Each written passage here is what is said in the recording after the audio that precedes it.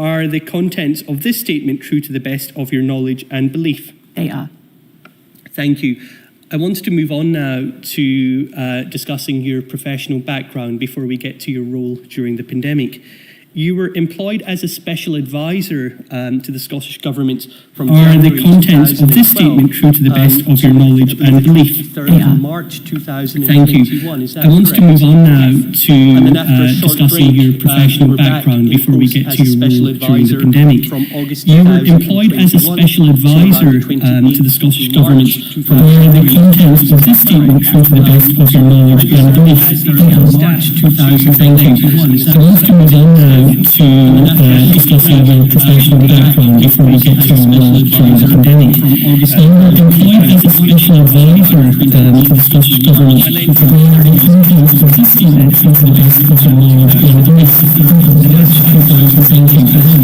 Political and policy advisor to the First Minister within the Special Advisor team. Is that correct? Yes, that's correct.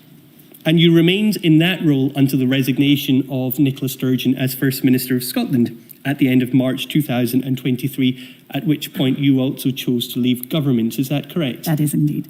And you now work in the private sector, I understand. Yes, I do. And I want to turn to ask you about the role of special advisors more generally before we get to your involvement in the pandemic. There is a special advisor's code of conduct. Is that correct? There is, yes.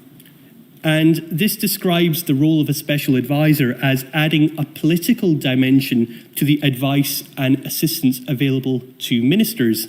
And the code notes that one of the reasons for the role is to reinforce the political impartiality of the permanent civil service so that the political advice can come from the special advisors as opposed to the permanent civil servants. Is that correct? That is correct. And Professor Paul Kearney gave evidence in week 1 to the Enquiry. And in his report, he says that special advisors are appointed by the First Minister personally, and ultimately the responsibility for the management of the special advisors rests with the First Minister. Is that your understanding? That is correct. I would say the day-to-day management of the special advisor team is delegated to the Chief of Staff. Yes, but ultimately responsibility rests with the First Minister. In your first statement, you say, and I'll simply quote at this stage, special advisors are not decision takers but support the decision-making process by supporting ministerial thinking and assist in the application, understanding of, and communication of ministerial decisions. Therefore, am I correct to understand that the role of a special advisor is not to take the decisions themselves? That is correct, yes. And there has to be clear boundaries between the decision makers, such as the Scottish ministers, and special advisors, as it's only the ministers who are elected and therefore accountable to the public. Is that correct? That's correct. And as special advisors, you're neither elected nor accountable to the public. That is broadly correct, yes. I always felt accountable to the public. But in terms not of formally. formally. Not formally. And your role is generally not meant to be public-facing, yes. Unlike the politicians, is it? That's correct. And some special advisors can build up close relationships with their ministers, having worked with them over many years. Is that correct? That is. And is it fair to say that your relationship with Nicola Sturgeon was particularly close, having worked as her Chief of Staff since 2015? Yes, and certainly by the time of the pandemic. And is it fair to say that you were one of her closest confidants? Yes, I would say so. Can we turn to your first statement, which is on the screen now? It's paragraph 29 and page 8. And here you say, my advice during this period was on the general tenor of the actions being taken, managing public response and the communication of the actions being taken. I played a role on the First Minister's behalf in asking clinicians and officials for more and better advice and raising questions on further action, and acted as a sounding board, thought partner for the First Minister and others. Are you able to tell me what you mean by thought partner? Ministers, the First Minister, but other ministers as well, would receive advice from scientists. They would be looking at, broader information on legislative proposals, policy proposals, and sometimes ministers need a place or a person where they can essentially think out loud without that being taken as their definitive view. So my role and the role of other special advisors frequently is to engage with them, to help them stress test ideas, to talk out what might the consequences of a particular route of action be, help them come to, are there other questions they should ask? Do they have all the information they need? And to help them explore, if you like, the advice and information before them. So in the context of a particular decision that the First Minister or another minister needs to make, there may be competing considerations, there may be competing almost briefings coming from different interests, whether it be economic, whether it be scientific or medical. And part of the role of the special advisor is to be able to almost stress test the different, perhaps conflicting advice so that the minister can make the decision. Yes. In your statements, and I won't take you to this particular part, but I think you say that it would be normal for you to attend decision-making meetings with the First Minister where she was in attendance. And this included meetings with the Scottish Government Cabinet, the Scottish Government Resilience Room, the Gold meetings, Cobra meetings, and the Four Nation calls with Boris Johnson and Michael Gove. Is that correct? That's correct. So it's fair to say that you were a particularly important part of the Scottish Government's response to the pandemic until at least March 2021. Is that correct? That's for others to judge, but I was certainly there and certainly participating in the response. You were there in almost all the important meetings and in the rooms where the decisions were being made? Yes. And you were the thought partner or the sounding board for the First Minister when it came to stress testing perhaps the different conflicting advice that was being received? Yes. And there would be, I think, is it fair to say, there'd be very few people within the Scottish Government that would perhaps be in the room for all the key meetings with the First Minister during the course of the pandemic? During the course of the pandemic, it was common there would be a few other people that you would see at most of the meetings. So the Cabinet Secretary for Health would be present very frequently. The Deputy First Minister was present a lot, sometimes remotely, because for reasons he would be working from home. Ken Thompson, the Chief Medical Officer, or one of the other medical advisors. But there was a core group who were in St Andrew's House a lot and in a lot of those meetings together. And you were part of that? I was part of that, yeah. Can we turn to your first statement, and it's at paragraph 36, page 9. And here I think you say, I would not say I advised on the adoption or not of specific NPIs, it's non-pharmaceutical interventions. Mm-hmm. That was for the clinicians and officials, but I would have given views at certain points on the interpretation of the data, of public mood and compliance, of communications, and where there was politics involved, for example, securing the support of other parties or governments, or impacts on stakeholders such as through border controls on that aspect. So, is it your position that you did not advise on the adoption or not of specific NPIs? I think when certain NPIs were on the table in that thought partner role, there would be perhaps conversations between myself and the First Minister as to which ones, or exchanges as to which ones to use. That could perhaps be considered advice on the adoption, but it was not. I think what I meant is I didn't decide on the adoption. Yes, so you advised, but I think your position, I think more accurately, is you didn't make the ultimate decision. Yes, nor did I sort of say, here is your selected list of NPIs. They would come in proposals from the Chief Medical Officer, for example, and we would then discuss the kind of things that were on the table. Can we turn to some WhatsApp messages that you have disclosed to the inquiry between yourself and Nicola Sturgeon? I will come back to the circumstances of the disclosure later on. Okay. But first of all, can we turn to INQ 000287766? And we're looking at page 9. And by way of context, the Scottish Government announced the rules that permitted 20 people at funerals, weddings and civil partnerships. And those rules kicked into force on the 14th of September 2020. Mm-hmm. And Nicola Sturgeon was due to announce new restrictions to the Scottish Parliament on the 22nd of September 2020. And in fact, the usual briefing time was changed from 12:15 that day to 2:20 that afternoon. And here we have an exchange of messages. This is shortly before Nicola Sturgeon was due to make the announcement about the new restrictions that day. And this exchange relates to a discussion about whether the rules should be changed for weddings, civil partnerships, and funerals. If we start by reading the top message, so Nicola Sturgeon says, and this is on the 22nd of September at 12:09, so shortly before she's due to make the public announcement, "We haven't thought about weddings.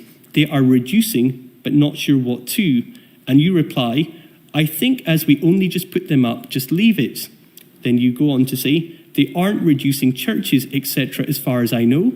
And I think, though we'll check, that they were higher than us." And then you say, "They had 30, we have 20. Then you say, "They are going to 15 and 30 at funerals. I think we stay at 20. Does the they in this conversation refer to the UK government? Yes, it does.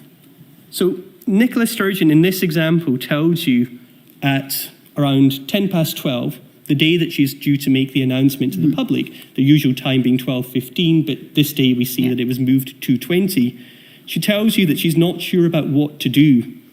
And you tell her to stay with 20 attendees when the UK government has gone down from 30 to 15. And that ultimately becomes the decision that day, because there is no change to the position of 20 as far as the inquiry is aware. So is this not an example of a decision that was made very much at the last minute over WhatsApp between you and Nicola Sturgeon? So there are a number of aspects to this exchange. The decision, I don't view this as the decision because the decision had been taken. So a decision had been taken at Cabinet to go to 20 through the normal processes. And where the First Minister is saying we haven't thought about weddings, there had been significant thought by, I think, the Communities and Equalities team about what were the appropriate numbers of people at particular services. So that decision had been taken, that decision had gone through the proper process. And I give my view that I don't think we need to essentially remake that decision. I think the message underneath that says that the statement is being forwarded to her, which is, I think, the Prime Minister's statement. And had she still wanted to take further action, she could have come back on that.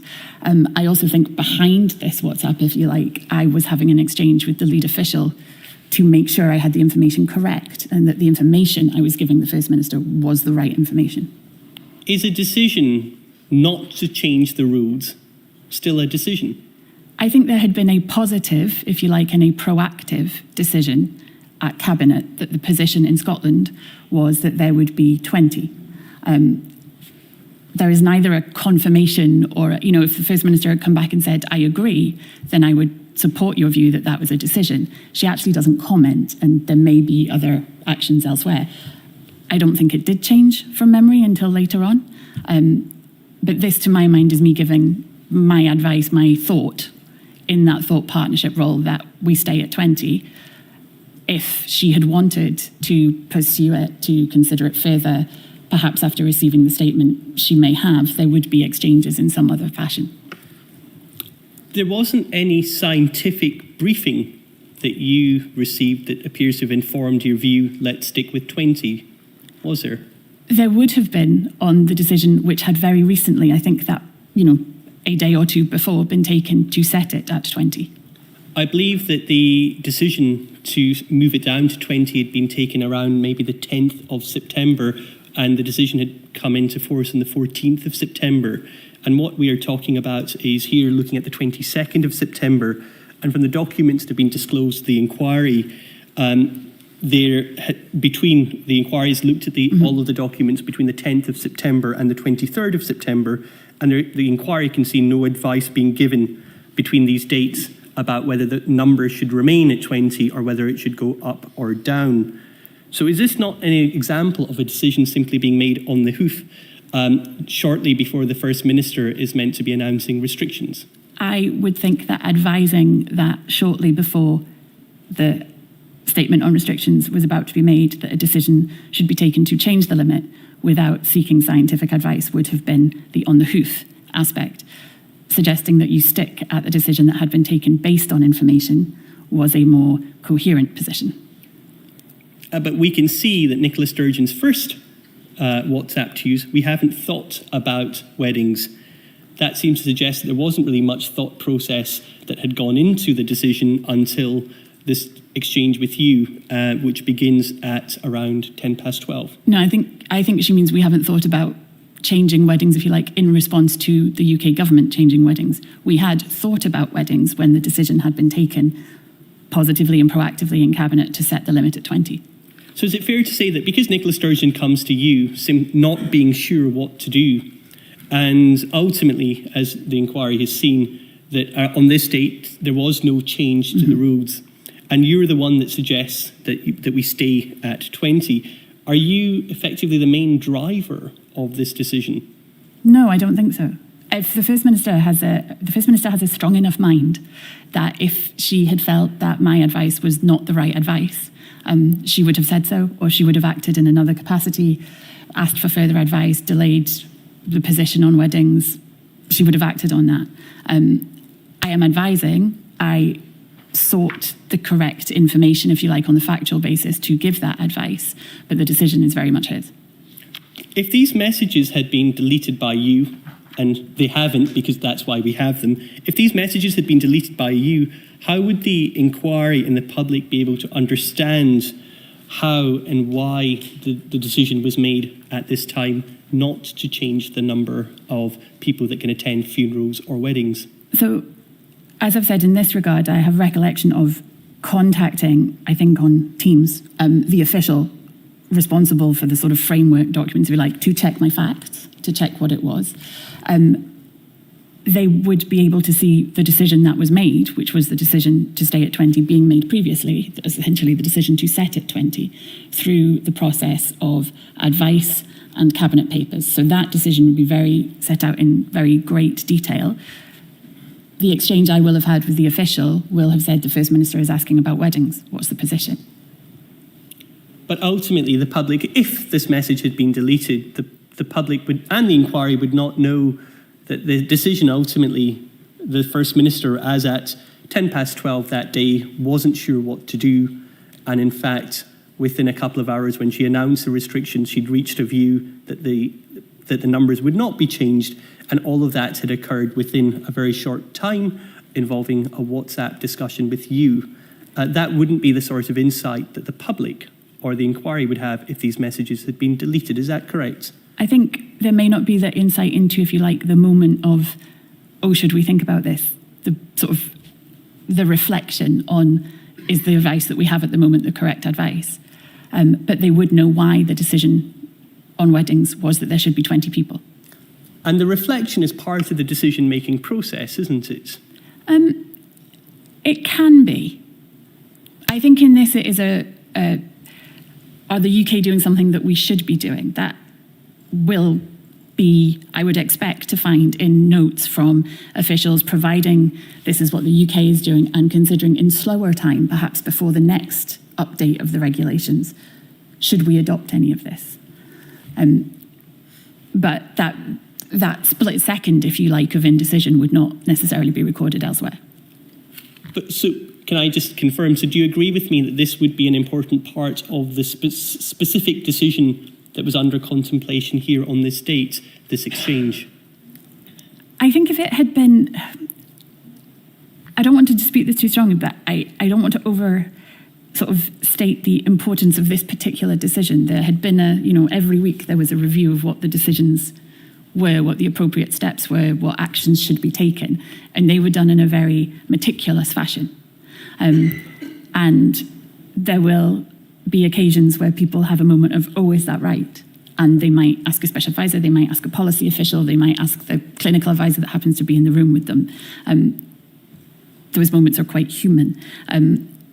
But I wouldn't want to overstate the importance of this as opposed to the importance of the proper process that was followed that set the limit at 20, because that was a very diligent process. Both processes, the formal and the informal, have their place, don't they? They do. The decision-making process. And part of it is you've got the formal frameworks, whether it's a cabinet, but you've also got the human side that you've touched upon, which is as being a thought partner or a sounding board, where you get to see people's real, maybe struggles with the decisions that they're making, needing different viewpoints and insights. And together that forms the full context to that decision, doesn't it? Yes, I think there can be moments where a bit of perhaps reassurance is required, or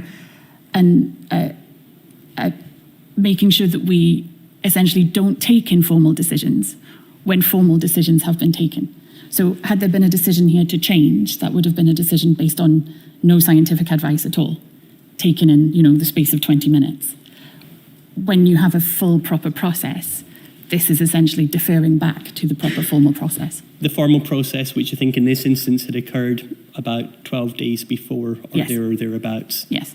Can we turn to INQ 000287766? This is again your WhatsApp messages. We're looking at page 35. So could that be made just a touch bigger? I think they will hopefully come on screen a little bit bigger. Little blurry. We are looking at, does that help?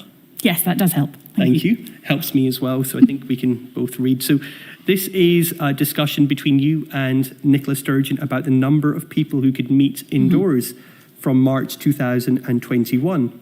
So if we look at the first message, it's from you saying, when you respond on cabinet paper in June, could we make it 6 and 3 indoors? It's just much more normal. Can I just pause there? What's the significance of the number 6 and 3?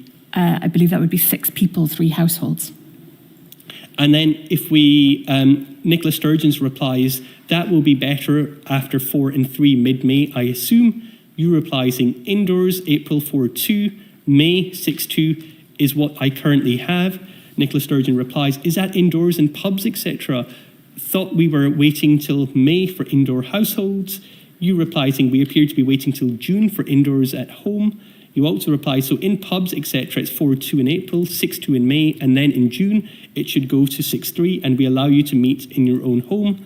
You again say, cabinet paper doesn't actually run all the way to June, but my mock graphics do. Nicola Sturgeon replies, we should bring indoor houses to mid-May. You reply saying, can you make that your feedback, or do you want me to do it? Yeah. And she replies, I'll do it. So if we pause there, in this exchange, you are pushing for, or maybe advising. That there is a change of the rules on the amount of people who can socialise indoors. Is that right? So this refers to a proposal. So the numbers 4-2, 6-2, I'm not just pulling those out of the air. This is a proposal in a draft of a cabinet paper and in a draft set of communications material that I am looking at and suggesting to the First Minister that I don't think the final part of the proposal, which is not in the cabinet paper but is in these communications materials, doesn't really work, in my view. I think your reasoning given is it's just much more normal. Can you explain what you mean by that? Sometimes when you looked at the advice that was given, you had to think through what will this mean for people living their lives in practice, and how might people want to function, what would people consider a return to normality if that's what you're trying to do. And although we had previously had 6-2 regulations, I think the year before, I actually think what I was reflecting on here was 6-3 possibly enabled more of a sort of families to gather in a slightly easier way. But I think you accept, or would you accept that the explanation being it's just much more normal isn't very scientific, is it? It is not, I agree, it is not hugely scientific, but one of the things that you have to do, or that certainly I felt was necessary in this, and this was not a function unique to me, is to think when you have a set of regulations, they are not proposed. It often felt like they were proposed in the abstract without considering the way in which people function in their real life, and particularly around how people interact with each other. You were seeking to balance caution and protection from the virus with the kind of normality that might be good for people in a more societal sense. Was that a consistent theme up till your involvement till March 2021, that the advice that you were, scientific and medical advice that you were receiving, often seemed very much in the abstract, devoid of kind of the real world and how people live? I don't want to suggest that the people giving the advice were sort of abstract and devoid of understanding, but it was their job to provide, what is the appropriate regulation on a very strict basis. It was not their job to consider, what does this mean for people's mental health? What does it mean for their family relationships? They were there to consider what will keep the R number to its lowest level, if you like. There were other people who would feed in points about, well, actually, if you could make a slight tweak to that, does that make it better for people societally or in a mental health sense? And what's the impact of that on, does that have serious consequences? Is that a move we have space to make, if you like? So it wasn't strictly the case that the Scottish Government was following the science, because the science had a role to play, but there was this other element that you would, for instance, and other special advisors, and indeed other stakeholders would bring into the decision that wouldn't necessarily be science-based. I think the science underpinned everything. And if you suggested changes, if ministers wanted to do something different, there would normally be a sort of referral back to see if we could calculate what that might do. If a minister proposed something that would push the R or that would be calculated or modelled to push the R number above, then that would likely not be taken forward.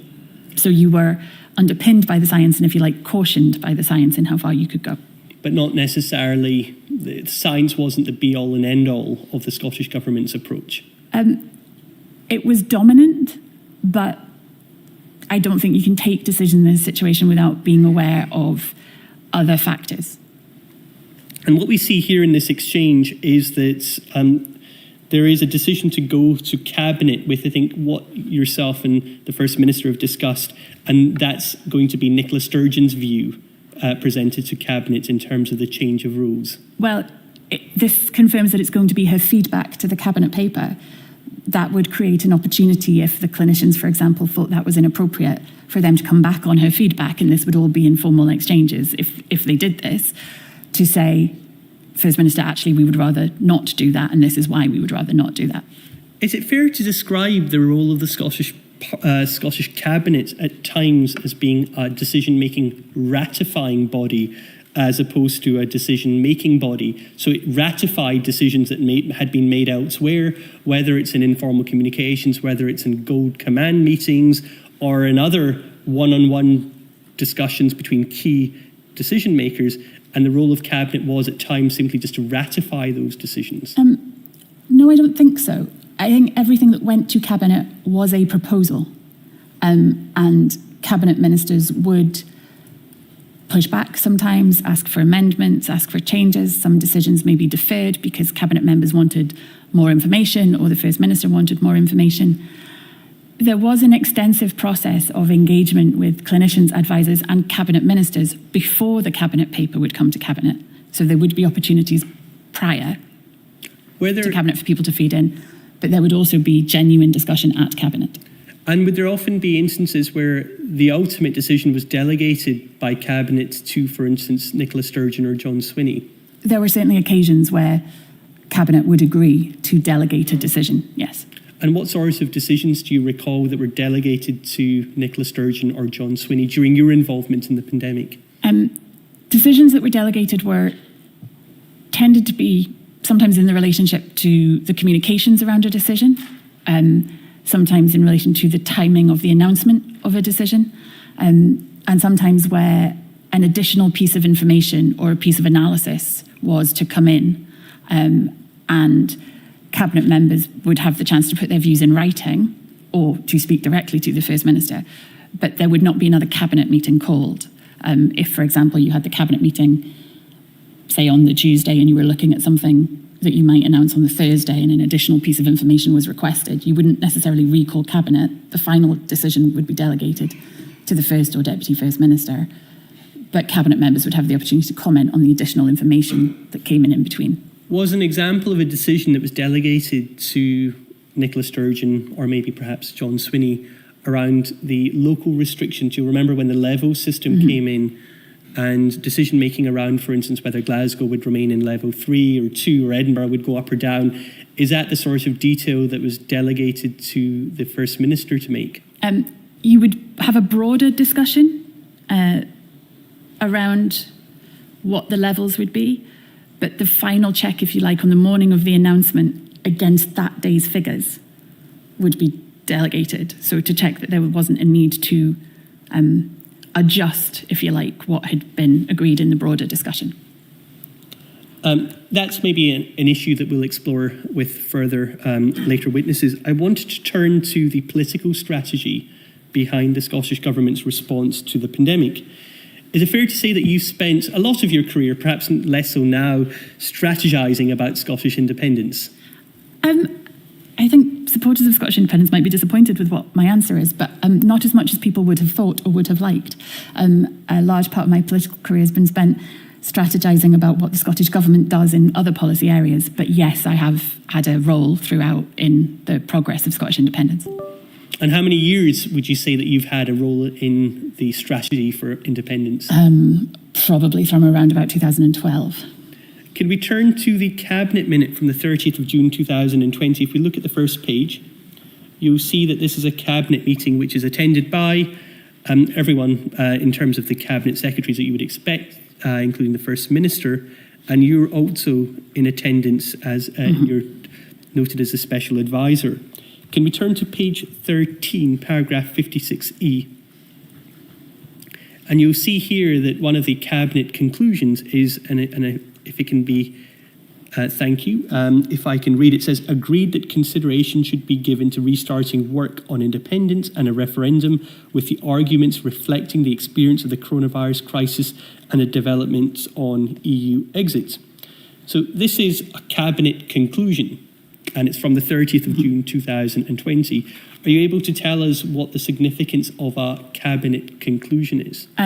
Yes, so you would have a Cabinet paper. I think in this case it was on EU exit. And at the end of a Cabinet paper, there are normally a set of actions proposed. And this would have been one of the actions proposed in the paper on EU exit. The fact that something is in the Cabinet conclusion does not necessarily mean there was an active discussion on that particular issue. So this is E, so there would have been 5 points in the EU exit paper.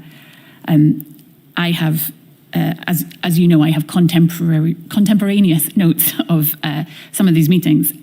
If we had had a discussion on independence and the Constitution, it would have been in my notes. I was the chief political advisor to the government. It is not. So my recollection and what that tells me is that there was no substantive discussion on issues around independence and a referendum at this meeting. There was a discussion around EU exit, and this had been included in the paper. We've already discussed that there's a place for formal structures and informal discussions within the decision-making process. One can't get any more formal in terms of decision-making than what's in the Cabinet minutes as the agreed actions. Do you accept that? Yes. And it carries perhaps more weight about what the Scottish Government is seeking to do than informal notes that may exist, this being in a Cabinet meeting minutes. Normally I would agree with you, and in the other points I do. What strikes me about this point is it was agreed that consideration should be given. It wasn't agreed that we would do something other than think. And following this period, no action is taken on independence or a referendum during this period, so to the end of 2020. If it had been, I would have been involved in it. There is nothing that I am aware of that the government proactively did.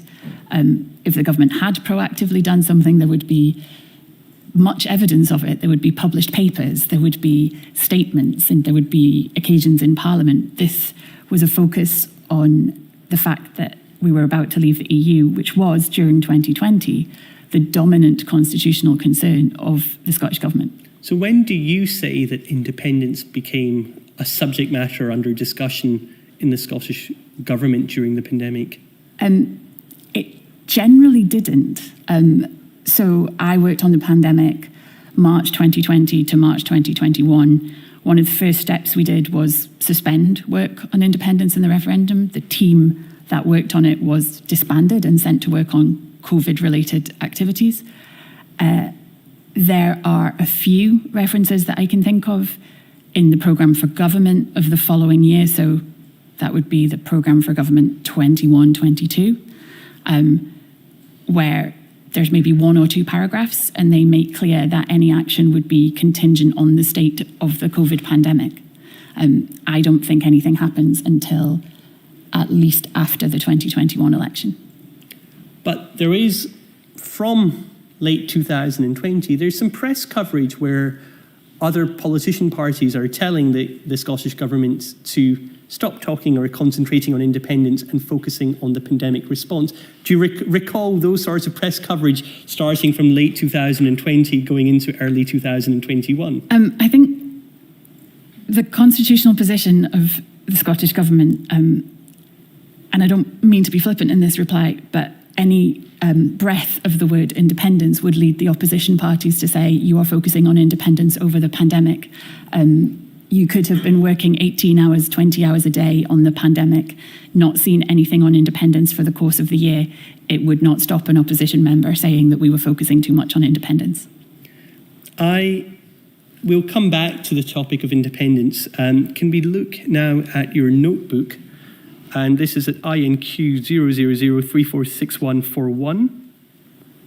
And just before we look at the specific page, can you explain what the purpose of your notebook was?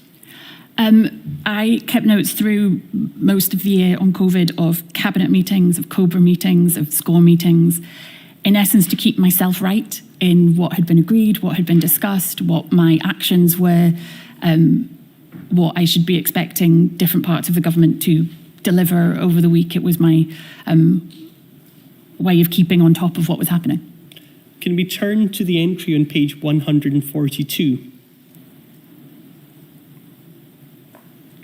And you'll see at the top, this is headed Gold Command, and these appear to be your notes from a Gold Command meeting that took place on the 28th of September 2020. Can we now turn over the page?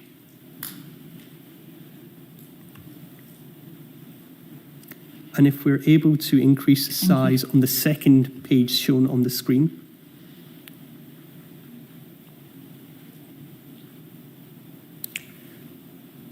Thank you.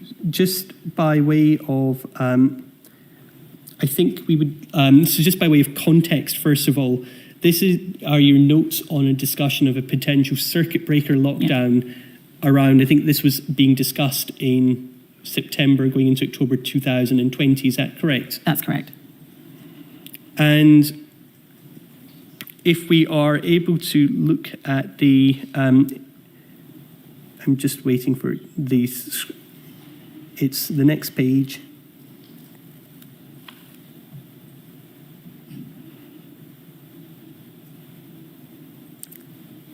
And it might be if I can read out your notes, that might assist. I think we almost had it, but I'll read. So I can just about read this. So yes. So there's carry on. There's a note that's written on. Yes, I think that's perfect. Thank you. And it reads: navigate economy, avoid blunt instruments. Then it says, I think, is it FM or FH? No. I think that's FM. FM, no finances. Oh no, sorry, that's FH. The next line down is FM. Yes. Who could you tell us? Who? That would be Fiona Hislop. Fiona Hislop says no finances. And the First Minister says, starting point, how do we reduce impact of spread with minimal economic impact? And then there's your handwritten note, political tactics, calling for things we can't do to force UK. Do you see that? Yes. So your note suggests that the Scottish Government's political strategy was to create what might be seen as a public spat with the UK Government to force their hand. What was the political advantages of that sort of strategy? It's not about a spat. This would be about putting pressure on the UK government. It's not deliberately falling out. In the ideal world, they would have accepted the points that we were making to them. If I can give a bit of context and then get to that, this is weighing up how we could put further restrictions on potentially a circuit breaker with minimal economic impact, because the Scottish Government didn't have the means to provide economic support to individuals or businesses if we went for the full circuit breaker. What we needed was the UK Treasury to open up additional funding, to extend furlough, to take actions that would enable us to do that. And this, I think, is about us setting out very clearly what we wanted to do in public health terms, but what we couldn't do to try and build pressure on the UK government, who were not amenable to this discussion in private, to force a change of position. And you would need to do that publicly, and that's the reference to the political tactic, yes. Is that correct? We've heard evidence from witnesses, including Professor Davy Sridhar, of the importance of cohesion in the response between the UK government and the Scottish government, and this is in the context of public health. These tactics, whether you can call them political tactics, of going public would create more division with the UK government, wouldn't they? As I said, in an ideal situation, the UK government would have agreed that funding would be provided so that the Scottish government could put in place the public health restrictions that we wanted, and then there would have been no need for any pressure. Sorry, it's disappeared from the screen. The purpose of this is not division. It's not to have an argument. It's to be able to put in place the public health restrictions that we were being advised were required at that time. When private discussions do not get you to the place where you have access to the finances that you need to do that, you have to explain to the public why you're not doing it.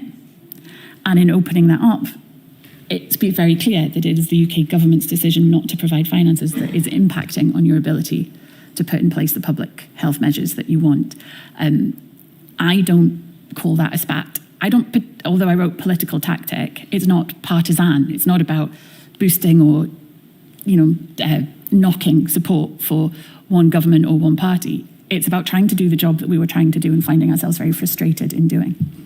And why did you feel, in terms of intergovernmental relations, that you needed to go public with your concerns and you weren't able to raise these privately with the UK government? I mean, there would be a number of issues that we would resolve privately, but this one was not being resolved privately. We were in this position, the Welsh government were in this position, the Northern Irish government were in this position, and we were making no headway.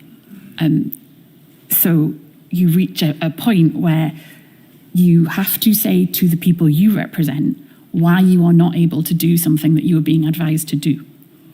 That means going public on the fact that you can't afford it. That means going public on the fact that you may have asked the Treasury for money and they're not providing it. It's not we are doing this to stir up political contest. It's we can't do what we're trying to do and we need to tell you why. Can we go back to your WhatsApp messages? And this time, my lady, I wanted to give a warning that there will be some bad language in some of these. I'm used to it. Yes, I think it's partly for the broadcasters rather than your ladyship. Apologies, I thought I'd been quite restrained. And we're looking at page 20. Oh, it's not my language. Yes, and just to give some context, on the 31st of October 2020 at 6:30 p.m, Prime Minister Boris Johnson began his address announcing the second national lockdown. And I want to pick up the messages between yourself and Nicola Sturgeon, which start 10 minutes into the address. So if we read the first message on the 31st of October at 6:40, you say, hitting the 15 minutes between the rugby and strictly to lock the country up. Let us never do this like this. Nicola Sturgeon replies, their comms are behind awful. We're not perfect, but we don't get nearly enough credit for how much better than them we are. She then replies, this is fucking excruciating. Their comms are awful. Then she goes on to say, his utter incompetence in every sense is now offending me on behalf of politicians everywhere. You reply saying, I have a separate WhatsApp with, and the name's redacted, and Davy, and we are offended on behalf of spads everywhere. Nicola Sturgeon says, he is a fucking clown. So, was there a perception amongst Nicola Sturgeon and the wider Scottish government that it was doing so much better than the UK government in the pandemic response around this time? I think this refers specifically to the communications aspect of the response, and that's sometimes dismissed, but communications is very important in a public health situation. People need to know what to do and why, and to understand it and to trust in it. And this was the end result of a day that had been quite shambolic in the UK government. And that has an impact on what people see and think in Scotland about the pandemic as overall. So while he was announcing something that was not relevant to Scotland, this sort of chaos that appeared around some of the decisions they took, we then had to work hard to mitigate because people in Scotland see both. And so, yeah, we were clearly not very complimentary about their communications handling that day. Is it fair to say that the relationship between Nicola Sturgeon and Boris Johnson, by this date, had completely broken down? I think broken down, to a degree, overstates what was there to break. They had met on a number of occasions. There was always a politeness, a business-like approach to it. When Boris Johnson first became Prime Minister and came to meet Nicola Sturgeon in Scotland, they had a discussion that I think has been described publicly as well as it was more like a debate, two intelligent people engaged in discussion about policy issues. When we got to COVID, I think it was much harder. It was evident in his exchanges with the Scottish Government, with the First Minister, and I think with the other First Ministers, because we would all be on the same call, that he didn't want to be on those calls. He wasn't necessarily well briefed on those calls, and he wasn't listening to the points we were making on those calls. And so I think engagement with him came to be seen as slightly pointless during this period. And I think it's going as early as it was March 2020. I think in one of your notes you described Cobra as a shambles.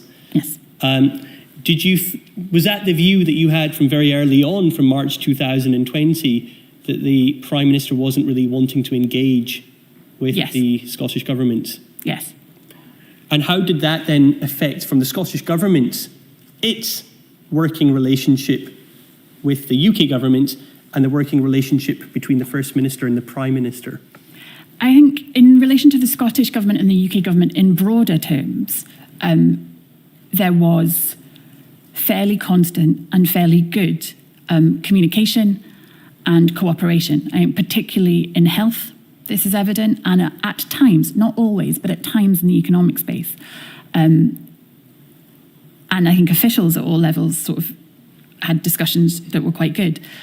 But the discussions between the First Minister and the Prime Minister and other First Ministers, I mean, it was never bilateral. There were always the First Minister of Wales and the First Minister and Deputy First Minister of Northern Ireland on these calls as well.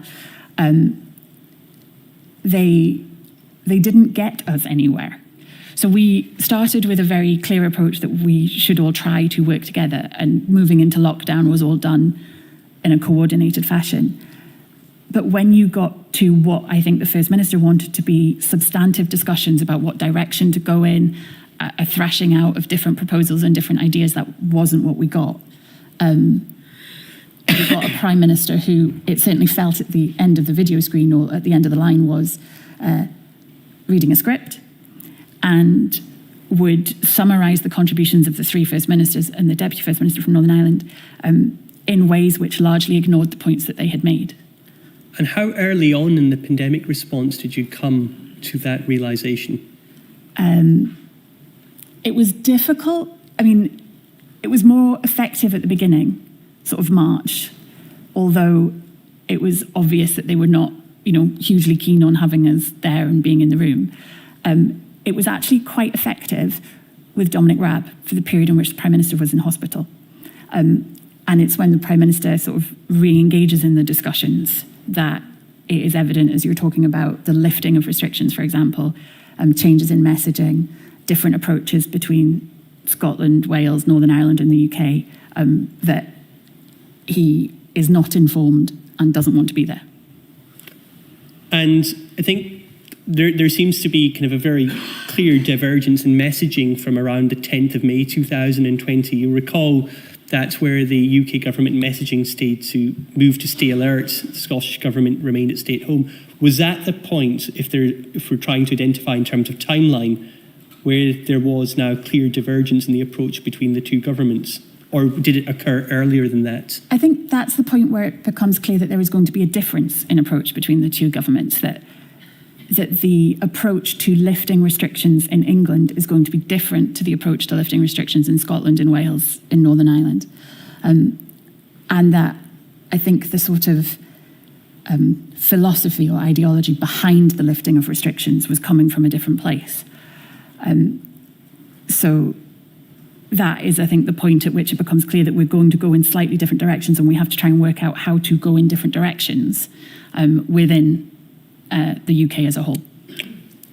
If the First Minister of Scotland thought that the Prime Minister of the United Kingdom was a clown or utterly incompetent, that doesn't really create any sort of functioning relationship between the two leaders of the respective governments, does it? I mean, this is later than that point that you raised earlier about May, by which point I can't think of conversations in this period that were happening directly with the Prime Minister. They were happening with Michael Gove. Can we now turn to page 21? And we've now moved on to the 1st of November 2020, and I wanted to look at messages that begin at 6:29 p.m. Mm-hmm. And here you say, and I quote, "My reason for setting a timeline for them to answer us on furlough is purely political, especially as we expect the answer to be no. It looks awful for them, and creating that kind of pressure could possibly result in a yes, though agree we shouldn't bank on it. Think I want a good old-fashioned rammy, so can think about something other than sick people?" And Nicolair Sturgeon replies, "Yeah, I get it, and it might be worth doing. I've sent a rough formulation of what I might say tomorrow. I could for it in there." So if we pause there, can you help us? What do you mean by good old-fashioned rammy with the UK government? I think this is an expression of frustration. That we were not able to manage the pandemic at this point in time in the way that we wanted. And I mean, a good old-fashioned rammy is language I would rarely use, actually, but, is that we needed to have the argument in public. There were a lot of things in COVID where we didn't have the argument in public. There were a lot of things in COVID where the UK government did something and we just let it go, or they didn't do something and we just let it go. I particularly felt this issue of furlough at a time when we wanted to apply restrictions and furlough was ending was materially important to the handling of the pandemic. It was a hindrance to our ability to handle the pandemic. And I can't deny, I was angry about that position because it really did block our ability to do what we wanted to do. So I think the message reflects that frustration, perhaps bubbling over a little bit. Yes, I think earlier on we'd looked at your notebook and the entry from the Gold Commands from the 28th of September, and I think you'd said you'd taken issue with how I'd characterise it as a public spat. By this stage, on the 1st of November, you are looking for a public spat with the UK government. Is that fair to say?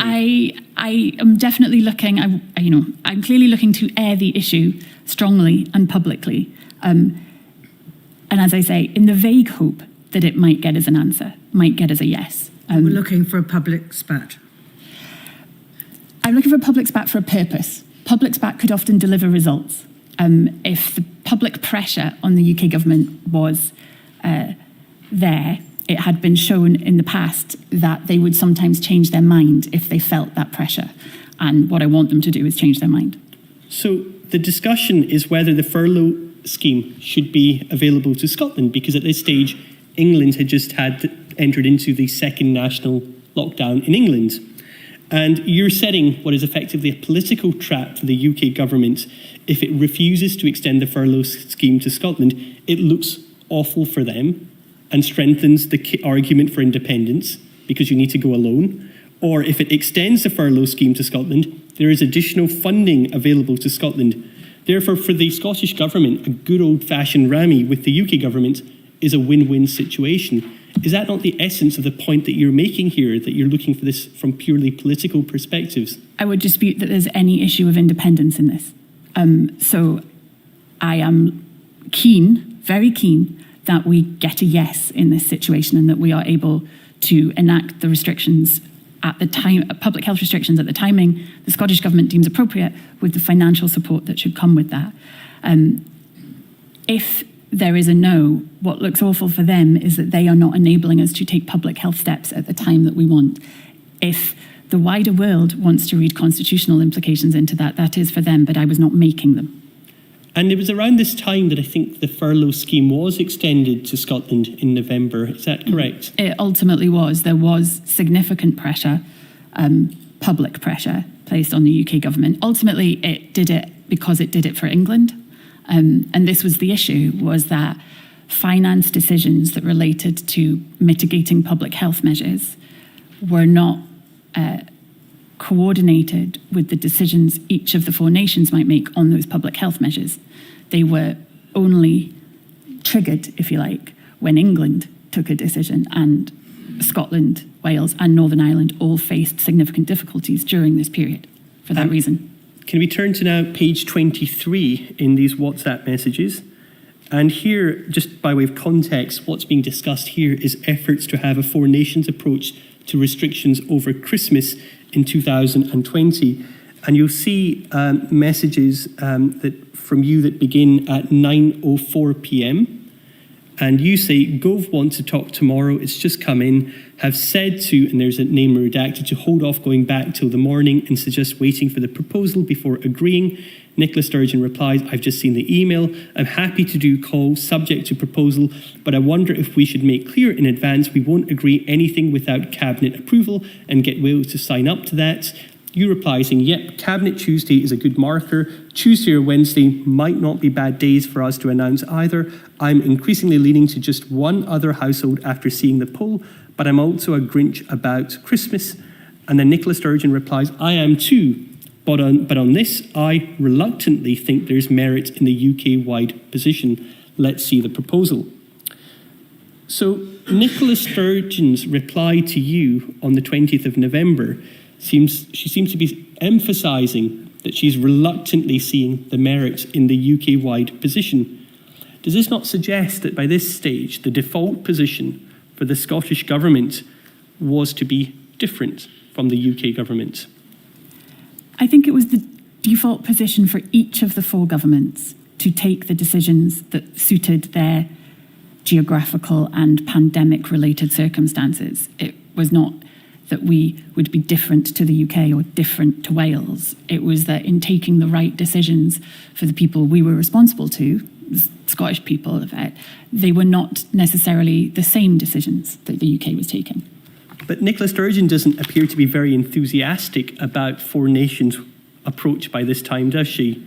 Where she's almost reluctantly having to sign up to it. I think there was a reluctance in general around Christmas positioning. We were essentially bounced by the UK government into a position about Christmas. Telling people they can't have it when the UK government have said you can was a very difficult situation to be put in.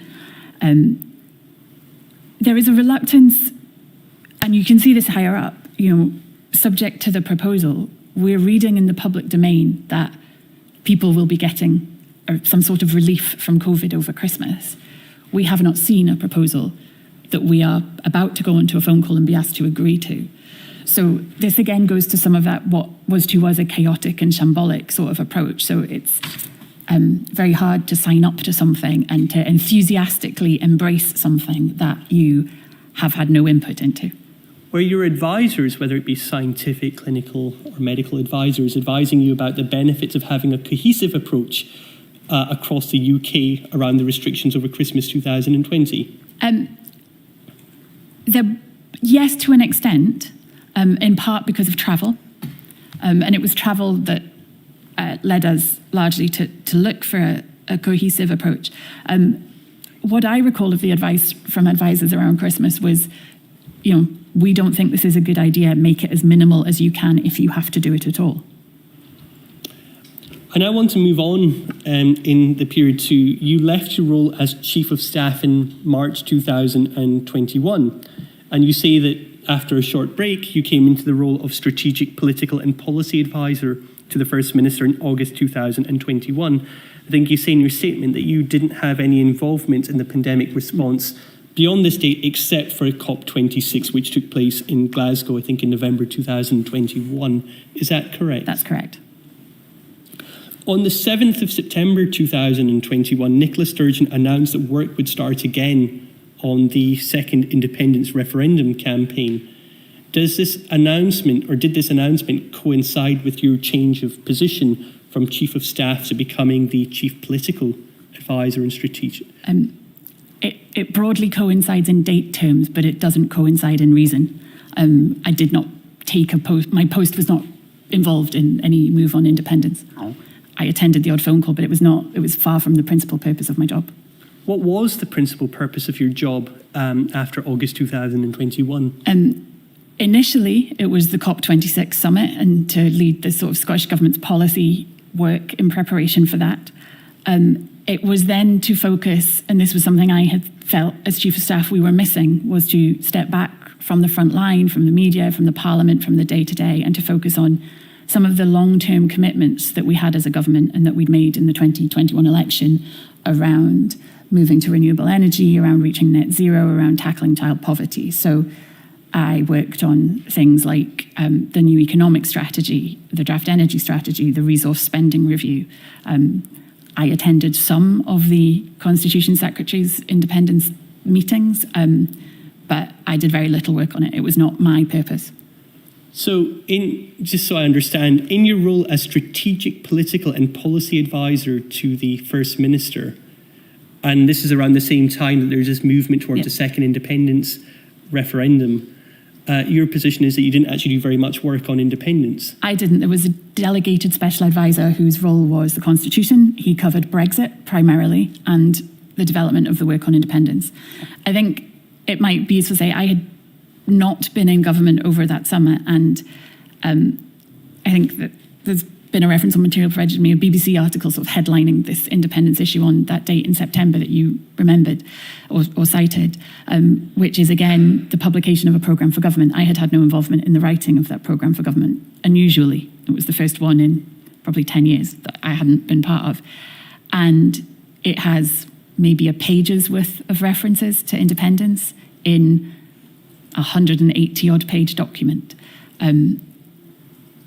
It was a programme for government that set out, as we had in the election, a number of key policy objectives within government, and I had moved to lead on those policy objectives because I had a reflection, which the First Minister had shared, that you needed a special advisor who could work across portfolios with her confidence to try and inject some energy into them. Did the move towards pushing for a second independence referendum, did that reflect a change of priority for Nicola Sturgeon away from the pandemic response and to the second independence referendum campaign in middle of 2021? At that time, no, for her. I mean, I wasn't there day to day, but my recollection of her in that time is that she remained incredibly focused on the COVID pandemic. You can think about more than one thing at a time when you're First Minister, but she devoted vast amounts of time to the COVID pandemic during this period still. Was she devoting vast amounts of time to the independence strategy around this time? It was largely led by the Cabinet Secretary for the Constitution. I wanted to move on to another area, and this is around the public health messaging during the pandemic. You say in your first statement, and I don't intend to bring this up, that you have considerable experience in public communications. Is it fair to say that until at least March 2021, you played an important role in the Scottish Government's communication strategy in relation to the pandemic? Yes. And this included leading on, for instance, the preparations for the daily media briefings. Is that correct? I would share that responsibility with the head of the COVID briefing unit, but yes. And in fact, we've seen some WhatsApp messages that you were actually one of the people that would decide, for instance, which advisor would appear on any given day. Does that accord with your recollection? Decide is possibly strong. I would suggest you would come on what day. They would tell me what days they were and were not available, and we'd work out how we were going to cover the whole week in coordination with the Health Communications Desk.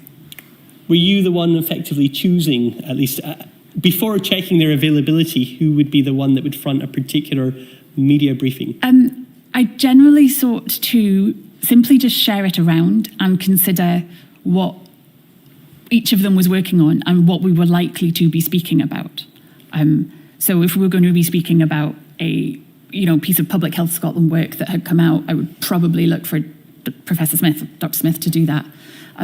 If it was, we need to give people a general update on a reminder about behaviours because the polling maybe shows that behaviours are slipping, I would look for Professor Leach to do that. So in broad terms, what was the Scottish Government's strategy around public health communications, at least until the period that you were in position? It was to be honest, to be clear, to trust people, and to try and build cohesion amongst the public about the actions we were asking them to take. There was a lot of focus on explaining to people why we were asking them to do certain things, because that would boost the compliance, helping people understand the situation they were in and that we were in, and encouraging the behaviours that we needed people to undertake in order to mitigate the spread of the virus. I think you said to be honest with the people, to be clear, to trust the people and try and build cohesion amongst the public, so that the public, you were able to explain to the public and the public understood why they were being asked to comply with various measures. Is that correct? Yeah. And can you tell me the importance of honesty, trust, being clear and transparent with the public in terms of public health communication strategy? I think to ask people to do something as extreme as, stay at home was something that was very unusual and unprecedented in people's lives. They had to have confidence that the people who were asking them to do that were asking them to do that for the right reasons, and that it was something that we were asking of everyone. And part of that was helping them to understand why it was necessary and the impact it was hoped that following that rule would have. Could there be sometimes good reasons not to be open or candid or transparent with the public? And if so, what sort of scenarios would there be where you wouldn't be open or transparent with the public? I think I can perhaps identify where you're taking me here. There would be occasions around patient confidentiality, particularly early in the pandemic when not at the time, but subsequent to, there have been arguments that people should have known more, that we should have said more to the public about certain events and certain cases. That is an argument that has been made afterwards, and I think we can say very clearly we told people about cases. We perhaps didn't tell everybody about the personal circumstances of individual cases. So I think that may be where you're heading. I think that is the main issue where you would keep something confidential, is if there was harm that could be caused to an individual or to the process of managing COVID itself by making something more public. I think you probably were able to anticipate where I wanted to go. I wanted to ask you some questions about the Nike conference, which took place between the 25th and 27th of February 2020. Can we look at INQ 000225995? And what this is it's a chain of emails in which it's between yourself and Dr. Catherine Calderwood, and you'll see that other people copied in include the First Minister's Office and indeed the Cabinet Secretary for Health. And if we look at what is being discussed here is whether to disclose the link between the conference and the first outbreak of COVID-19 in Scotland. And if we see, this is an email from you saying all CabSec, FM and Gregor, can I just pause there, is that Sir Gregor Smith? Yes, it is.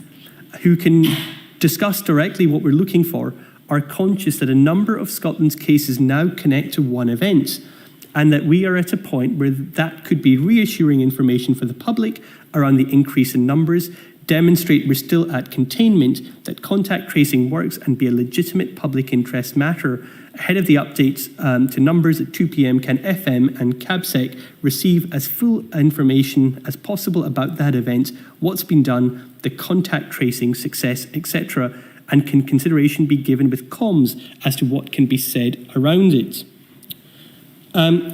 So I asked you about Professor Smith.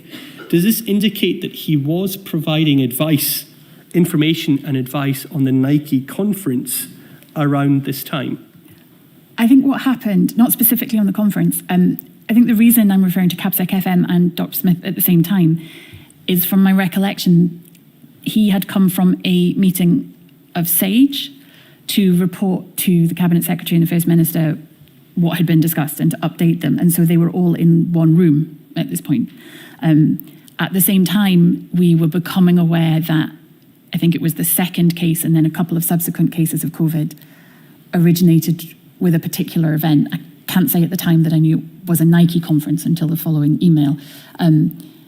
And in a discussion with the three of them, we collectively thought, well, perhaps we should, if we tell people about this, it might reassure them that we don't have COVID springing up in lots of different places, although perhaps in hindsight we did, but that these 3 or 4 cases, I think it was, are all from one event.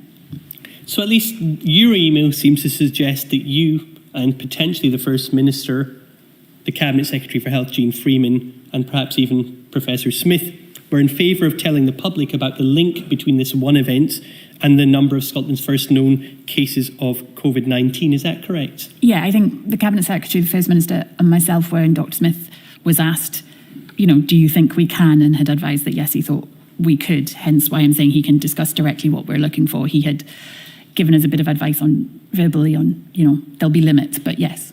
So he had given you advice saying that this can be, the link That's can my be recollection. disclosed to the public. Yeah.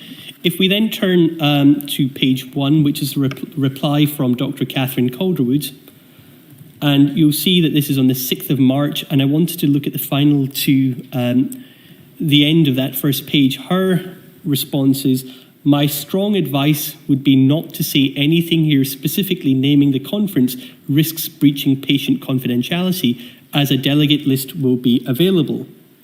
So you've received some advice from Gregor Smith saying that he thinks that this can be disclosed. And then the CMO at the time, Dr. Calderwood, says her strong advice is not to disclose. At the time, did you think Dr. Calderwood's advice about not saying anything was the correct position?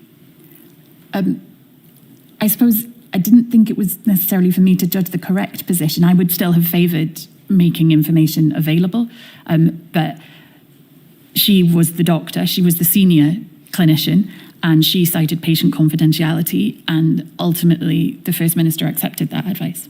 Would it not have been entirely possible to tell the public about what had happened without breaching patient confidentiality?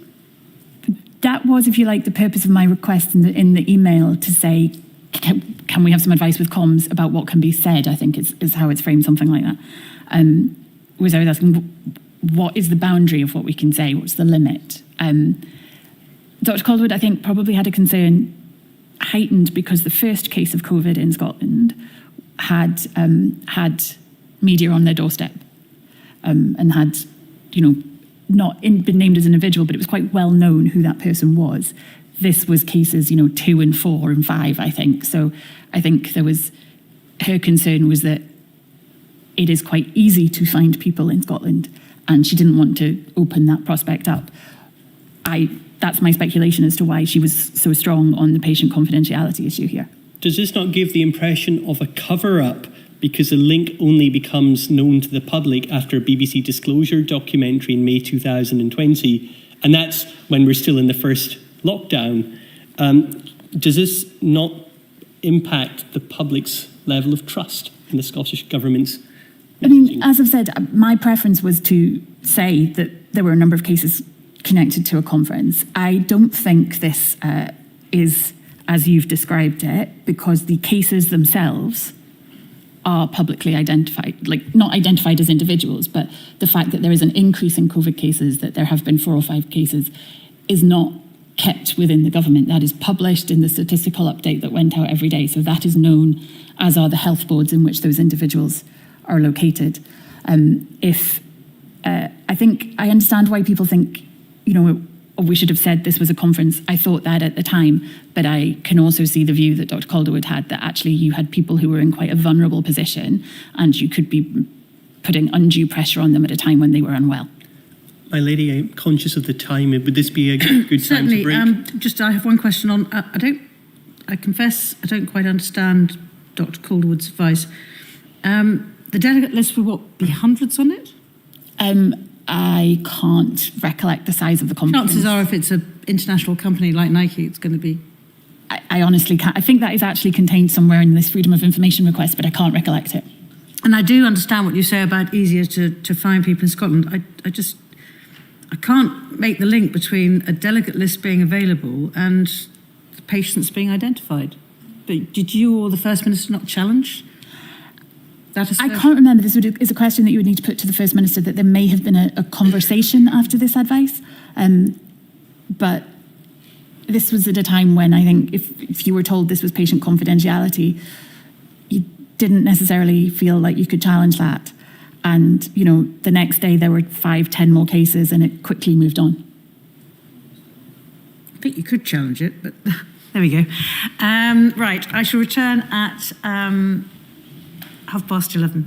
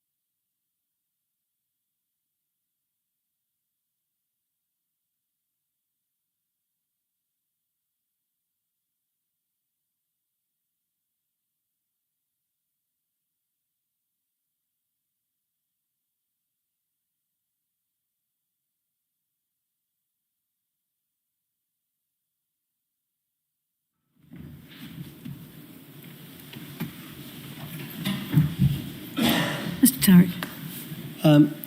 Good morning again, my lady. We had just finished speaking about the Nike conference.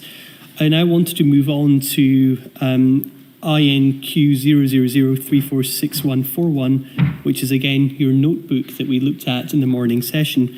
Can we look at page 37?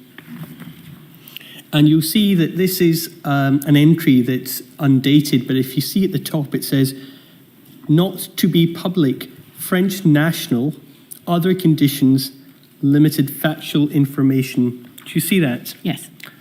And there was an article in the Edinburgh Evening News suggesting that the first death from COVID-19 in Scotland was a Frenchman who had attended a rugby international. I think it was the Six Nations between Scotland and France on the 8th of March 2020. Why were details not publicised at the time that the fact that this person had travelled from France to Edinburgh to watch the rugby? So what was publicised at the time was that an individual had died and that they had another condition. This refers to advice. I can't remember who I was being given it from, but it's clearly a note of somebody telling me that we are not to release the fact that they were French. Again, this is not an issue about trying to avoid disclosing the fact that they had been at the rugby. I think, from memory, though my recollection is not entirely clear, that this was either about family contact or an issue to do with the French consul and their sort of involvement in the fact that the person was French and needed repatriated. It was not anything to do with the fact that they had travelled from France to the rugby. It was some element of the procedure around the death. I think Dr. Calderwood had said at the time that the patient was an older man who died under the care of NHS Lothian. Did that not give the impression to the public that the first person to die from COVID-19 in Scotland was a local person and not a Frenchman? It may have. And had the Scottish Government told the public that the first person to die from COVID-19 in Scotland was a French national who had travelled from France to Edinburgh to watch the rugby, would this not have led to some uncomfortable questions for the Scottish Government's role in allowing the match to proceed in the first place on the 8th of March 2020? It may have, but that was not the reason for not disclosing the fact that they were French, as far as I can recall. There was no discussion about, did this or did this not relate to whether or not the rugby should have gone ahead. This was an issue about the patient, the person who had died, and as far as I can recall, either their family or the procedures around working with the French government. But telling the Scottish public that a French national had died would not breach patient confidentiality when there's potentially hundreds, if not thousands, of people travelling to the rugby from France, would it? It would not. And again, I would say I did not know the individual was connected to the rugby until shortly, a few days afterwards, from an external source. Also, if it was to do with contacting the family and the French consul, surely it would be not to be public until family informed or something of that kind, wouldn't it? It may have been, that may have just been shorthand, but the death was to be announced kind of straight away. The French part was not to be public, certainly at that time. I can't recollect if there was you can say this afterwards. But I did not know in this note that they were connected to the rugby, so the issue of not revealing the rugby was not a concern in my mind. That became known pretty soon to the Scottish Government, didn't it? And there was no decision made that we need to be honest, I think your word, honest, clear with the public, trust them, and tell them that the first person that died from COVID-19 was in fact a French person who had entered Scotland to watch a rugby international that the Scottish Government hadn't tried to stop. I think it became known to me, certainly, that they were from the rugby. At the same point, it became known to the public through other means. I don't disagree with what you're saying. The circumstances at the time were that a lot of the time you were simply just chasing your tail and you moved from one thing to the next very quickly.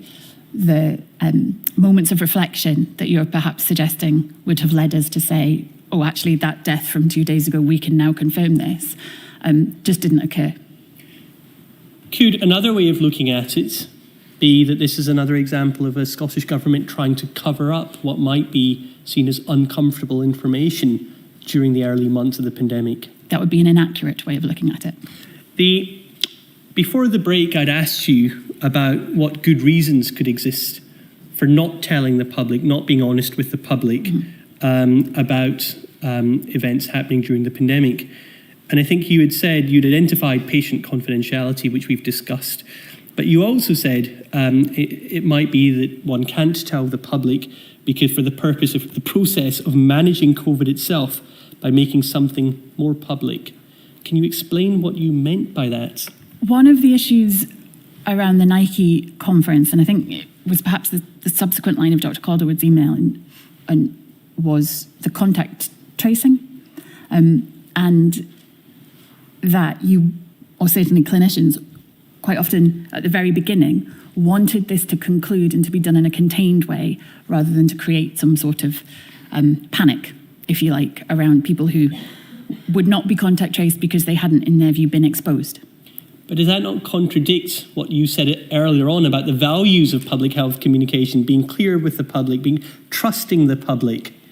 It is a balance. So you lean towards always putting the information in the public domain. There has to be a reason to not put the information in the public domain, and that reason has to be, clinical, scientific, proven to be worth it. But these are, a very small number of examples, and I can think of no others, to be honest, where information about COVID cases that we had, particularly in the early days, once you got to larger numbers, the detailed information was not something that, we had unless there were specific outbreaks, was not put in the public domain. Does this not suggest that there wasn't really a kind of concrete strategy that we have to be honest, candid with the public, transparent at all times, but it was just a matter of discretion, whether the Scottish Government felt perhaps this is a matter that we should not disclose, and this is a matter that we should? The principle was that you were honest and transparent and put as much information in the public domain as you could. My understanding, and I'm not the doctor here, my understanding of patient confidentiality is that is an obligation on clinicians. So when they say that they don't want you to release something under patient confidentiality, I appreciate you said earlier, my lady, that you could push back. You do feel obliged to take account of that. I now wanted to move on to a different topic, and that's the use and retention of informal communications relating to the pandemic, these being, for example, relevant WhatsApp messages. And I think it's important I place some context to my questions. You voluntarily provided the first batch of your WhatsApp messages with Nicolair Sturgeon, along with the first draft of your statement in July 2023. Is that correct? That's correct. And these were messages between yourself and Nicolair Sturgeon dated between the 1st of September 2020 and the 16th of March 2021. That's correct. So a period of about 6.5 months.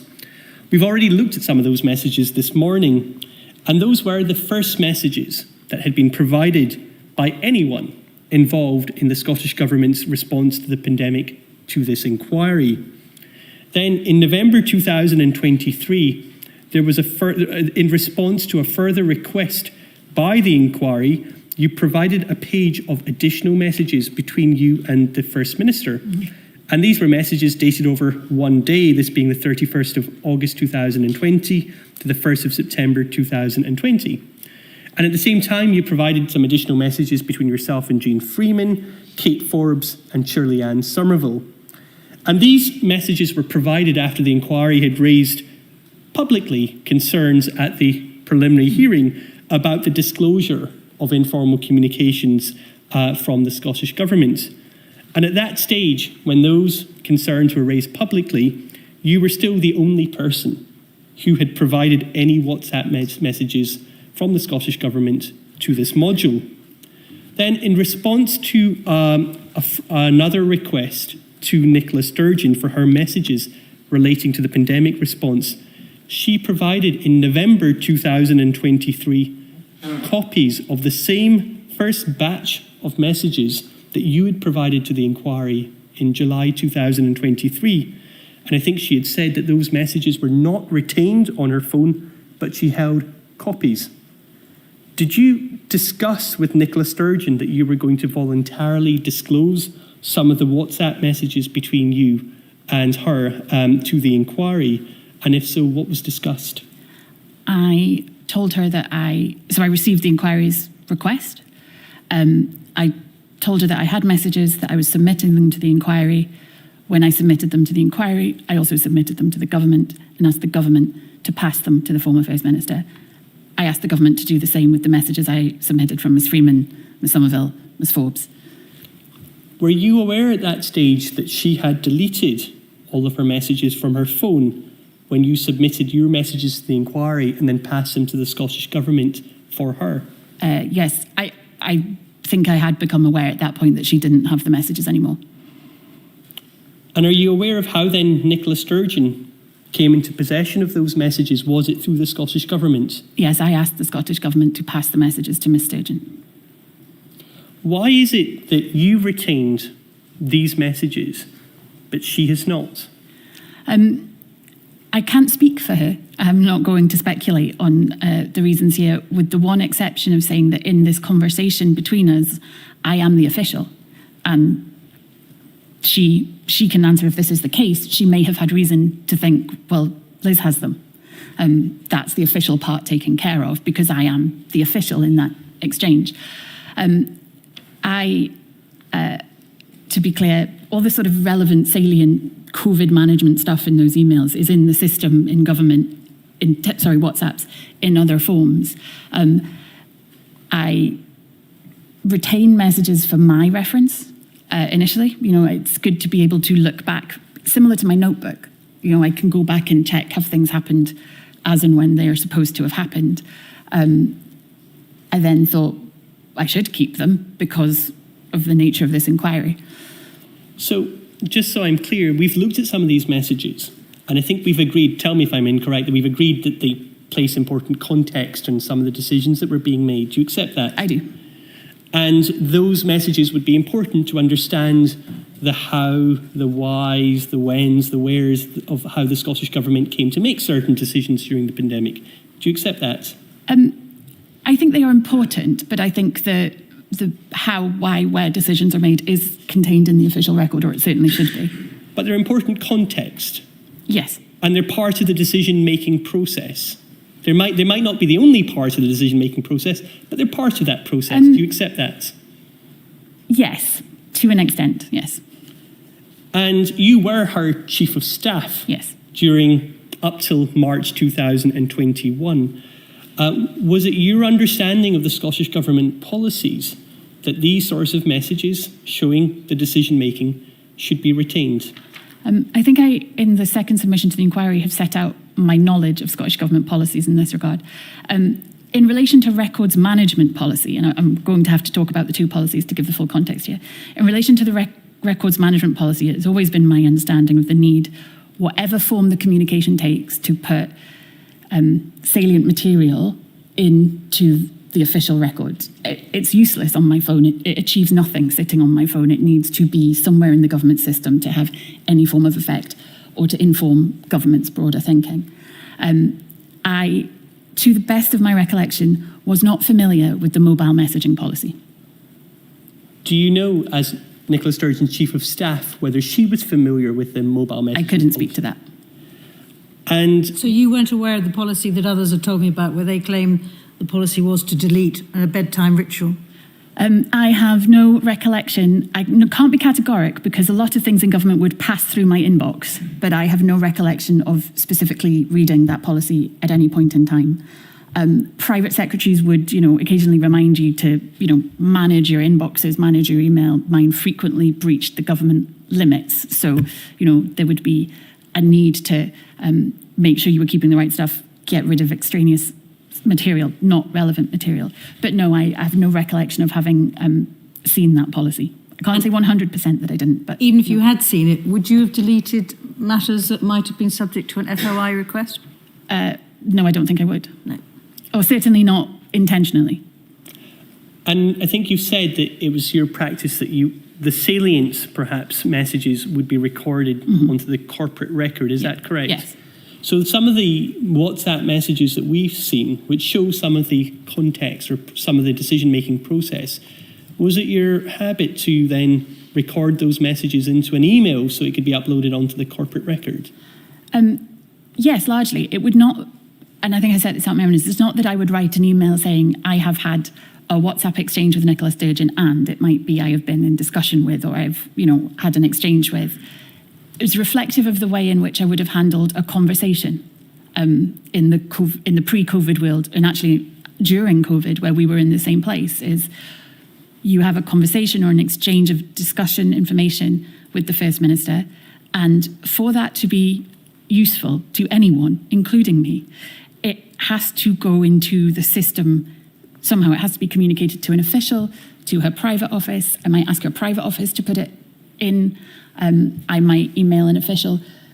Some of this might have been, so if we go back to the weddings example, I think I would have been on Teams to the relevant official saying, FM's asking me this question, can you provide me with information? I think you can see from the exchanges that they are very much about immediate issues. They tend to be about things that are happening that day, the next day, and are about coordinating some of those things.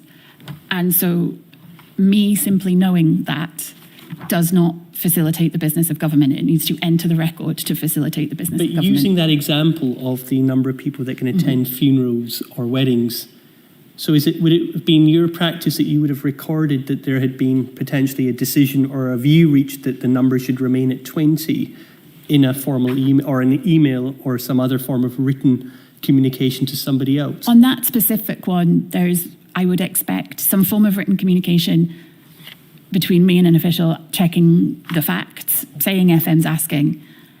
If there had then been a push for, I want more, she wants more information, or she wants to question this, that would have had to have gone again into the formal record to say, can the First Minister get fresh briefing on this point, or can you ask the CMO to consider this point for the First Minister? So it may not have been in that case that I provide the First Minister with information and she doesn't ultimately respond to the point that I said, I gave her this information and there's nothing back, so let's stick with it. But I would certainly have said, she's asked me for this. So there is no awareness that the First Minister is asking a question about this. And I note in that exchange, I then say the note from the Prime Minister is coming to her, the Prime Minister's statement is coming to her. So I would expect it to be in an exchange of, do we know what they're doing? Can we have it? But also the context of that decision, and whether it's a decision, a positive decision, or one not to change the restrictions, was within the WhatsApp messages. And if I understand your practice correct, that context would not be uploaded onto the corporate record. No, I think that context would have been there because it would have been the engagement with the official and the subsequent note going to the First Minister about the Prime Minister's statement would have been in the context of the Prime Minister is making a statement today. The UK are doing this, the FM is asking this, etc. That would, I expect, all be clear in whether it was an email exchange or a Teams exchange. That would, I expect, all be clear. But not the communications between those two events that would place context on how ultimately the Scottish Government came to a decision not to change the numbers. I think if you're asking, did I, transcribe verbatim? No.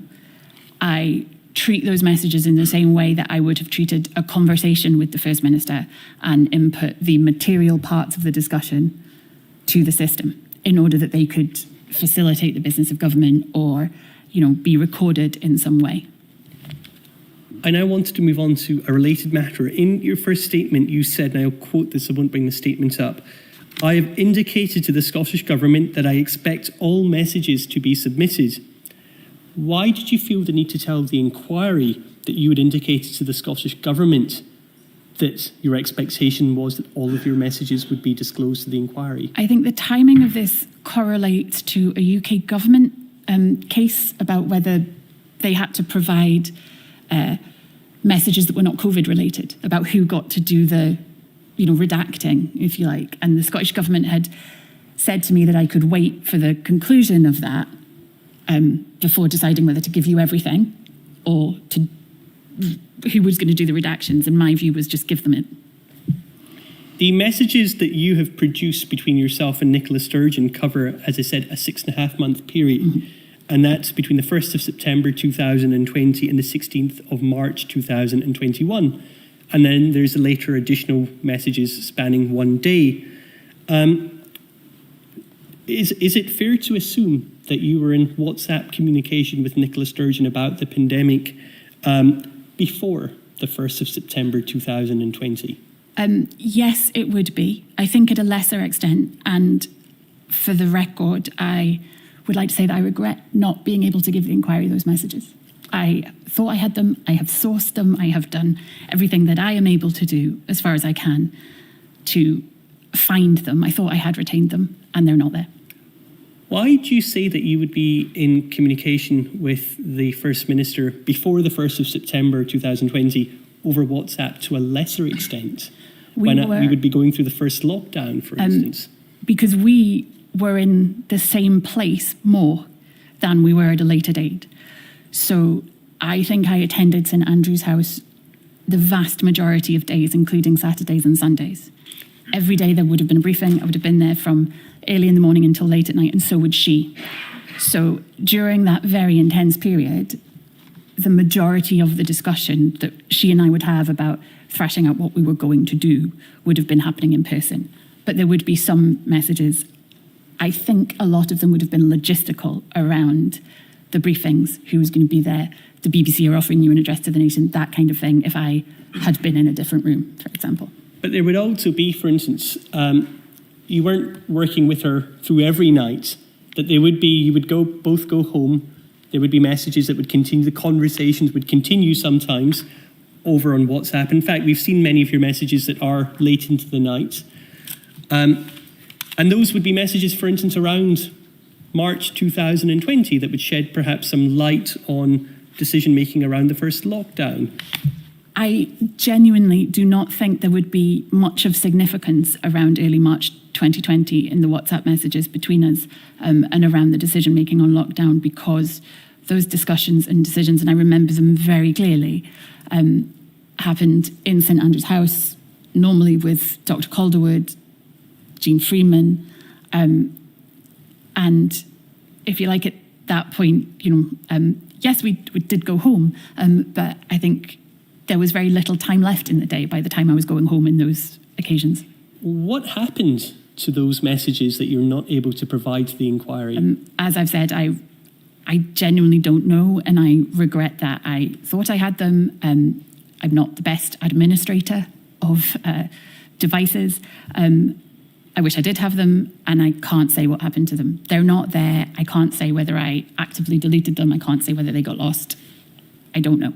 What efforts have you made to retrieve those messages? I have used that phone, the phone I have now. There are 2 previous phones with that number. I have sort of revived them and searched on them. I have used every online tool that tells me how to extract information from WhatsApp that may be there. I can't get to them. And as I've said in my evidence, I haven't gone to the lengths of handing them to somebody to forensically source, but I'm content to do that if the inquiry wants me to. Were those messages held on a personal device by you, a personal mobile Yes. phone? Did Nicola Sturgeon also use a personal mobile phone to communicate with you? I believe so, but I'm not aware of the sort of details of what phone she had and what from, who provided it. You were her chief of staff, weren't you, for about 6 years? Her phone would be a matter for her private office, not for me. Did she have a government-issued phone? Again, I think she only had one, and who provided that phone is not something I can answer. If she had one phone, and we hear evidence that it was a personal phone, and that she never had a government-issued phone, did she use that one phone to conduct government business with you? Evidently, we had discussions about government business on the phone that she had. As her chief of staff, did you ever advise her that it might be a good idea to use a government-issued phone to conduct government business? I don't know that I did. I'm aware that on ministers' personal phones, the government installs a sort of secure app. So I would be less concerned with the device and more concerned with the security. Did Nicola Sturgeon also use an SNP email account for a government business? Not really, no. I'm aware of the exchange with Dr. Sridhar, Professor Sridhar, the other day. I do know that those exchanges entered into her formal account. So people can send, what people externally send you something on is for them rather than you, if you like. The obligation on you as a government member or a civil servant is to then put that into the system. But if you're openly, did you openly volunteer her SNP email accounts to others to use? You would need to ask the former First Minister, these questions.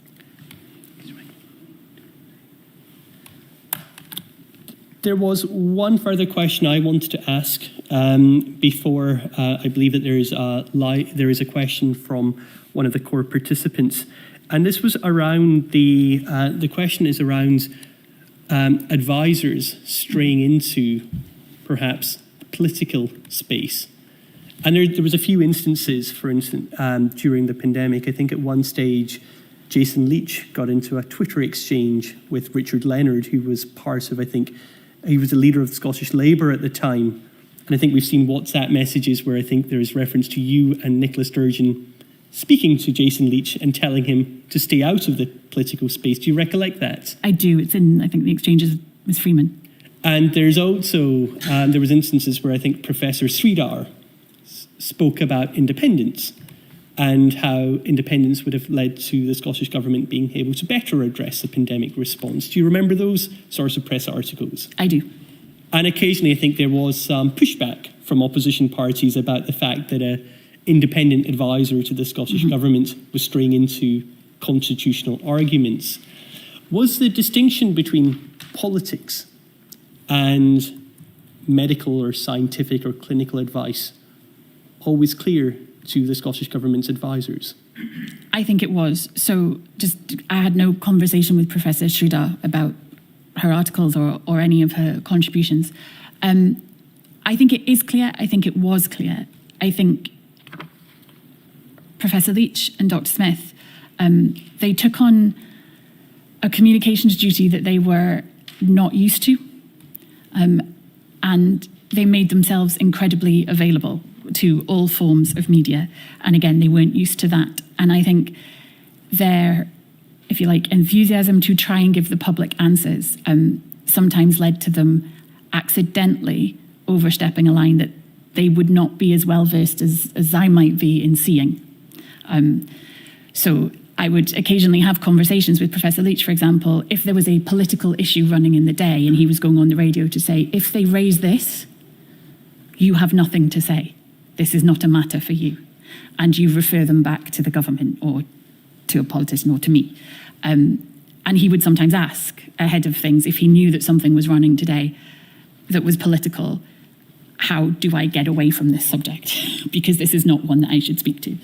But occasionally, and I think this is clear from the messages from Ms. Freeman, they succumbed to the pressure, I think, of being asked questions and feeling that they had an obligation to answer because they were out there to try and inform the public.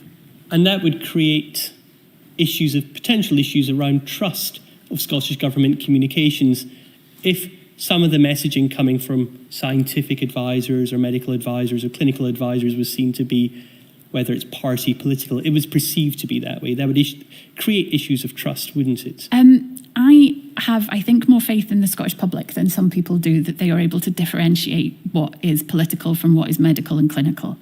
And they watched a lot of information during that time. They watched these people give public statements a lot during that time. And I think the public knew. I don't think those instances had particular impact on trust. My lady, there's no further questions from me. Just before Ms Mitchell asks a question, could I just go back to, I'm afraid I don't have the inquiry number for the document, the Cabinet meeting of the 30th of June 2020, where there was a reference, and I appreciate you weren't part of the conclusion, you were there taking notes, observing, advising, whatever. But there are some people who might see the conclusion agreed that consideration should be given to restarting work on independence and referendum reflecting the experience of the coronavirus and EU exit. Oh, well done, thank you. I can't remember what page it is. 13, I think. Oh, well done to you too. Sorry. No, not at all. Always accept help, thank you. some people might argue that looks as if the cabinet members who agreed to that conclusion were going to use the work on the experience of the coronavirus crisis as part of an argument for advancing independence and therefore using it politically. When you see it's associated with EU exit, which obviously a lot of people in Scotland who didn't want to leave the European Union reflects badly on the UK government, it does look a bit as if politicisation of the coronavirus pandemic, doesn't it? I think the fact that this says consideration should be given, my recollection, my view, my understanding, my experience of all of this period is that the consideration given was we're not doing this right now.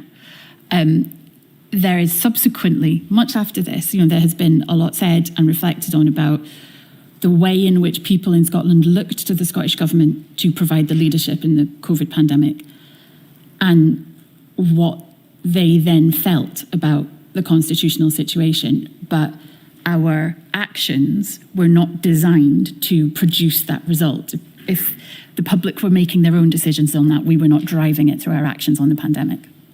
It's not the point of my question, really, which is that, well, no, I understand why you answered in the way you did, but my question is, doesn't it look as if at least some members of the Cabinet, and eventually the Cabinet agreed, to capitalise on the pandemic to advance the cause of independence? Doesn't that look...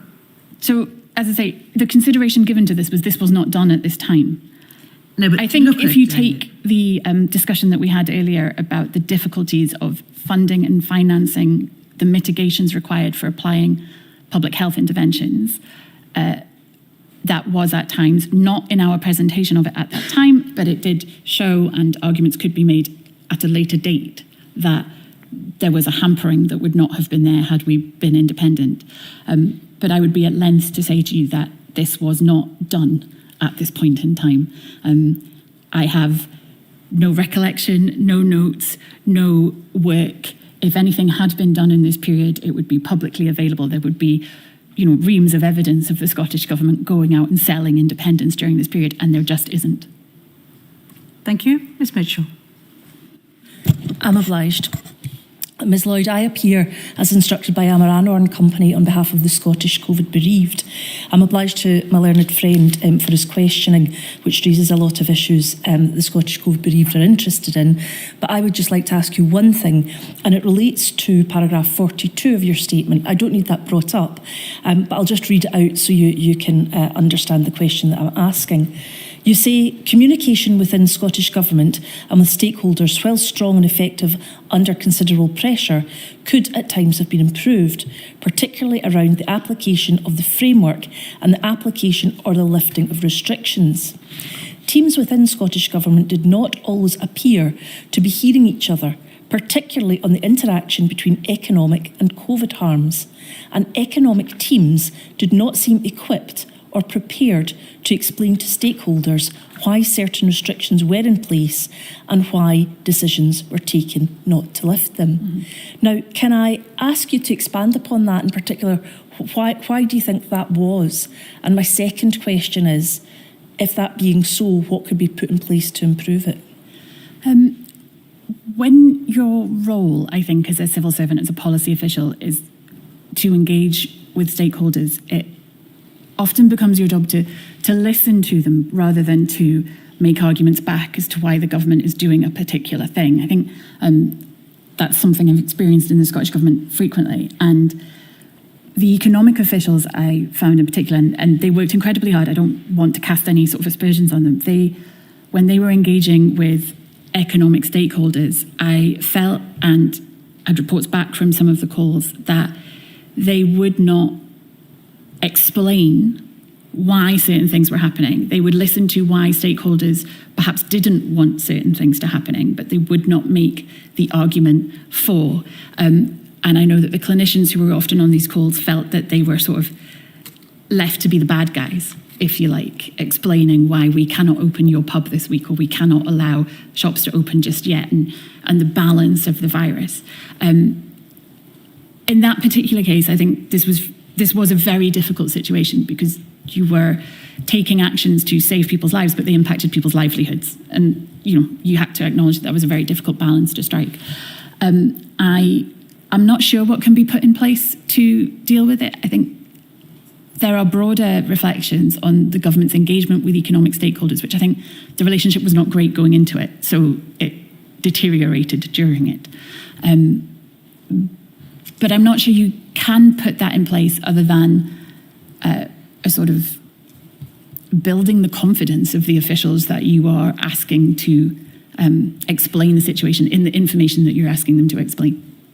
The reluctance of those people whose job it was to explain that and sort of pass that over on to those who were the scientists, as it were. Is that a reflection of their anxiety about the information, or just an unwillingness to be the ones who are breaking the bad news? I think it's the reflection of the pressure you can feel in government when a group of people are telling you that they disagree strongly with the actions that you're taking. To be the one that has to then stand up for those actions, explain them, defend them, that can, I expect, and I think I understand this, feel like quite a burden on somebody. If you are in a call and there are 15 people telling you they're wrong, that you are wrong, they may be right, and you have a duty to listen to them and to feed that back. Indeed, but if you've been given information to put out there, it's your duty to put that out there. And I think people tended to step back a little bit when confronted with arguments against the actions we were taking. Indeed, one would think it would be an important part of the communication between government and stakeholders that they listened to what they were saying, and if there was a good argument, which no doubt the Scottish Government would contend that their argument was good, to give that to them, so even if they didn't accept what it was, they understood, and what you were saying was that was lacking within the Minister's I'm not saying they ability. didn't do it.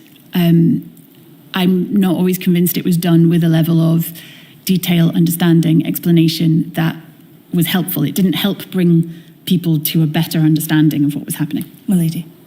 Thank you, Ms Mitchell. Just before you go, Ms Lloyd, may I ask you to help me on another matter in relation to M2? As you may have followed, I heard a certain amount of evidence about the role of special advisors in number 10. And the role of Mr Dominic Cummings as an example. You talked about there's a special advisors code that applied to, I think technically what happens is that the special advisors, as you were and Dominic Cummings was, are technically part of the civil service, but they don't answer to any of the, as it were, the governance or management structure of the civil service. They answer to the minister or the first minister or the prime minister. Yeah. And I just find that a bit troubling. I mean, don't you end up with a conflict then between... I think it's how you do it. I don't think I ended up with a conflict. The Special Advisor Code sits alongside the Civil Service Code. You are governed by both, with an exemption from certain parts of the Civil Service Code that enables your political activities. And you are appointed by the First Minister. I think if you are conscious that the civil servants around you have to comply with the Civil Service Code, and they have obligations on them, then a conflict doesn't arise. And whilst the First Minister is, if you like, my line manager, the person that appointed me, the person that could fire me, I was cognizant of the senior officials in the Scottish Government and my relationship with them. So as much as I was sort of on a par, if you like, I knew that, I needed to be aware if they were unhappy, perhaps thought a special advisor was stepping over the line. That is a back and forth relationship. That's a relationship that exists because you build that relationship. But I don't think I found a conflict. And I don't think such conflict existed in the Scottish Government. So it's not a question of improving structures or anything, you think it's a personality matter? My views on the operation number 10 are available in my notebooks. I don't think I should particularly comment on the relationship between Dominic Cummings. Probably pressed you too far. Thank you very much indeed, Ms Lloyd. Very grateful for your help. Right, I think the next witness is the First Minister, who has other demands on his time. And I think the hope is that he will be here by about 1:15, so we're going to have to take the usual 1:45 start. Obliged. So everyone has a slightly longer lunch. Thank you.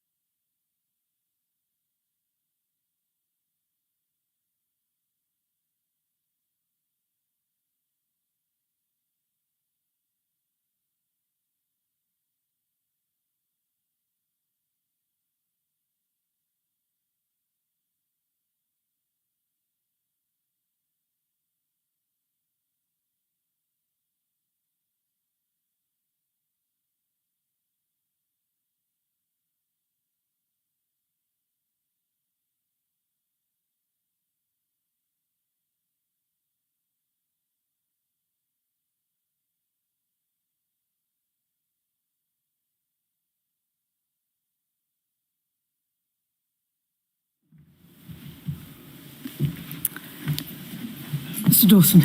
Good afternoon, my lady. The next witness is the Right Honourable Hamza Yousaf, MSP. Would you repeat after me, please? I swear by Almighty God I swear by Almighty God that the evidence I shall give that the evidence that I shall give shall be the truth, shall be the truth, the whole truth, and and nothing but the truth. and nothing but the truth. Thank you. Please take a seat. So I appreciate the other demands on your time, obviously, and I can guarantee you that everyone's under strict instructions will finish by 4:30 at the latest. Thank you, my lady. You are Hamza Yousaf. That is right. You have helpfully provided two statements to the inquiry. If we could just look at these. First is INQ 000273956. It's a statement dated the 2nd of November 2023. Is that your statement? That is. Have you signed the statement? I have. Can you confirm to Her Ladyship that the contents of the statement remain true and accurate as at today's date? I can confirm that is the case. You provided a second statement, I understand, dated the 16th of November 2023. Is that correct? That is correct. It's under reference INQ 000273973. Is that your statement? That is. Have you signed the statement? I have. Do the contents of that statement remain true and accurate as at today's date? They do. Thank you. You are the current First Minister of Scotland. That's correct. You explain in your statement that you are responsible for leading the Scottish Government with the support of Cabinet Secretaries and Ministers. Is that correct? That is correct. You became First Minister on the 29th of March 2023, taking over the role from former First Minister Nicolair Sturgeon. Is that correct? That is correct. During the course of the pandemic, you held two Cabinet Secretary roles, as I understand it. Is that correct? That is correct. The first role was Cabinet Secretary for Justice, which you held from the 26th of June 2018 to the 19th of May 2021. That is correct. And the second, following the Scottish parliamentary election in May 2021, you took over the Health and Social Care portfolio. You took that over from Ms. Jean Freeman, who had held the role during the earlier stages of the pandemic. Is that correct? That is correct. And you held that portfolio until you became First Minister on the 28th of March 2023. Absolutely correct. Could I just clarify that when Ms. Freeman held the role prior to the election, I understand the role was entitled Cabinet Secretary for Health and Sport, but when you held it, Cabinet Secretary for Health and Social Care. Is that correct? That is correct. Is there any significance in the change of name with regard to the portfolios that you covered in your ministerial Cabinet Secretary role? No, I don't think there would have been much of a change, although having taken sport out of the title and replaced it with social care, I did have a minister that took on the title of sport in her title. But ultimately, as the Cabinet Secretary, I would have been responsible for the entirety of the portfolio. So you and she were both responsible for health, including public health? That's correct. And you and she were both responsible for social care? That's correct. Thank you. I'd like to ask you some questions about some of the decision-making structures which existed within the Scottish Government during the course of the pandemic. Some of these are things we've heard about, but we think you might have some insights into how they operated. We've heard some talk, and you mentioned in your statement, of a group or decision-making body called GOLD or Gold Command. Are you aware of what that group did? I am. I understand that you attended that group, not always, but sometimes. Correct. Am I correct in understanding this was a selected group of cabinet ministers which would tend to include, it would always include Ms. Sturgeon and sometimes include others, including Mr. Swinney, yourself, Ms. Forbes at various different times? Absolutely correct. Thank you. Could I have a look, please, at paragraph 35 of your statement, where you provide us a little more detail about this? You say at paragraph 35 that in relation to how decision-making could have been improved during the pandemic, I believe there were times when a decision made by the former First Minister or discussed within Gold Command was not cascaded to the rest of Cabinet or all ministers due to the fast nature of decision-making during the pandemic. We did our best to explain the rationale of decision-making, but the feedback from some groups, in particular the hospitality industry, was that the rules were changing too often, with decisions made before guidance was available. On reflection, there may have been instances where we could have worked with industry on guidance before making a final decision on restrictions. I believe this could have been improved. In relation to advisory structures, my experience is that the advice was always ready and available when needed. What do you mean when you suggest that decisions were made by the former First Minister which were not cascaded to the rest of Cabinet? With my lady's permission, before I answer the substance of that question, I just wonder if I can begin, before I respond to the first substantial question, by acknowledging the trauma and the grief that so many families and individuals faced and continue to face during the course of the pandemic, particularly those who have been bereaved by COVID. I want to offer my condolences once again to every single person who has been bereaved by COVID. However, let me also acknowledge it is not sympathies that they require from witnesses, but straight answers to straight questions, which of course I endeavour to give over the course of the next few hours.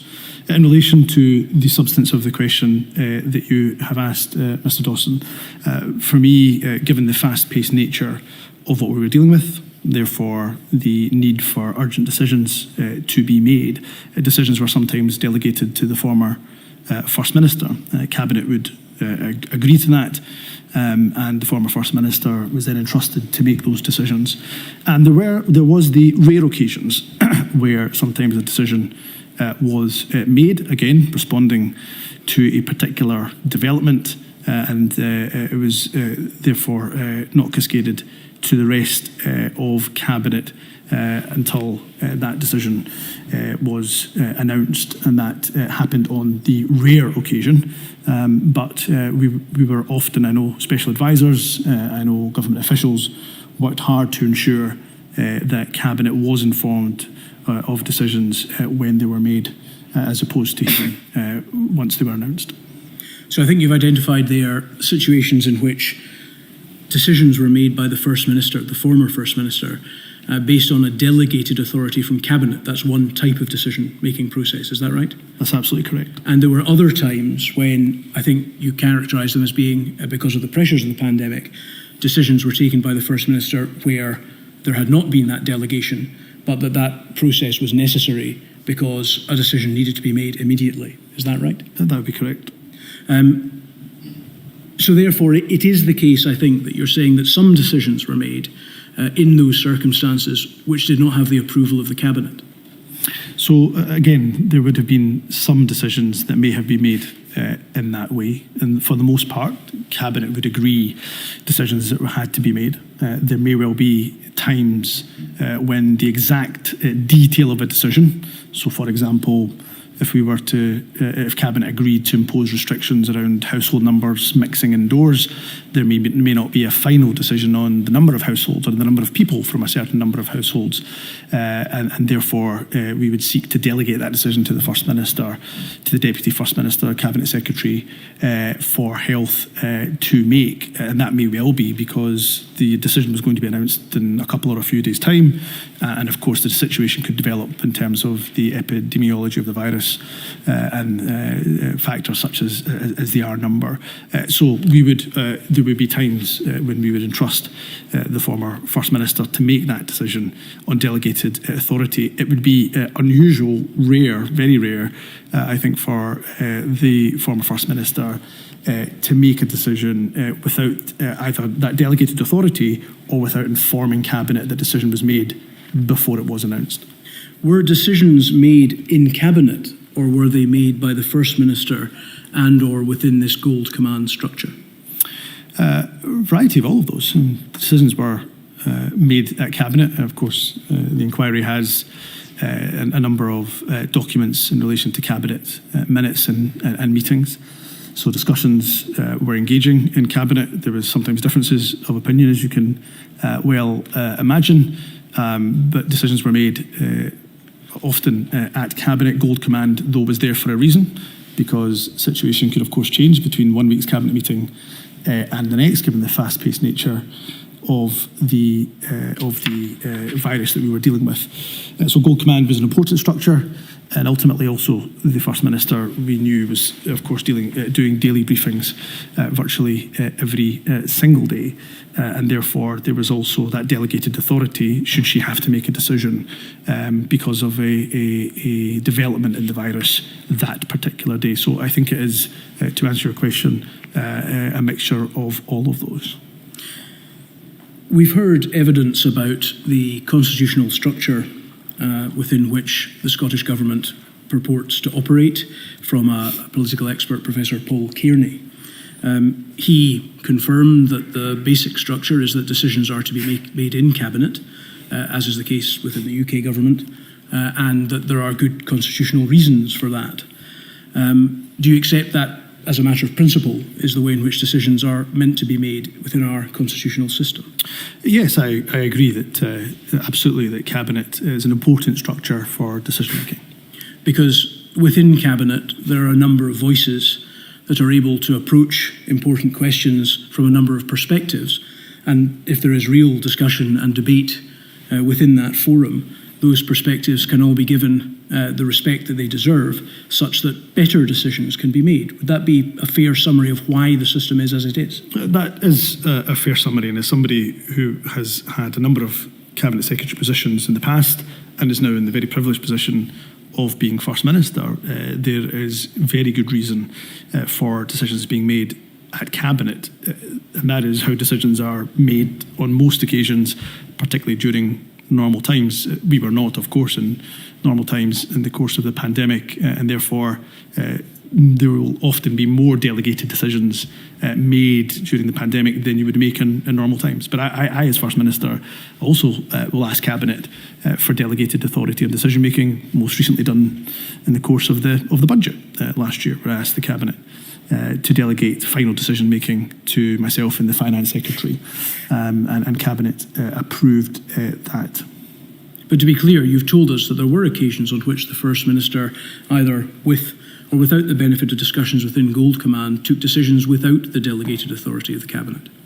Again, I think those times would be very rare occasions. Often the former First Minister would seek Cabinet's delegated authority, but I think there was an understanding in exceptional cases where the epidemiology of the virus had changed, if there had been a sudden spike in cases in 24 hours, and therefore a decision had to be made there and then, that there was an understanding that, given that this was not normal times, that such decisions could be made by the First Minister. You suggested, I think, in your evidence that there was a certain regularity with which Cabinet met. Was it not possible to convene Cabinet meetings at short notice in those urgent situations? Of course, it could. Gold Command, in essence, was a tighter cast list of Cabinet Secretaries that were necessary to make a particular decision. Gold Command and the attendance of Gold Command, of course, would change depending on the decision that was required to be made. I attended some Gold Command meetings in my various Cabinet Secretary roles, and in others I did not, because it just depended on the decision that was required to be made. Cabinet minutes are a record of discussions taken at Cabinet meetings, and they are published, are they not? That is correct. Discussions within Gold Command were not generally minuted and published, is that correct?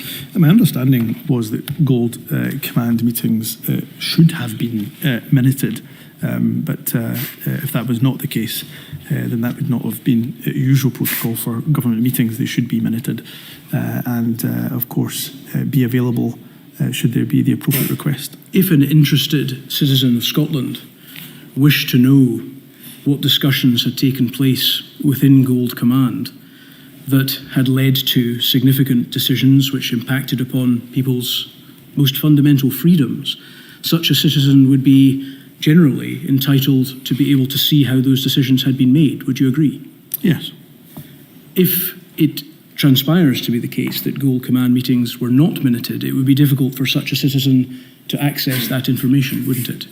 It would be difficult, but of course there could also be requests for information of discussions at Cabinet, or indeed, of course, any other documentation that might be necessary and might have been relevant to any decision that was made.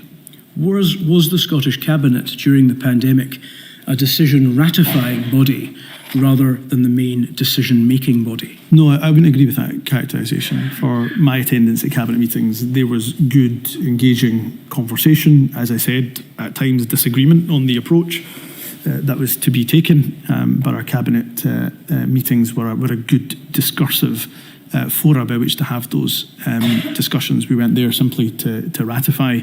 As I say, I can think of instances where challenge was brought forward and what was in the original submission or advice from officials was therefore amended accordingly, depending on the decision that was then taken. Was it the former First Minister's practice to take important decisions as a result of discussions with a close group of ministerial and other colleagues, whether in Gold Command or not calling upon Cabinet or the wider advisory structures available to the Scottish Government? Again, it will be for the former First Minister, of course, to answer exactly how she would make decisions. But in my experience as Cabinet Secretary who served under her in a variety of roles, she found great value in the discursive nature of Cabinet, of Gold Command, but also equally, if Cabinet as a whole did not have to be brought together, given the very precise nature of a decision that had to be made, then Gold Command was I think the appropriate fora by which to make that decision. Could I have you provided to the inquiry a number of WhatsApp exchanges in which you were involved from the period of the pandemic as requested by the inquiry. Is that not correct? Yeah, that is correct. Thank you. Could we have a look, please, at INQ 000334792? This is a record of some WhatsApp exchanges between yourself and Professor Jason Leach, who is the National Clinical Director. Is that correct? That is correct. In fact, I think this comes from the very day on which you were appointed as Cabinet Secretary for Health and Social Care. Is that right? I think that is correct. Mm-hmm. Yes. There's some discussion here, which we'll get onto in a little bit more detail, about you arriving at your desk, approaching the new job and immediately getting stuck into some of the difficult decisions that you had to engage in. In particular, the context is that you are discussing figures which have arisen relating to concerns about the rise in cases in the Glasgow area, and in particular East Renfrewshire, which seemed to on your initial analysis to be indicating a cause for concern as the cases were going up. Is that a fair summary of the context? That is fair. And you are seeking Professor Leach's input and counsel on that decision, is that right? That is correct, yeah. And you refer at 11:52, wrapping up, I think, your discussion with Professor Leach on that subject, that you'll be on the deep dive, and then Professor Leach replies, "Good. There was some FM keep it small shenanigans as always. She actually wants none of us." This is Professor Leach giving you guidance and advice on your first day in the new job, is that right?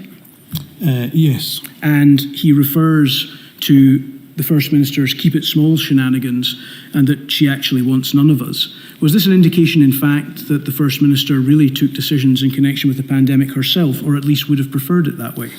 No, I think that was, as Jason said when he gave evidence to this very inquiry, an example of him perhaps over-speaking. I don't doubt, of course, that there was times when the former First Minister needed a tighter cast list, wanted a tighter cast list to make a decision on a very specific issue. But I think this was a classic example of Jason perhaps over-speaking. When you talk about the tighter cast list, are you talking about the Gold Command or something similar? Yes, generally Gold Command. Yeah. So in essence, as I suggested to you earlier, the practice was that the decisions would be made by the First Minister gathering around her a small number of close advisors, rather than putting the matter to Cabinet or exposing herself to the wider advisory structures of the Scottish Government. Is that correct? No, I would say that, again, a number of decisions were taken at Cabinet, particularly in terms of the overall direction in which the government was going in relation to restrictions or any decision, in fact, connected to the pandemic. It may well be that the finer detail of that decision was then delegated to the First Minister or indeed other Cabinet Secretaries.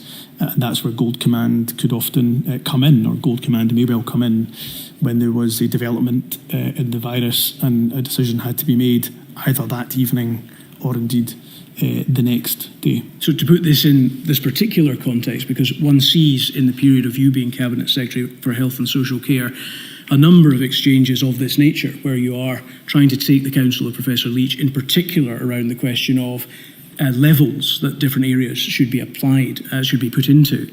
When you say the principle would be agreed by Cabinet but the finer detail delegated, in this context, would that mean that the Cabinet had said there should be a level system, but the First Minister and her close group would decide which levels would be applied to which areas? So, forgive me, I couldn't tell you exactly how the final decision on this particular... I'm talking more broadly about that type of decision. Yes, indeed. So, I will absolutely answer that question. So, it would often be the case that we would come to an agreement in Cabinet about exactly what level a particular area would be in.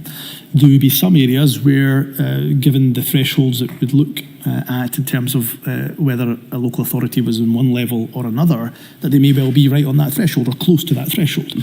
So there would be the decision to delegate the final decision on East Renfrewshire or Glasgow or Moray to Gold Command or to First Minister to make that very final decision.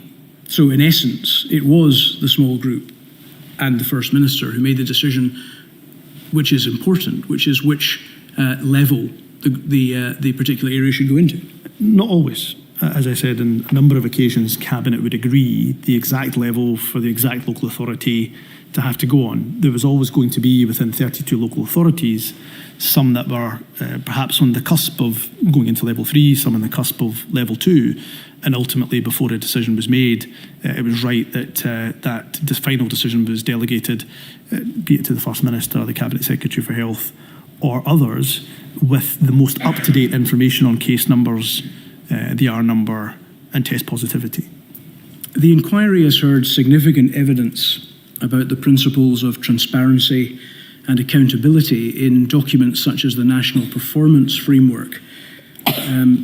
These are principles to which the Scottish Government is committed, is that correct? Yes. We have also seen these principles reiterated throughout documents relating to the pandemic response itself. For example, the 4 Harms Framework of April 2020, is that correct? That is correct. And that tells us that the Scottish Government's position, as far as its public-facing aspect was concerned, was that it wished to apply those important principles in the way that it handled the pandemic.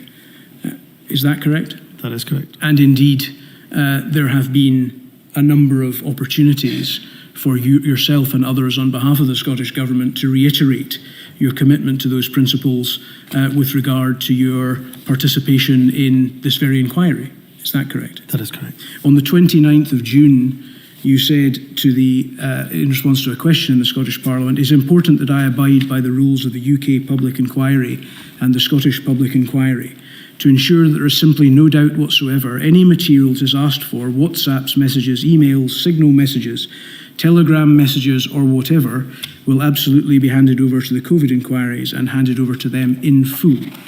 Has that always been your position? That has been my position, yes. This remains your position? Yes, that any messages that we have should be handed over in full. It is important, is it not just for the very important purpose of engaging with subsequent public inquiries, such as this in the Scottish inquiry, but also during the course of a public emergency which does not derive from a single event but is continuous, that material relating to the way in which decisions were taken must be retained so that proper lessons could be learned and a better response to the pandemic developed. Is that correct?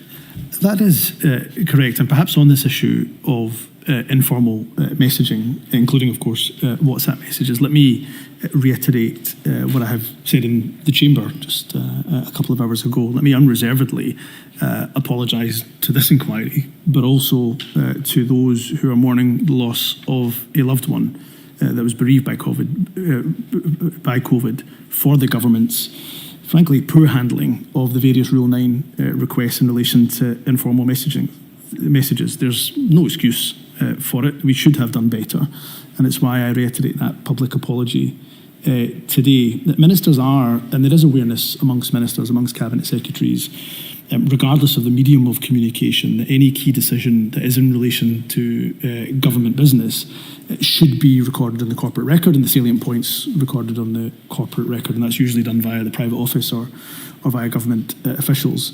But I'm afraid for a long time, the corporate mindset of the government, the organisational mindset of the government was, because the corporate record had those key decisions and salient points, that was what we had to, that was the only thing really that was required to hand over to the inquiry, when the inquiry made it clear, of course, that you were seeking more than that. And there is a gap, regardless of the records management plan, the mobile messaging policy. There is clearly a gap that exists in relation to how material and informal communication should be retained in relation to a statutory public inquiry. And that's why I've instructed an externally led review to look at this issue and other issues, such as what ministers and cabinet secretaries should do. Should they, for example, change device in the midst, particularly of an emergency such as a pandemic or anything that is analogous to that? Thank you. In answering questions about this area, one of the senior civil servants, Ms. Fraser, from the Corporate Directorate General, accepted that it was important in the interests of transparency and accountability to the Scottish public that information about how decisions were reached should be retained. Do you agree with her? I do. You mentioned in your response there the requirement, as I understood you, to retain information within the system about key decisions that were made. Would you accept that both the policy in existence at the time and indeed the principles of transparency and accountability require there to be careful record keeping of how decisions are made, meaning that discussions leading to decisions also require to be recorded? Yes, and again, our record management policy will make clear that it's not just the decision that has to be recorded, but I think the wording is used, the salient points around any decision that are made should also be recorded for the corporate record. There's a difference, though, perhaps, that it might be quite subtle, but it's the salient points of a decision is one thing, but the salient government business involved in the process leading to the decision is another. Do you accept that both categories require to be retained in order to fulfil the ultimate objective of transparency and accountability? Yes, and I accept the point that you're making. I would say, of course, a records management policy is important for a couple of reasons. One, of course, for all of the reasons that you have just articulated in relation to transparency, good governance, but also for record management. We cannot possibly, as an organisation, keep every single piece of documentation that is produced by the organisation. It would be very, very challenging and difficult to do so. So there is a need for that record management policy, and ultimately there will be a point where it will be for the interpretation of the receiver of that information to decide whether or not that should be recorded in the corporate record or not. But those principles of transparency and accountability should aid in that interpretation. They should. Because if there's material relating to discussions in the business of government, it would be necessary for an interested member of the Scottish public to be able to access that material in order to know how decisions were taken and ultimately to know whether decisions were taken in a way with which they were satisfied. Yes, I think that's fair. As far as your production of WhatsApps and other informal messages to the inquiry is concerned, I think it is apparent, is it not, and I think you have accepted this, that you are a heavy user of WhatsApp as a means of communication. I use it on a daily basis. And is it the case that you used your own personal phones, plural, for WhatsApp messages during the course of the pandemic rather than a government-issued phone? Yes, that's correct. And I think it has transpired from the material you provided that you in fact had multiple phones over the period from January 2020 to April 2022. Both personal and government devices, yes. Yes. Could I ask you please to look at INQ 000319509? This is a table that we went to with some previous witnesses, which was very helpfully produced to us by the team with whom we are dealing within Scottish Government in connection with our inquiries about the usage of materials, of informal messaging systems. And in this, amongst other things, in this table, what we see is the Scottish Government's response as to what was used during the course of the pandemic. And it says there, as regards your WhatsApp, other informal communication systems, that you used WhatsApp with Nicolair, Sturgeon and John Swinney to discuss matters. Any decisions made were recorded through the appropriate channels as per ScotGov guidance. No other informal communication platforms were used. Communicated with Kevin Stewart and Marie Todd through WhatsApp. Just to pause there, they were ministers who were working with you in the time as Health Secretary, is that right? That's absolutely right. Yeah, Thank you. junior ministers in my portfolio. Thank you very much. WhatsApp used to discuss information and advice relating to COVID-19 more frequently at the beginning of the pandemic due to restrictions on in-person meetings, deleted all messages after a month for cyber security purposes as per their, by which I assume it means your understanding of the Scottish Government mobile messaging apps usage and policy. Does not recall being part of any decision-making via WhatsApp, part of Health for Nations WhatsApp administered by Matt Hancock, and this was disbanded after Matt Hancock left office, used for information sharing as opposed to decision-making, such as number of cases, R number, etc., messages not retained. This document is dated the 13th of October 2023. This is what the Scottish Government represented to us as being your position as at that time, to the effect that you had retained none of the messages, although that you had used WhatsApp to discuss information and advice relating to COVID-19. Is that an accurate representation of your position as at that time? Of course, that position developed. We'll get onto that. I just mean at this particular Sure. time. Mm-hmm. Is that right? Yes. Then? This is an accurate representation of your position? Yes. When you say that in the opening paragraph that any decisions made were recorded through the appropriate channels as per ScotGov guidance, does that indicate that your understanding of the Scottish Government guidance or policy was that only decisions made required to be recorded through the appropriate channels? No, decisions and salient points in relation to decision-making should have been recorded in the corporate record. Thank you. So the reference to decision there is really a shorthand for that wider group that we discussed earlier. Is that correct? Yes. And when you say recorded through the appropriate channels, is that another way of saying, we've heard this expression before from Ms. Fraser and others, that that material has been recorded on the corporate record? Yes. And how, as a matter of practice, would you have gone about transferring the salient points of discussions relating to important decisions onto the corporate record as a matter of practicality? Yes, and forgive me, I said that this was a statement that was correct as per the 13th of October. There's probably some areas that were obviously updated thereafter, which would abrogate some of what is in here, but I assume I'm happy to speak. I am, to be absolutely fair, what I'm trying to do is just understand your position at that time. I will take you to the developments thereafter. Yeah, I won't leave it. Of course. In terms of how that was recorded, if there was a discussion of salient points or a decision that was made over any informal communication, then it would often be for one of the Cabinet Secretaries or Ministers to inform their private office or another government official who would then put it into the corporate record. No decision could be actioned, of course, unless it was in some way in the system, and that was usually done through private office. And your position is you did that in connection with all of the communications that you had, but then you deleted the actual original messages, is that right?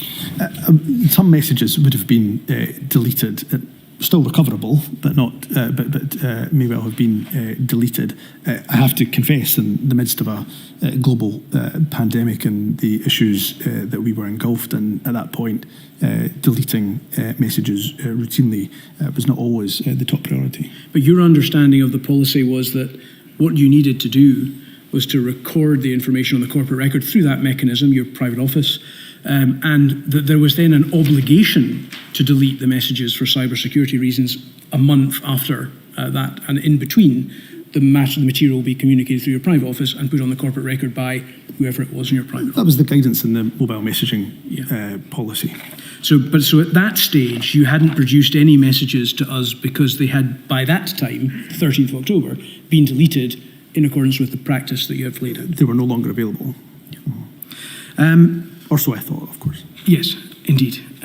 So After that, there were discussions, there was a development in your position, as I understand it, and you provided a supplementary statement to the inquiry explaining what the process had been. Because although your position as at the 13th of October was that you didn't have any messages because they weren't available to you, you found a phone on where the messages were ascertainable. Is that right? I wouldn't say I found, I retained a handset, my previous handset, that I used up until about the middle of March of last year.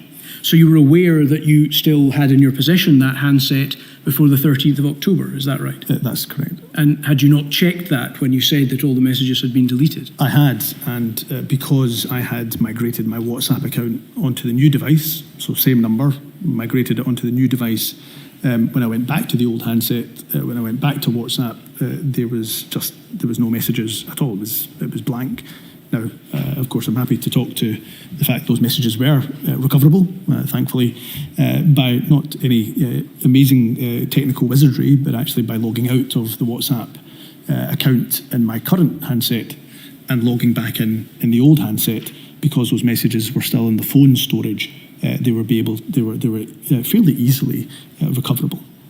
So you were under the impression that the messages had been deleted previously in accordance with an existing government policy, but in fact it transpired that they had not been deleted and that they were in fact recoverable relatively easily. Yes. The position then was that you were able to provide us with a large number of messages, including, for example, with a number of other people, but including extensive exchanges between yourself and Professor Leach of the nature that we've looked at already. So there was a large number of messages on that handset, although in some way embedded within it in a way that you couldn't originally access. Is that correct? In a way that was I didn't realise I could access when I changed device. Yes, that's correct. Thank you.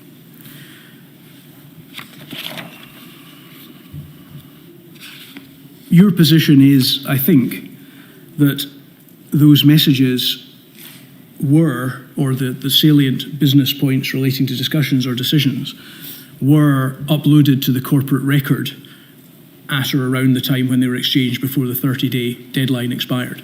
Yes. Is that right? So we have recovered, as you have said during the course of your evidence, and you have said in other fora, a significant amount of documentation which the Scottish Government has provided to us, which relates to decision-making discussions relating to the way that the COVID-19 pandemic was managed in Scotland. That's correct, isn't it? Yes. So given the fortuitous revelation of the messages which were unavailable to you but became available when you followed the process that you set out, it would now be possible, would it not, for us to conduct a comparison between effectively what the government has given us, the corporate record relating to these matters, and your messages, in order to ascertain whether in fact you had recorded the salient points on the corporate record? Yes, although I would make the point that salient points, I suppose, is open to interpretation. Key decisions, of course, and salient points relating to that decision should be noted in the corporate record. But you're absolutely right, you could cross-reference. And we will find there, will we, that the salient points of the business you conducted over WhatsApp will be included within the corporate record? Key decisions and salient points related to that decision should, of course, be recorded, and it was my practice to then inform my private office of those key decisions, of any salient points related to that.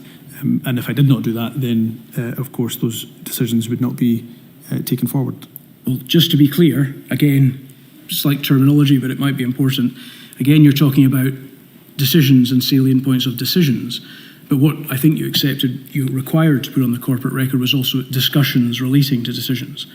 So will that be included on the corporate record? I think salient points would be recorded on the records. Salient points, and that includes decision making, but any other salient points in relation to that decision. Will that include the types of discussions or the tenor of the types of discussions that you've been having with Professor Leach in the exhaustive messages that you have now sent to this inquiry? So not every sentence full stop, apostrophe would be recorded, nor would it require to be recorded. But if a decision was made and any of the salient points related to that decision being made, they should be, of course, recorded on the corporate record. Because, of course, you're now telling me that they should be recorded, but you represented previously that they were on the corporate record. Is that right? I would always endeavour to put them on the corporate record, yes. Yes. If there was any times that was not done, that would have been a mistake made by a Cabinet Secretary or Minister if they did not do that. But of course, the guidance is that those decisions made should be recorded and the salient points in relation to that decision also. And in your case, they were, so we should find them on that corporate record. Certainly, that was always my intention to do that. But just to be clear, I'm not asking about your intention. My understanding is that you have told us in your evidence and also previously that you did make sure that the stuff, the relevant material was on the corporate record. Yes, we would always, when decisions are made, record on the corporate record as per the records management policy. In any event, First Minister, given the fortuitous discovery of these many messages, which we've read with great interest and we're obliged to you producing them subsequently, we can carry out a comparison between these two bodies to ascertain whether that's correct. Could I just ask you, you also provided some WhatsApp messages, not although Professor Leach is a frequent correspondent, there are others with whom you corresponded via that mechanism. One of them was the former First Minister, and you helpfully provided us with some messages. Helpfully, because the former First Minister's position is that she does not have access to any of those messages conducted, the WhatsApp messages, involving conversations with you or indeed anyone else. Did you discuss the production of your WhatsApp messages to this inquiry with the First Minister, the former First Minister? No.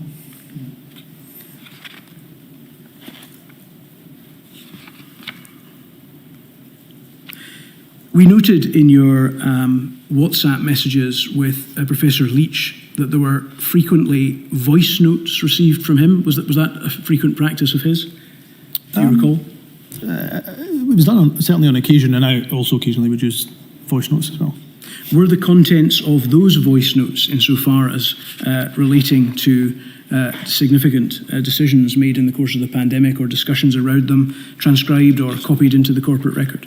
Again, if there were salient points from those voice notes, then they would, and decisions that were made in those voice notes, then of course we would always seek to record them on the public record, on the corporate record. So you'd say you'd seek to do so, but can you tell me whether that did happen or not? Again, when so many decisions were made in the course of the pandemic, it would always be the practice that we would seek to do that. Government ministers, cabinet secretaries would seek to do that. If there was occasions when that did not happen, that I would hope would be the very rare occasion, but it should not happen. It should be the case that every single minister, cabinet secretary, myself included, would ensure that those decisions and salient points related to those decisions were indeed on the corporate record. As you used your personal phones, because there were multiple phones, for conducting these exchanges, and you've explained to us the process by which the corporate record would be updated by you passing material to your private office, who would then include it in the corporate record. Was it then your habit to give your phone, including these messages and voice notes, etc., to your private office to undertake that process? No, because that would not be the usual practice. Because again, it wouldn't be the case that we would expect every word verbatim, full stop, apostrophe to be recorded. It's the salient points. So if I had a voice note from the former First Minister about a decision that we had made and it was for me to action, then I would make sure that I would inform my private office about the decision that was made after discussion with the former First Minister, and if there are salient points to record as well as that decision, then I would pass them on usually through an email into my private office, or indeed through a telephone call or a face-to-face exchange. So the process by which the information was passed was by email. So those emails should also exist, showing how the information was passed. Emails or face-to-face or telephone calls. Granted, less face-to-face during the early parts of the pandemic, given the restrictions. But there could be a number of ways of communicating the decision or indeed the salient points. It wouldn't just be by email. Certainly was not done by handing a phone over or copying and pasting a whole WhatsApp exchange. It would be, again, the decision that was made and the salient points thereafter. Okay. But on the occasions when you did pass that information by email, those emails would still exist, and we would be able to look at those emails to understand what you had passed on. Yes, and I hope they would be passed on to the inquiry already if requested. And sometimes the exchanges, for a good example actually, is the exchange you had on your very first day, where you're trying to get to grips with some of the complex information, you're discussing things, thoughts with Professor Leach, he's giving you some advice. There are numerous such exchanges. They can be quite complex, and the thinking expressed within them can be quite complex. Are you certain that where you conveyed the information to your private office verbally, as you said sometimes happened, although perhaps not at the early stages of the pandemic, was conveyed such that all of the salient points relating to the discussion made their way onto the corporate record? Again, where there was decisions that were made, I'm absolutely certain of that, and if there was any misunderstanding from my private office, they would usually seek clarification. If Jason and I were having a conversation because I was asking his advice on case numbers, trajectory, on a particular area of clinical expertise that he had, it's not necessary that that would be fed back into the private office or the corporate record. If there was a decision that was made or a salient point relating to that decision, then that was what was recorded on the corporate record. These processes are an important part of the Scottish Government and its key ministers, upholding the principles of accountability and transparency upon which their bond of trust with the Scottish people is based. Is that correct? Yes. If it were to transpire that the material which we can now see in the messages has not been put onto the corporate record and therefore would not be available for a citizen to see on the corporate record, would that bond of trust have been broken? No, I would disagree with that characterisation. I think it's important that we record the decisions that are made and any salient points related to that decision. We cannot, I don't think, reasonably be expected as a government to record every single sentence, as I say, every full stop or apostrophe, nor is that required of us. I think what's really important in terms of that bond of trust, and this was exceptionally important for issues around public compliance of restrictions, was explaining the rationale for why we made certain decisions. And that was done regularly. It was the former First Minister's practice to almost daily do a briefing with the media to explain. They were well watched, as the inquiry will know, and therefore exceptionally important that we did explain the rationale for the decisions that were made. That is not always done through the corporate record. It may well be done through ministerial statement, through daily briefing, through questioning from journalists or parliamentarians. Thank you. I'd like to ask you some questions about the Cabinet Secretary role you held in the early pandemic. That was the Cabinet Secretary for Justice. I think you were present at a number of the early meetings which took place in February of 2020 when information about the emerging threat had started to come through and the Scottish Government was trying to put together some element of coordination of its response. Is that right? That's correct. For example, you attended a meeting of a body called SCORE, the Resilience Room, about which we've heard other evidence, on the 17th of February. Is that right? That is correct. One of the responsibilities you had was for policing. Is that right? That is correct. Could I have paragraph 143, please, of the statement up, where you helpfully give us some information about this situation? You say, in February 2020, my awareness of the number of people likely to be infected with COVID-19 in Scotland and in the UK, including details of any reasonable worst-case scenario, was dependent on the advice that we received from the CMO in terms of the forecast numbers of those affected. The SCORE paper, dated the 17th of February 2020, noted the RWCS figures, and this was discussed at Cabinet the day after SCORE met on the 18th of February 2020. These figures were clearly alarming, only underlined the rationale for the government's focus being dominated by its response to the pandemic. At around this time, can you tell us what steps you took to try to prepare the justice system for this clearly alarming situation? In particular, because within the document that was prepared for that very meeting, criminal justice is an entire section that is highlighted as something likely to be impacted by the threat. Yes, well, there's immediate discussions, of course, with my officials, and they focused, with stakeholders, some external and some as part of government, bodies and agencies. And they were predominantly focused on three areas: on the court system, what might be the impact, although that came slightly later on than this. Clearly in relation to prisons, and that's where some of the early focus was, if this virus spread throughout our prison population, which I'm afraid to say was and continues to be overcrowded. And with police, and again, I think conversations with the police came slightly later than this, but those were the areas of focus for me immediately once we received this reasonable worst case scenario modelling paper. Well, that's a very helpful summary, because I was going to ask you about the prison situation as well, because that was another thing within your portfolio. Is that right? That's correct. You've touched on the very issue which I wanted to address with you, which was prisons, for example, weren't discussed at Cabinet until the 17th of March.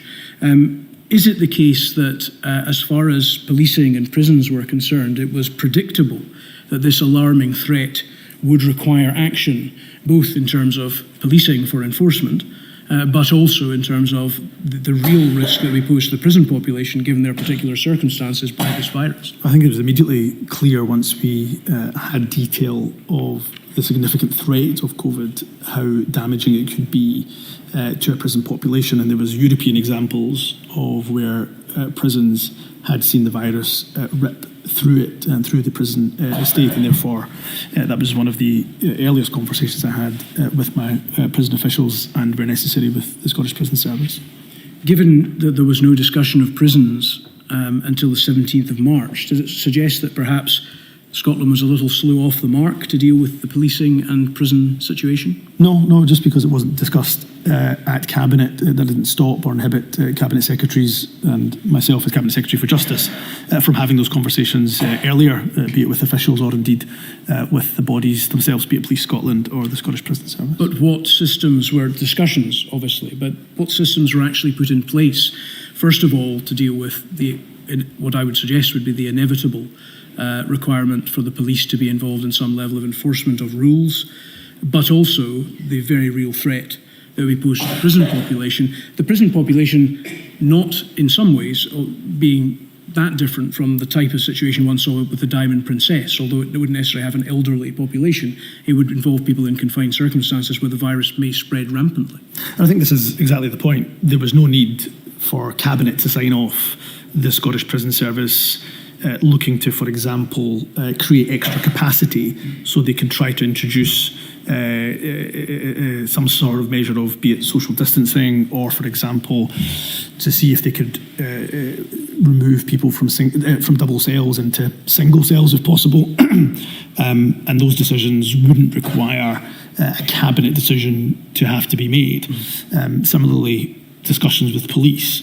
When it came to issues of potential enforcement, when it comes to legislation being introduced to the Scottish Parliament and being passed by Scottish Parliament, it wouldn't necessarily require a Cabinet decision in relation to the operational independence of the police. Police Scotland had operational independence to make decisions based on any legislation that was passed in the subsequent enforcement action. So these matters were, you explained, not necessarily matters that Cabinet would have to decide, but they were within your remit to decide, is that right? They were in my remit to have an overview. I should stress the point about operational independence for the police. It would be absolutely a matter for the Chief Constable to determine how they enforced, and the 4Es approach that they took was an example of a decision that was made very much by the Chief Constable. What concrete plans were put in place with regards to the police and prisons at this early stage in March? So discussions were held around with clinical experts to understand what needed to be done to try to slow the transmission of the virus in a setting such as a crowded prison estate. So at the time, the Scottish Prison Service tried to use whatever capacity it had, whatever additional space it had, to try to create, for example, social distancing measures. We were, of course, in the early days of trying to see what testing was available at that stage, of course, in its development phase. And then regular discussions with Police Scotland, and I instructed regular discussions with Police Scotland in order to determine what actions we could take collectively in relation to enforcement when that became apparent. Another area which I think from your statement you had responsibility for was travel restrictions in that post. Is that right? For a period, yes.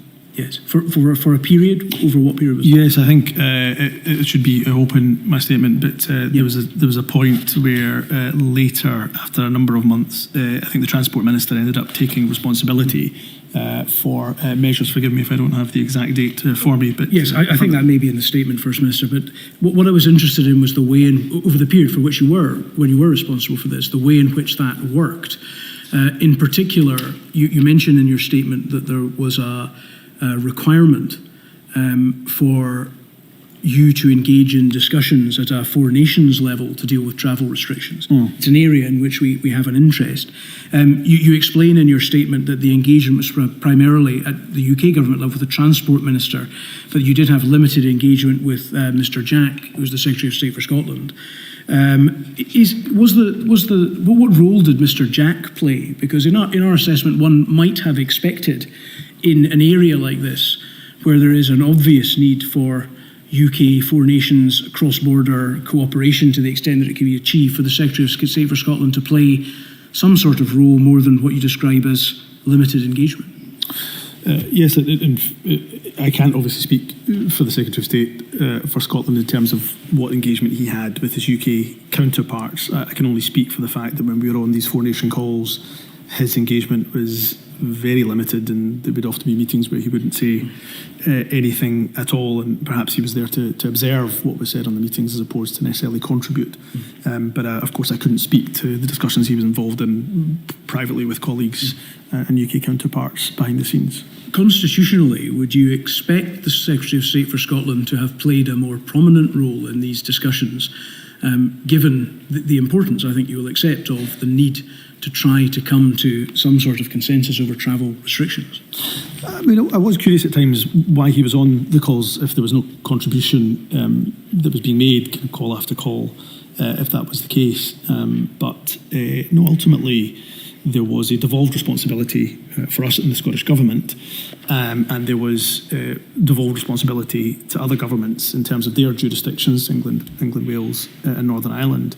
With travel, it was always going to be more difficult for those other nations outside of England, because whatever decisions were made by the UK government for England were largely going to impact the decisions that we made in Scotland, particularly around international travel. Well, this is what I wanted to focus on, because our understanding from the evidence given by Mr. Kenneth Thompson, who you'll know was a senior civil servant, was that Scotland always, the Scottish Government always had responsibility for external borders, with the external border of Scotland, because of the fact that public health was a devolved matter, and that was effectively a public health decision, even although the question of borders, as far as immigration and nationality is concerned, is a reserved matter.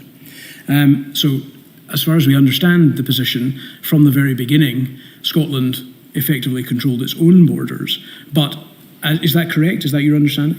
It's a very complex matter and complex issue, just as you have articulated it. Ultimately, when we got to the phase of decision making, when we were looking at international travel corridors, we're looking at various different lists, whether countries should be on a green list, an amber list, a red list, you are absolutely correct. Scotland could have made a decision, and there was occasions when we made decisions where we put countries on a different list to the UK government, for example, but that was rarely done because ultimately there was implications when the UK government made a decision to put a country in England on a green list.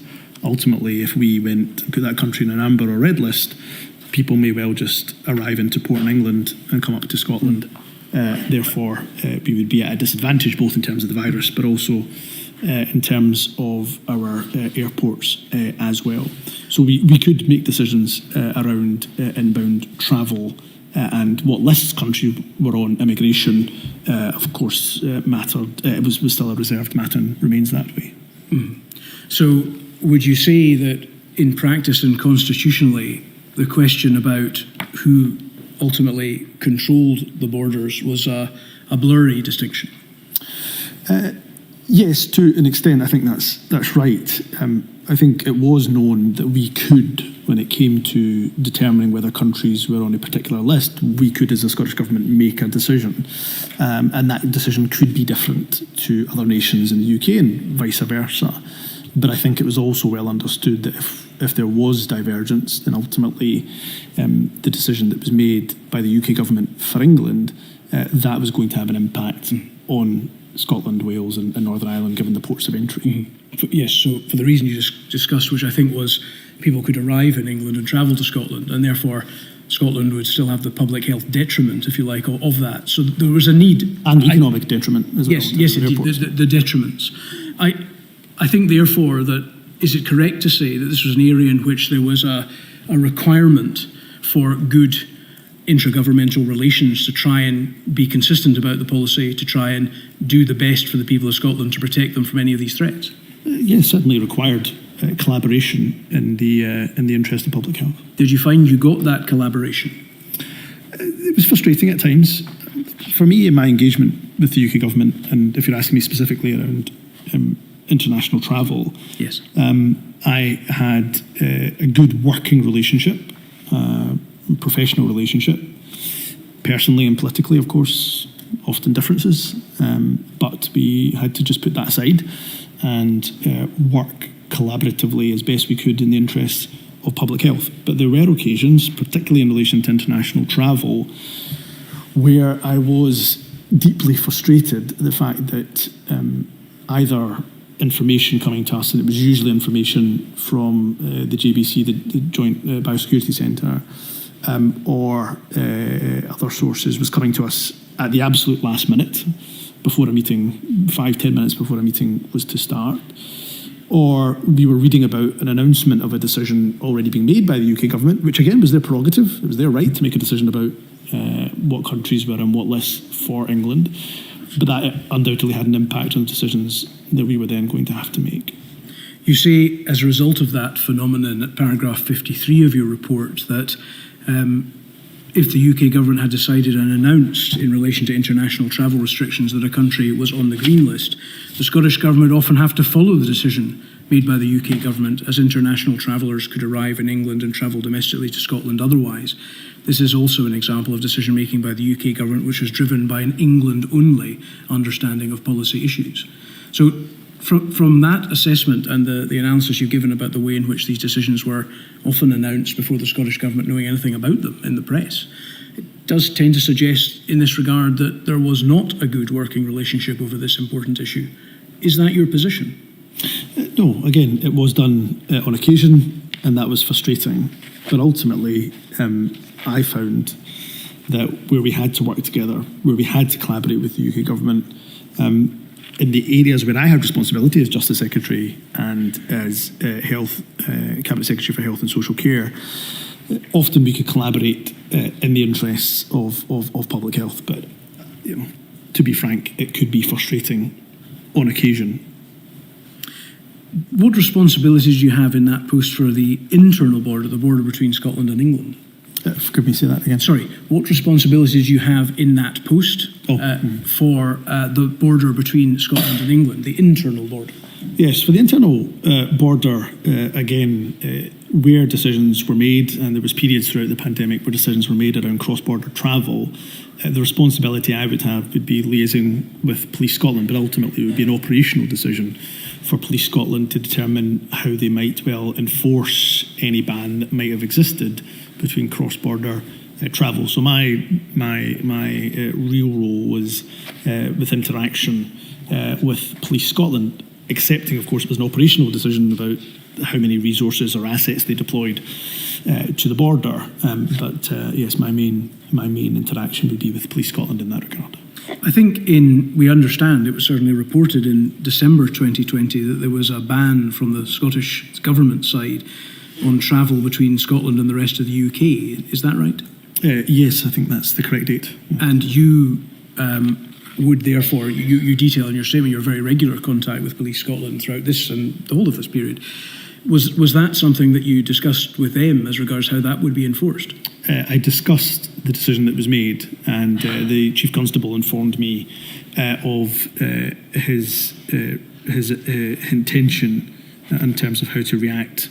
My memory, and of course I will correct it if I'm wrong, was that he was going to double the number of patrols that were near the border at that point. Now, there would be no checkpoints, and he was very, very clear about that, but he was looking to increase the number of police assets near the border to effectively act as a deterrent.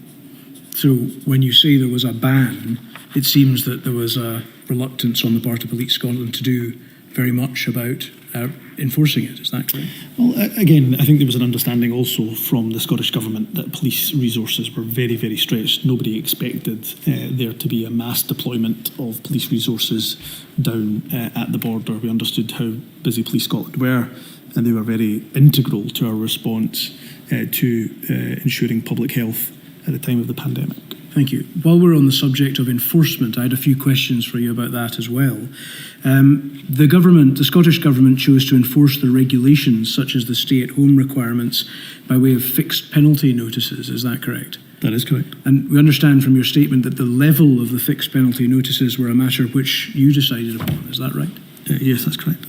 A fixed penalty notice is, in essence, an on-the-spot fine, typically issued by police officers in respect of minor breaches of the law, which does not count as a criminal conviction, but is recorded on police systems and may be disclosed via an enhanced disclosure application within a certain period of time. Is that your broad understanding? Yes, that is correct.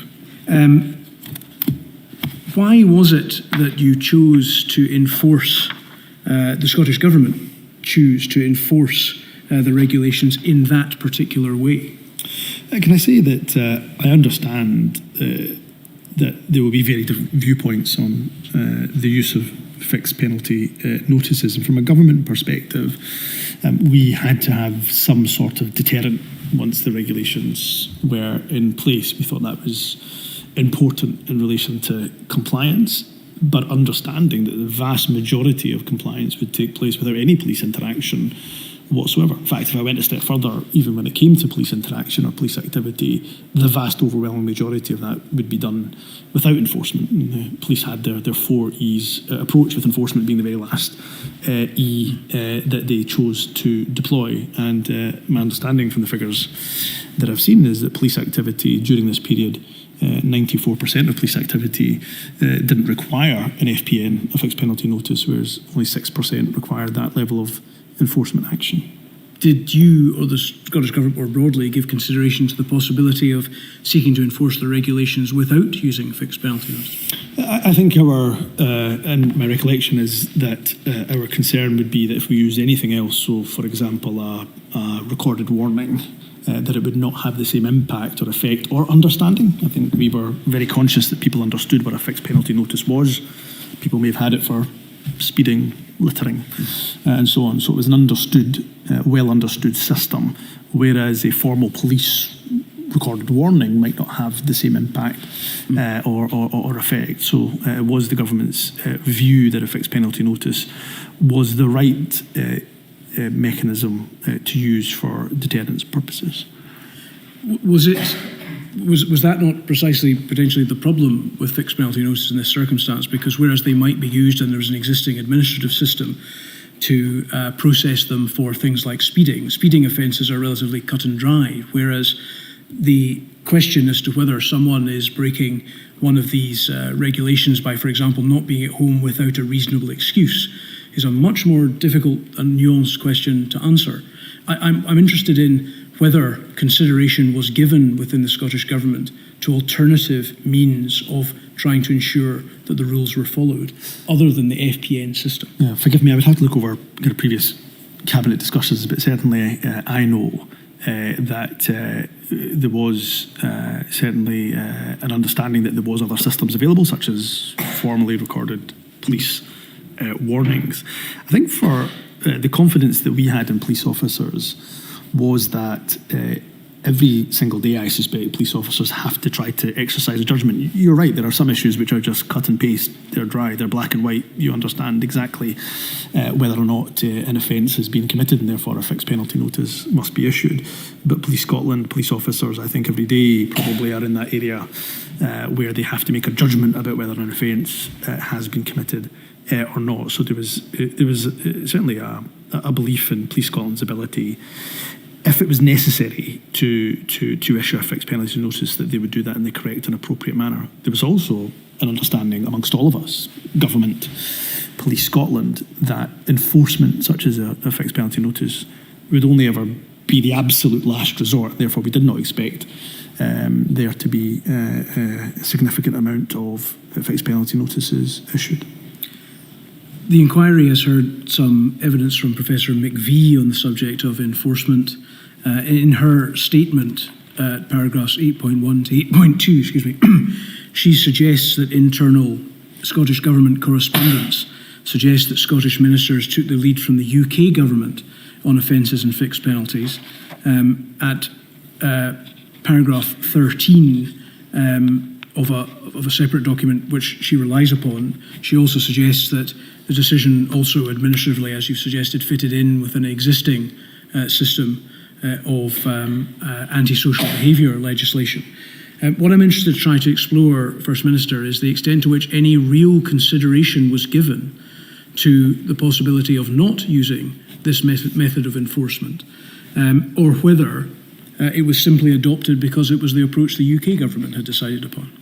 No, I think our default position was to go down the fixed penalty notice route. So Professor McVie, whose evidence I have read in summary of her work, I have also read, makes some very important points for us to absolutely reflect on as a government. I think it was our default to go to the FPN, down the FPN route, because it was well understood, and all of our behavioural scientists would tell us that in order to get greater levels of compliance, those decisions, regulations, guidance, all of that should be well understood. And if it's well understood, then there's a greater chance of compliance.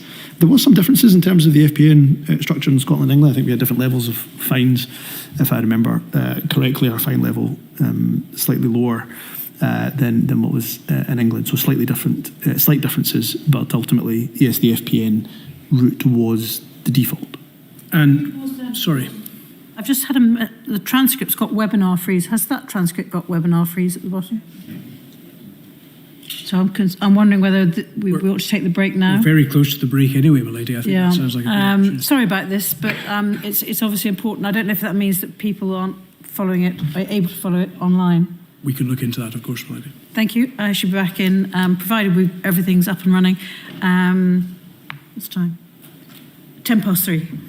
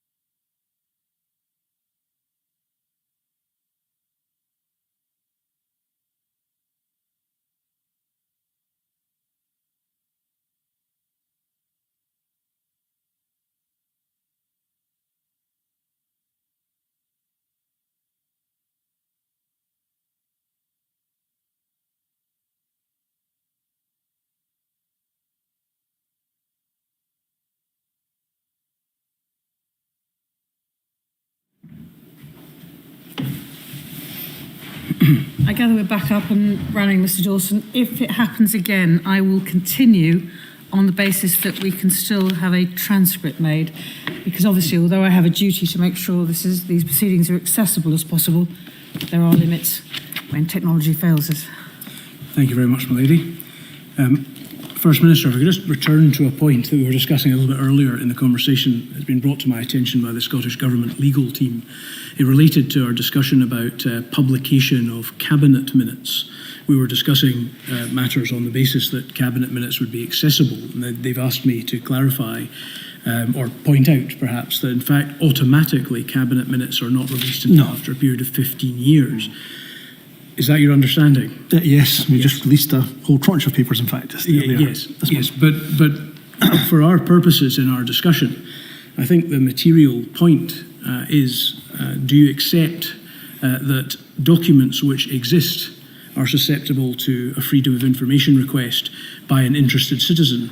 Documents which do not exist are not. Isn't that right? Yes, and I think I in answer to your question, referenced FOI, because that's exactly how somebody might be able to attain some documents. Of course, exemptions do apply to FOI legislation, but yes, that's correct. Yes, thank you very much. We were talking before the short break about the process which had been undertaken to try and work out how Scotland would go about enforcing the regulations, and you told us about some of the processes.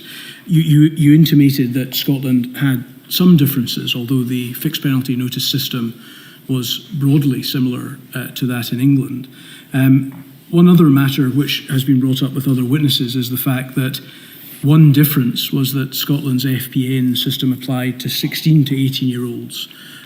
This was a matter which, again, was covered with Professor McVie. What active consideration was given to that difference between the UK government system and the Scottish government system, such that younger people would be caught by the FPN system in Scotland? Yes. My recollection, though again, happy to be corrected if wrong, but that of course was changed by regulation. It was changed subsequently, yes. Yes, and pretty early on, after regulations were passed, in order to bring us into line with our requirements in relation to the United Nations Convention of the Rights of the Child. So it was raised to 18.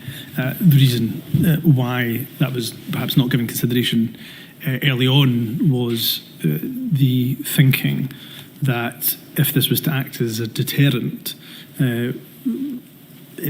should it capture as many people as possible in order to then subsequently have the public health benefits. But on reflection, that wasn't the right calculation to make, or the right factors to consider. The correct factor in relation to those who are 16 to 18 is, of course, their rights, and that's why we made the change, as I say, to align us more closely with the UN CRC. So the change was made, you're absolutely right, First Minister. It was the Coronavirus No. 2 Scotland Act amended the existing Regulation 9 to raise the age to 18, which came into effect on the 27th of May of 2020. However, what I'm interested in is the extent to which consideration was given to Scotland's and the Scottish Government's international obligations with regard to children in setting the age at 16 at the start. Was that considered? Again, my recollection is that the default position that we landed on in the beginning was FPNs to include 16 to 18-year-olds. So we were always, throughout any decision that was made, always trying to balance a number of rights. So again, I would have to look over previous discussions and minutes. I would be surprised if we did not consider whether or not we should raise the age at that point, but decided on balance not to. But of course, that was again subsequently changed upon further reflection and representations made by the likes of the Children's Commissioner, Scottish Human Rights Commission, and others. In her report, Professor McVie suggests at paragraph 8.3 that there is no available evidence to suggest that Scottish or UK lawmakers gave consideration to equality issues in respect of the decision to use fixed penalties. Is that a correct assessment of the position? She's taking technically correct, although we used EQIA's equality impact assessments across a range of different decisions. I don't think there was one. I'm interested, obviously, specifically in the specific decision. on Thank you. the issue around fixed penalty notices. So there was no such assessment. Professor McBee's impression is correct. Her impression is correct. Thank you very much. In January 2021, as we know, the Scottish Government introduced a new stay-at-home order, and some consideration was given around that time, as I understand it, to the way in which the enforcement should continue over that period. And you were involved in that at that time. Is that correct? Yes, that's correct. Could I look, please, at INQ 000214456?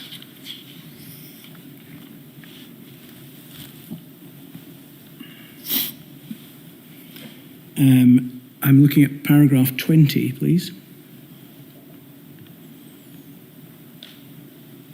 Right. Is that right? Excuse me, just 1 second. Yes, sorry, I have, I think it's subsection H. This is from the minutes of the 4th of January. It says there, obviously, there was a question about how enforcement should work in the second lockdown, effectively. You said, where it says, Mr. Youssef undertook to speak to the Chief Constable to ensure that enforcement actions were being taken forward with due speed and rigour based on a, in inverted commas, maximalist approach, and it was likely that this would be met with a call for increased police resources. In addition, environmental health officers with appropriate police support would need to enhance their monitoring of compliance with local restrictions. Maximalist approach appears in inverted commas. Was that your expression? I don't recall if it was my expression or another Cabinet Secretary's expression, but I certainly associated myself with the remarks and with that approach. Whether you use that exact word or not, what was meant by that approach? Yes, what was meant by a maximalist approach was, and again setting the context exactly as you have already done, that we were dealing with the resurgence of the virus, and I think at that point a new variant of the variant recently having been discovered more transmissible than the previous. Real concern around the spread of that virus, and therefore a real need to ensure that restrictions were abided by. So maximalist approach, meaning, I suppose, what is said in the rest of that sentence, that there would be a greater police resource allocation towards enforcement of the regulations. And again, that enforcement always took that 4 E's approach, with enforcement being the very last resort.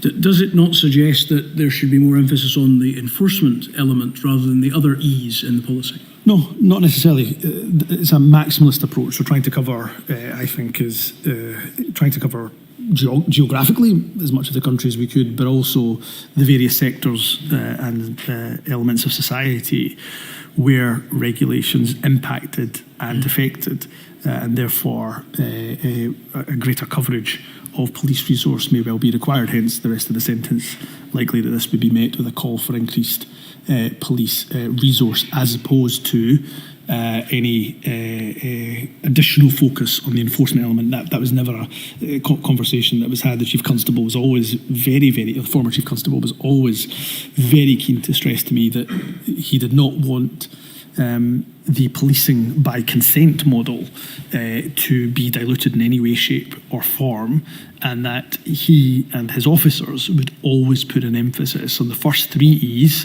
the engage, the explain, the encourage, before they would end up at the enforcement space. What equality impact assessment was done of your proposal that there should be a new maximalist approach? I don't think there would be an EQIA on a decision to, for example, increase police resource. There will have been EQIAs in relation to the regulations themselves, but you wouldn't necessarily do an equalities impact assessment on an approach, an operational approach that was perhaps taken. It would be important, in order to try to adhere to the 4 E's approach that you've referred to, that people should be able to understand the regulations clearly. Is that correct? That is correct. Yeah. What was done at this time in particular to try to ensure that people understood precisely what the regulations were? a whole range of activity. Of course, the well-watched media briefings were going to be important. There was communication that would have gone out from the government where necessary from Police Scotland as well, and that would be materials not just on the television, on the radio, social media assets would be deployed as well. So we always endeavour to do our best to ensure that there was a wide understanding as possible of the regulations and indeed the guidance. And we know that at times and on occasion that could be particularly complex. The rules required to be clear so that people could comply with them, is that correct? Yes, as clear as they could be would help in relation to compliance. Yes, that's correct. Could I go to INQ 000334792, please?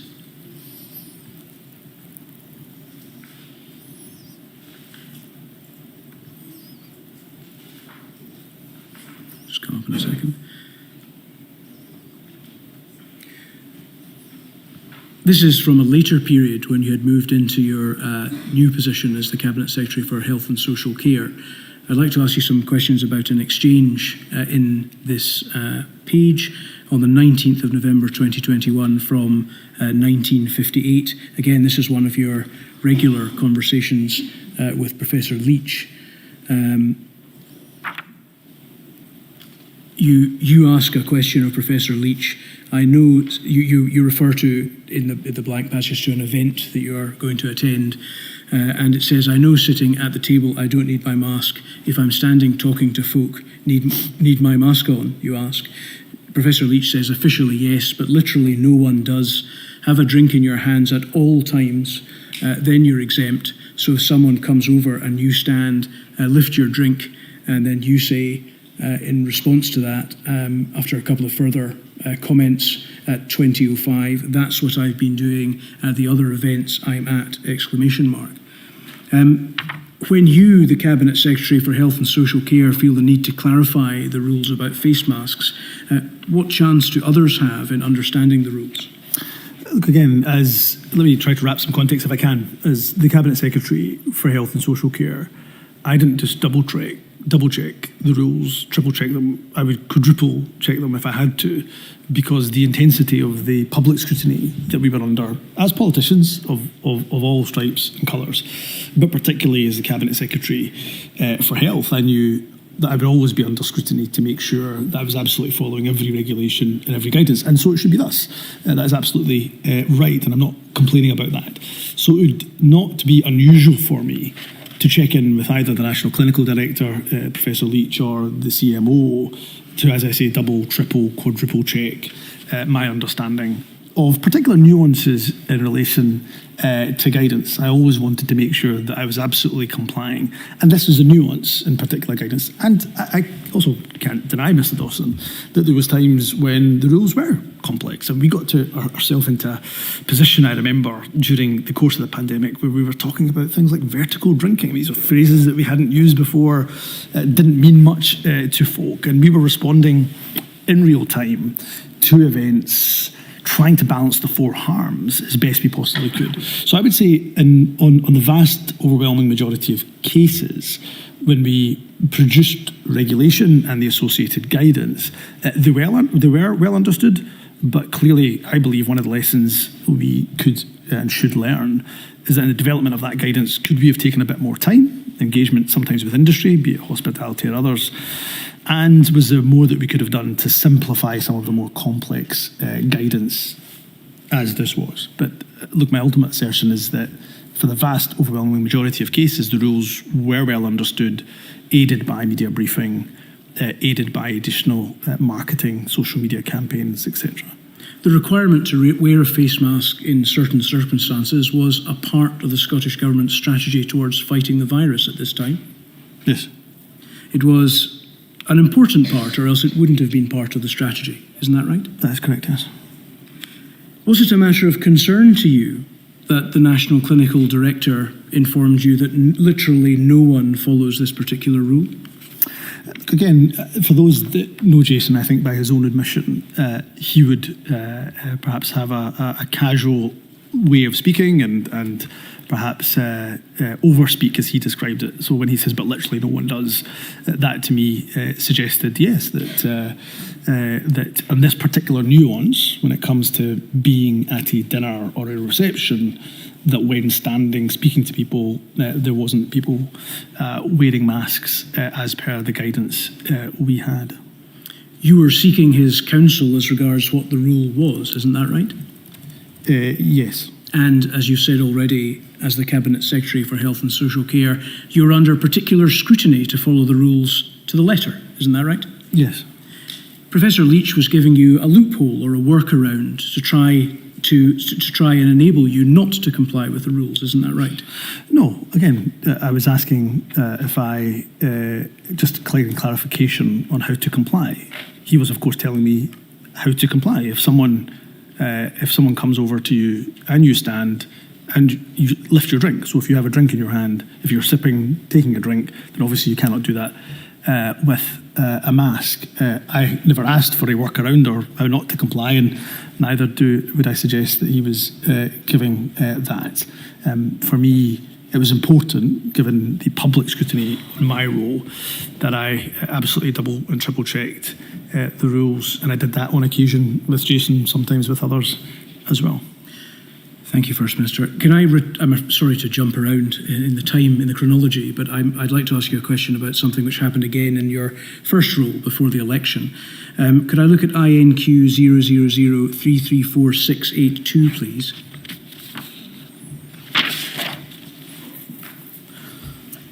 This again is in a slightly different format, I think, some of the WhatsApp messages that you helpfully provided to us. It's a WhatsApp exchange. The one I'm looking at is between yourself and Mr. Swinney. I'm looking at 19/6/2020 at 10:26.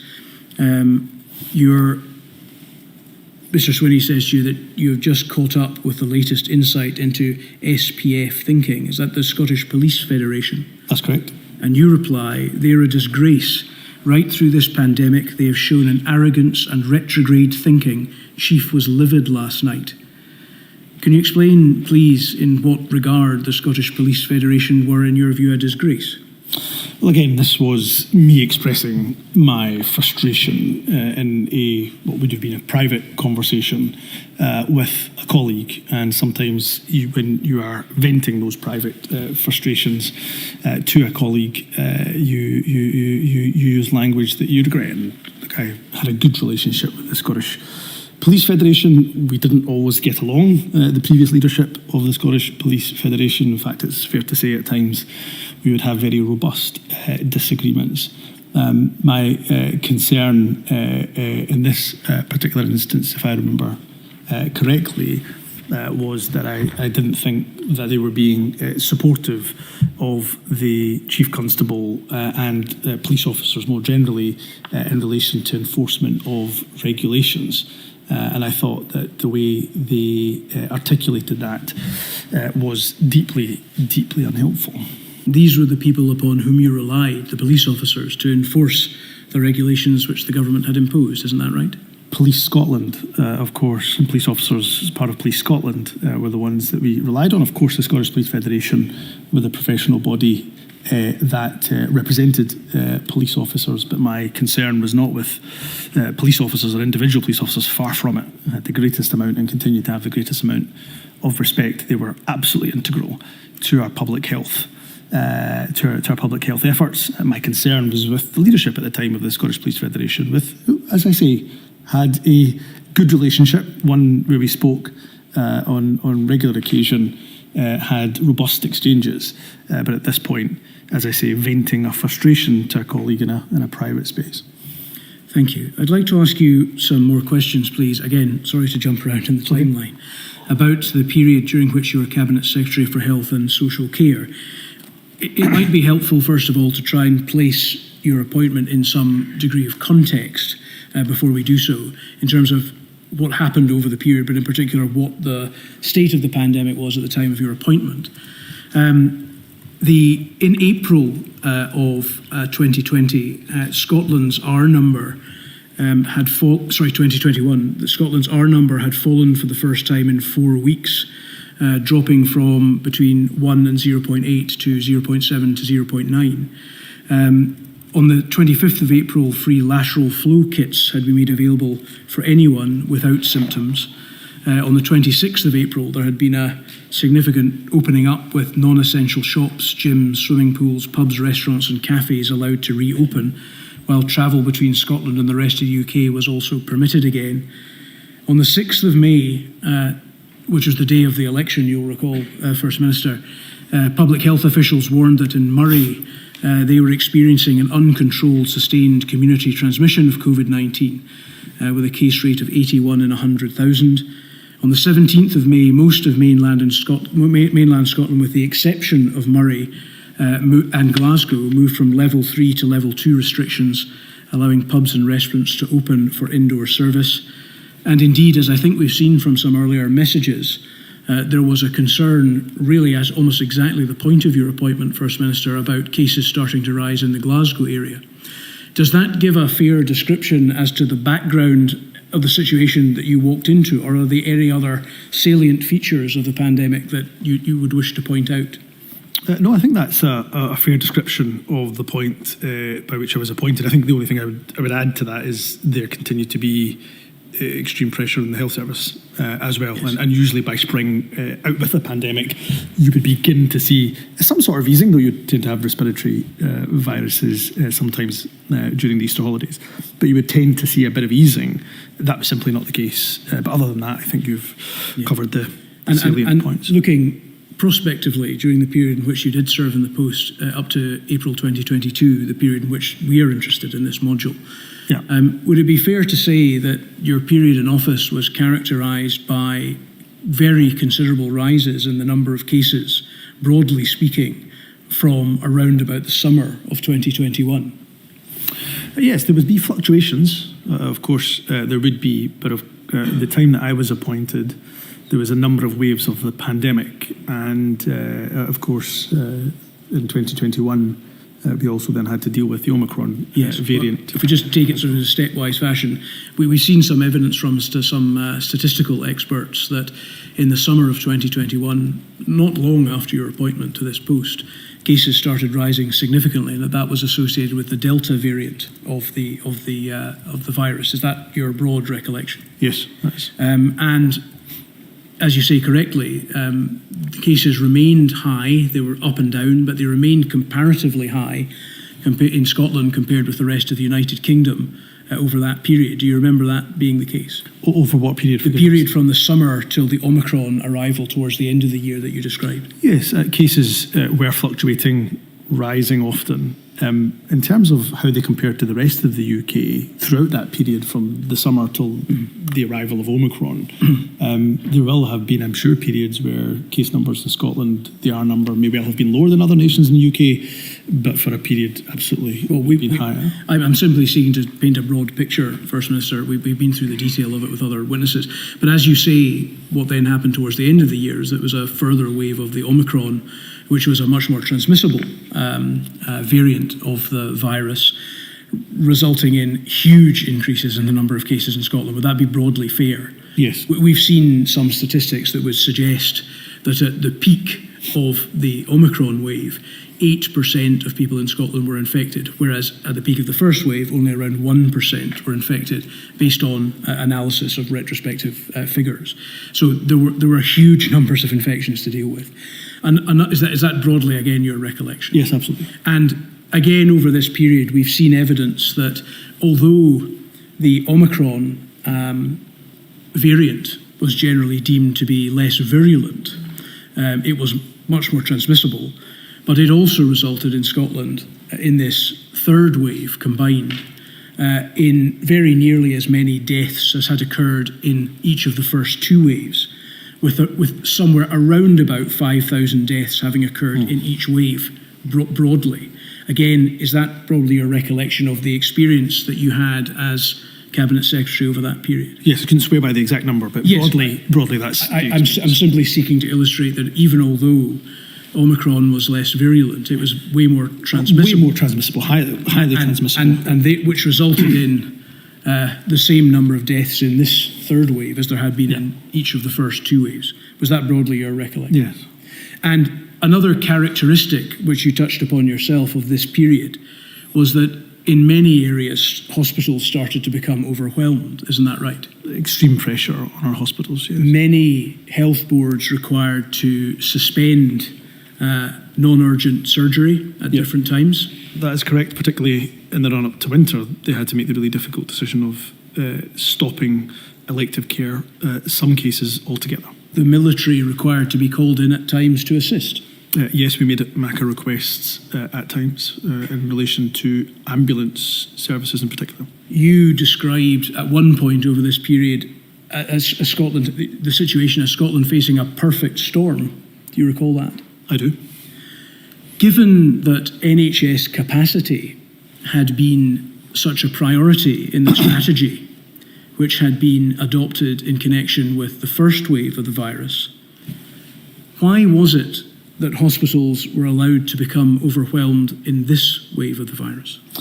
It wasn't the case that they were allowed to become overwhelmed. We had a perfect storm of issues and factors that came together. We had, as you have very well articulated, a highly transmissible variant of the virus. We had, of course, been opening up society. That was right because of the vaccination programme.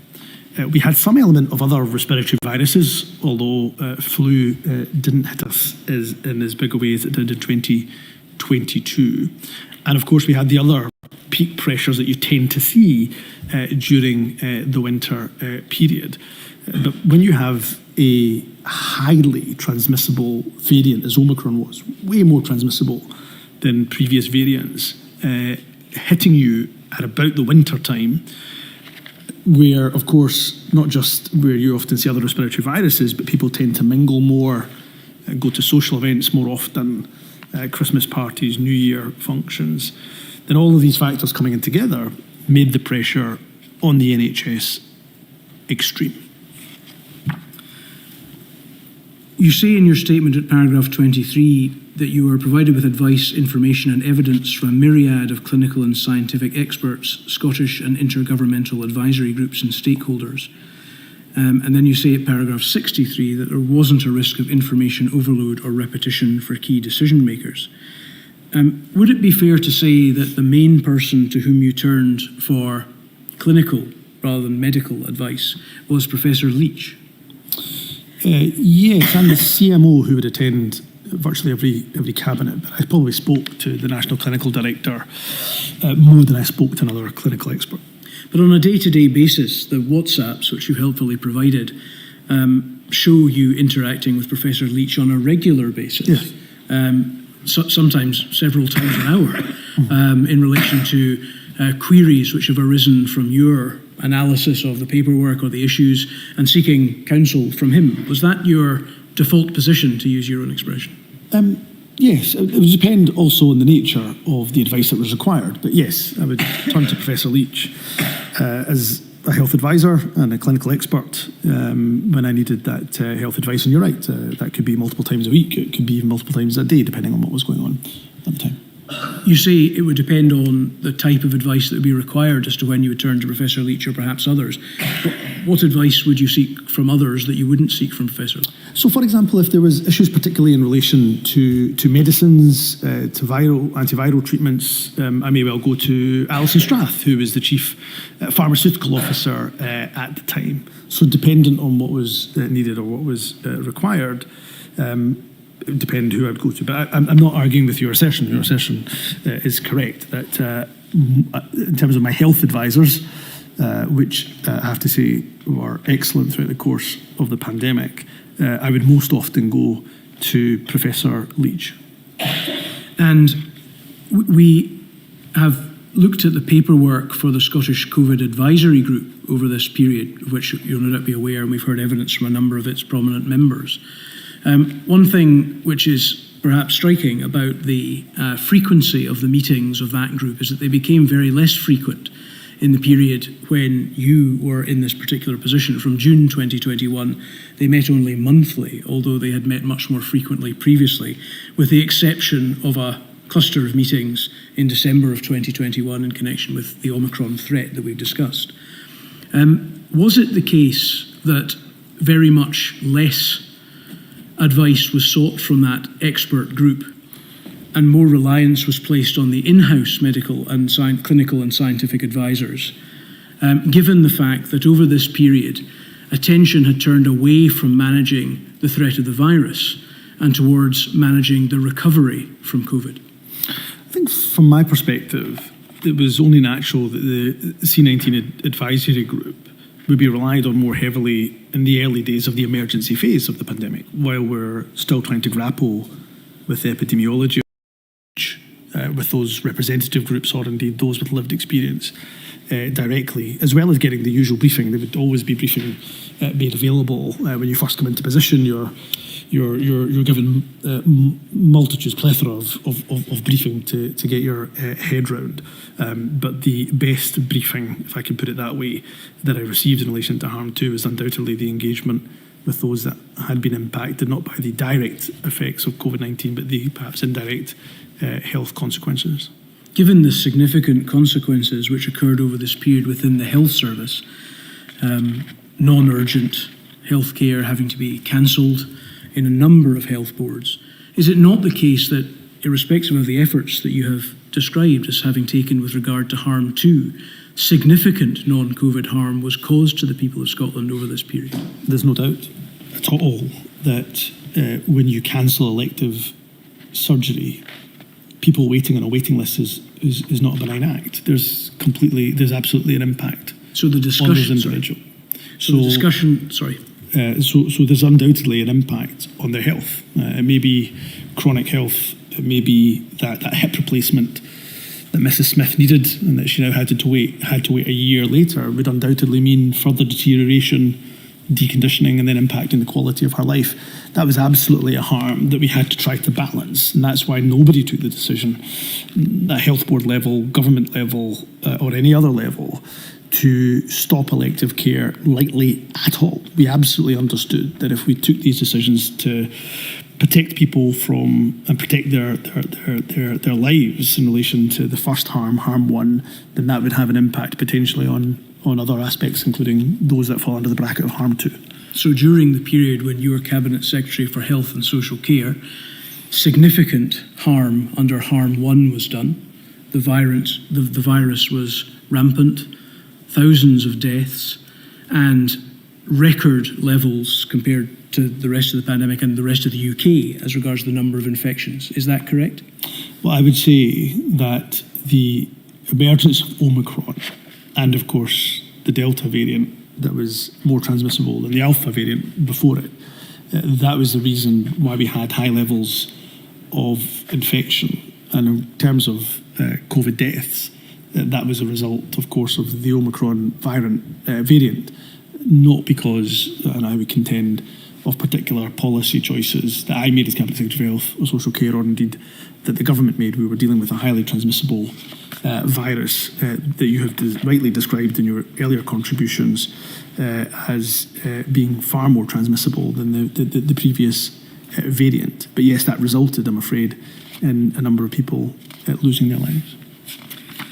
As far as harm 2 is concerned, again, I think the position is there was record levels of harm under harm 2 because of the hospital closures and pressures. Is that not correct?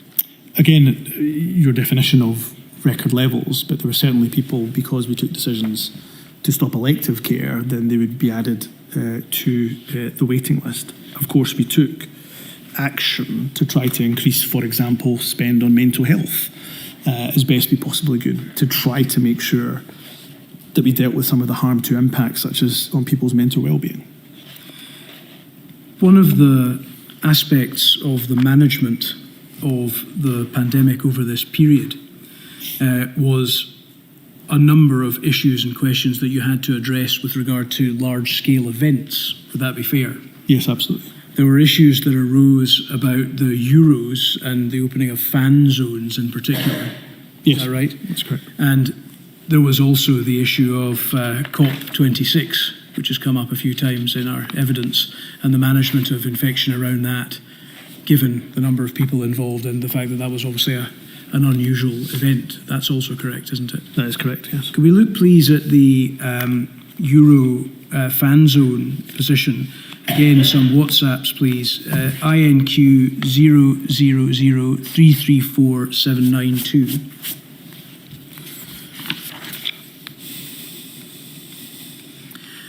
This is an exchange between yourself and Jason Leach again, in which there is some discussion, as one sees this regularly, discussion between the two of you about what you're going to do, what the solution is. And at 1339, you could just get that up. Yes, thank you. You say, at its lowest over the last 7 days, we saw Glasgow case numbers dip to around 87 cases. Obviously now seeing an increase over the last 2 days, test percentage remaining relatively stable. Understand FM's worry about losing the dressing room, but can't do anything other than leave Glasgow in level 3 for now. Big question, and opposition are asking it not unreasonably. What is the way out? Are we doing enough here to break the community transmission instead of just targeting the hotspots? Does enhanced testing, prioritising vaccines, etc. need to be done citywide? And then there's a further discussion about all of this, and then at 1402, this is particularised in relation to the question about whether the Euros should be allowed to, well, whether events relating to the Euros should be allowed to proceed. Jason Leach says, and I agree, if trajectory continues and doesn't accelerate everyone down a level, that would allow Euros. He then says, cancelling crowds and the fan zone would be very difficult. 1404, you say, that's the danger though, football is on, pubs open, lots of people mingling indoors, including in households to watch the game, all the while Glasgow is still picking up 100 odd new cases a day, and there's some surprise. Then over the page, at 1407, you say, all that said, we will lose the dressing room. People want to watch the match with friends and family after waiting 23 years for Scotland to qualify. Further exchanges, and then you say at 1411, to mitigate the surge in cases we will possibly see as a result of the Euros, not better keeping Glasgow in level 3 as long as possible before the first game. Fan zone makes that tricky right enough. And then at 1429, Professor Leach says, so more testing, case finding, exactly what we want. As Trump said, the problem with you public health idiots is if you do tests, you find disease. So this is a discussion between the two of you about the case rises in Glasgow and the extent to which it would be wise to continue with the planned fan zone in Glasgow to allow people to watch the Euros. Is that right? That's absolutely correct. And I think your position here, as I understand it, is that you are quite concerned about whether these events could be allowed to go ahead, given the fact that the background is there's high levels of cases, and you are rightly debating that with Professor Leach. Is that right? I'm very concerned. Yeah.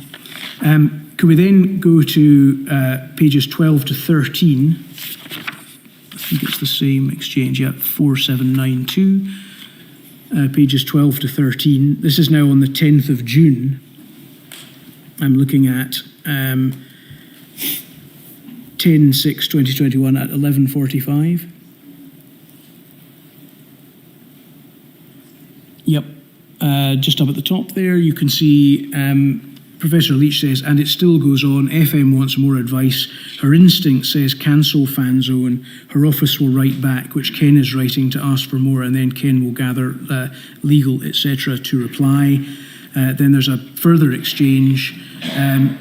You indicate that there's been some attention paid to the cost of cancelling the event, which might be £6 million. You raised the question of whether that would or would not include compensation for those who have lost money. And then at 11:55, Professor Leach says, yep, I think that's costs not profit in the £6 million analysis. And then he says she needs to do it before or at FMQs, if at all. And you say, I'll tell you what, from knowing her for 15 years, it is not often her instincts are wrong. And I think ultimately the position is that the fan zone is allowed to go ahead. Does this exchange show you being very concerned, understandably, about the situation in Glasgow, but ultimately there being a reliance on the First Minister's instincts as to what to do? No, I think there in exchange is an understanding that this is not an easy call. You've got high case numbers in Glasgow. You've got a huge footballing event for which Scotland have qualified for the first time in over 20 years. And you've got to make a decision about whether or not a fan zone, which is an outdoor, fairly regulated space, and I went to the fan zone to see it myself, hand hygiene measures in place, one-way systems in place, and so on. We put other mitigations, which I can talk to as well. Do you have that highly regulated space? And if you don't have it, then do more people go into spaces which are more conducive to the transmission of the virus, i.e. into pubs or in each other's households, less ventilation, less regulation of the space? And which one do we go with? And ultimately, I remember the First Minister was asking questions to which, to be frank, we would not be able to answer. If you close the fan zone, how many extra people end up in pubs? And therefore, I think the message exchange demonstrates that this was not an easy decision to make, and saying that, yes, the former First Minister had shown very good instincts, I believe, in relation to decisions being made in regards to the pandemic. There was ultimately a decision that had to be made here, and we had provided her clinical advisors. I had also spoken to her, of course, about the fan zone and given my view, but it was not an easy decision to make at all. I think ultimately the right decision was made, given the mitigations that we were able to put in place in relation to testing and so on and so forth. My question was whether ultimately it was a matter which relied, this very difficult situation with lots of different considerations, financial, health, moving picture, ultimately that relied on an instinctive judgment by the First Minister. No, didn't rely on that. Her instinctive judgment was important, but it relied on, I think, being all of those involved in the decision being confident that the appropriate mitigations were in place and understanding the impacts and potential effects of cancelling the fan zone and what that would mean for public health as well as other issues too. There's a further exchange at page 17, which is a little bit later, I think after perhaps the fan zone has, at least to some extent, been in existence. This is now on the 24th of June. Looking at the exchange, which starts at the 24th at 12:26.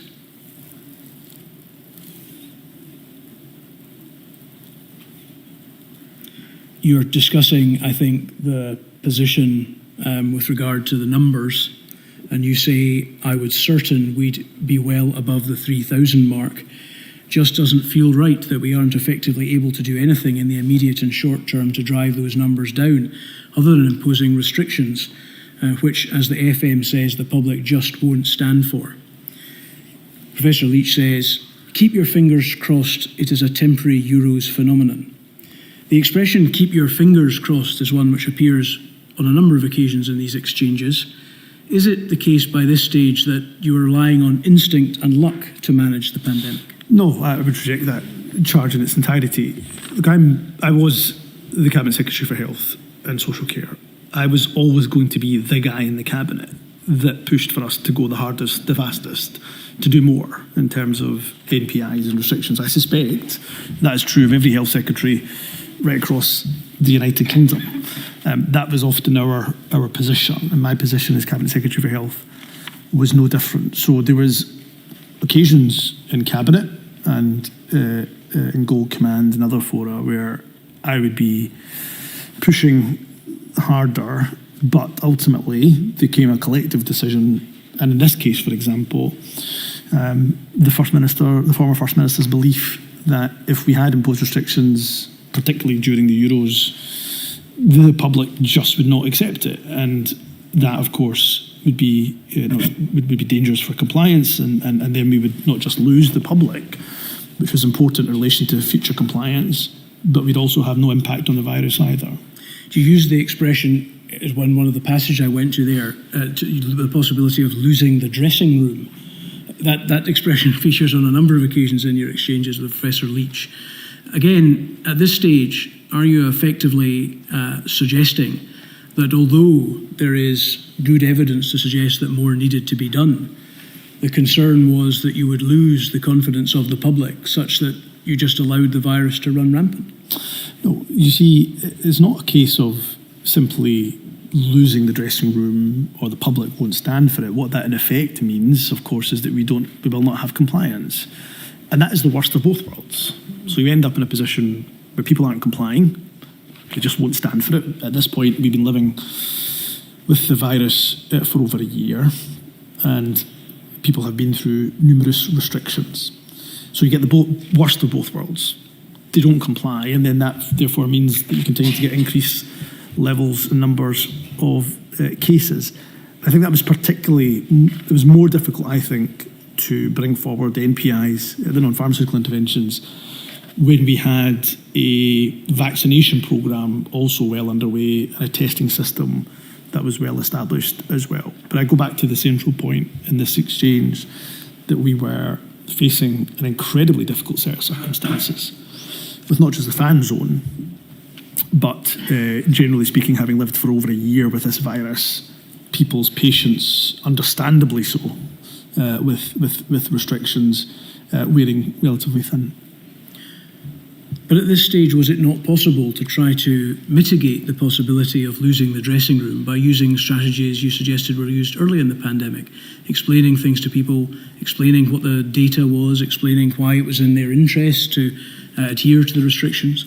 It seems here that there is a discussion about those risks, a discussion about that data, but you simply give up and rely on instinct. No, again, I don't agree that we gave up. There was, first and foremost, at this point, restrictions in place. It would be wrong for anybody to suggest there wasn't any level of restriction in place.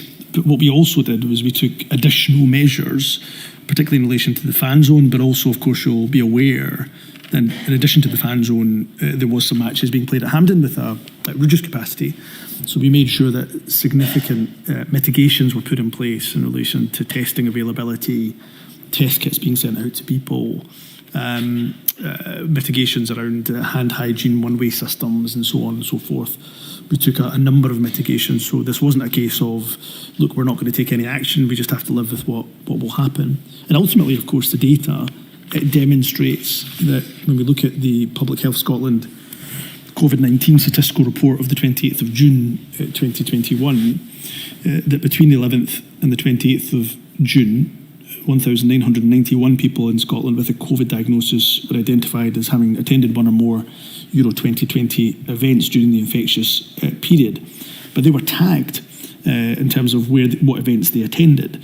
And nearly 2/3 of the cases, 1,294 people, reported travelling to London for a Euro-related event and game. When we look at those who were tagged for the fan zone, out of the 1,991, 55 cases came as part of the fan zone or travel to the fan zone. And the Scotland match against Croatia, 38 tags, and the Scotland match versus the Czech Republic, 37 tags. So really a small proportion of those positive cases went to the fan zone or indeed attended a game at Hampden. And that to me says that the mitigations we put in place were relatively effective. Could I then follow this attempt to try and understand the decision-making process over this period into the later variant emergence, which you mentioned yourself, the Omicron variant? So if we could go then to, I think it's the same document, 4792 at page 45. So at this stage, late November, Omicron has started to become the next issue that we have to deal with. I think that you say in your statement that there were some gaps in data around Omicron, which caused some issues around that time. Could you tell us, do you recall what the gaps in data were around this period that caused difficulty in trying to come up with a strategy? In terms of Omicron, yes. I think if I could read the passage out if it's more heavy, I might refresh your memory. I do recall times when there were gaps in the data, scientific information or advice, particularly in relation to a new variant. For example, when information emerged about a new COVID-19 variant, Omicron, in late November 2021, advisors were understandably unsure about the extent of immune escape or severity of Omicron. The Scientific research was still in the early stages in South Africa, where Omicron was first identified, and while it was quickly established that it had a high transmission rate, other factors, such as how it would impact those who had the booster vaccine, were unknown. The lack of scientific understanding was communicated to Cabinet at the time, both from the CMO and in papers provided to Cabinet and taken into account when making decisions. So that I think you're trying to say there that simply as a result of the fact it was a new variant, there was inevitably a lack of data about one of the particular factors about it was whether there was going to be immune escape, such that the vaccines might not work as effectively against this new variant. Is that broadly correct? Yes, correct. Yes.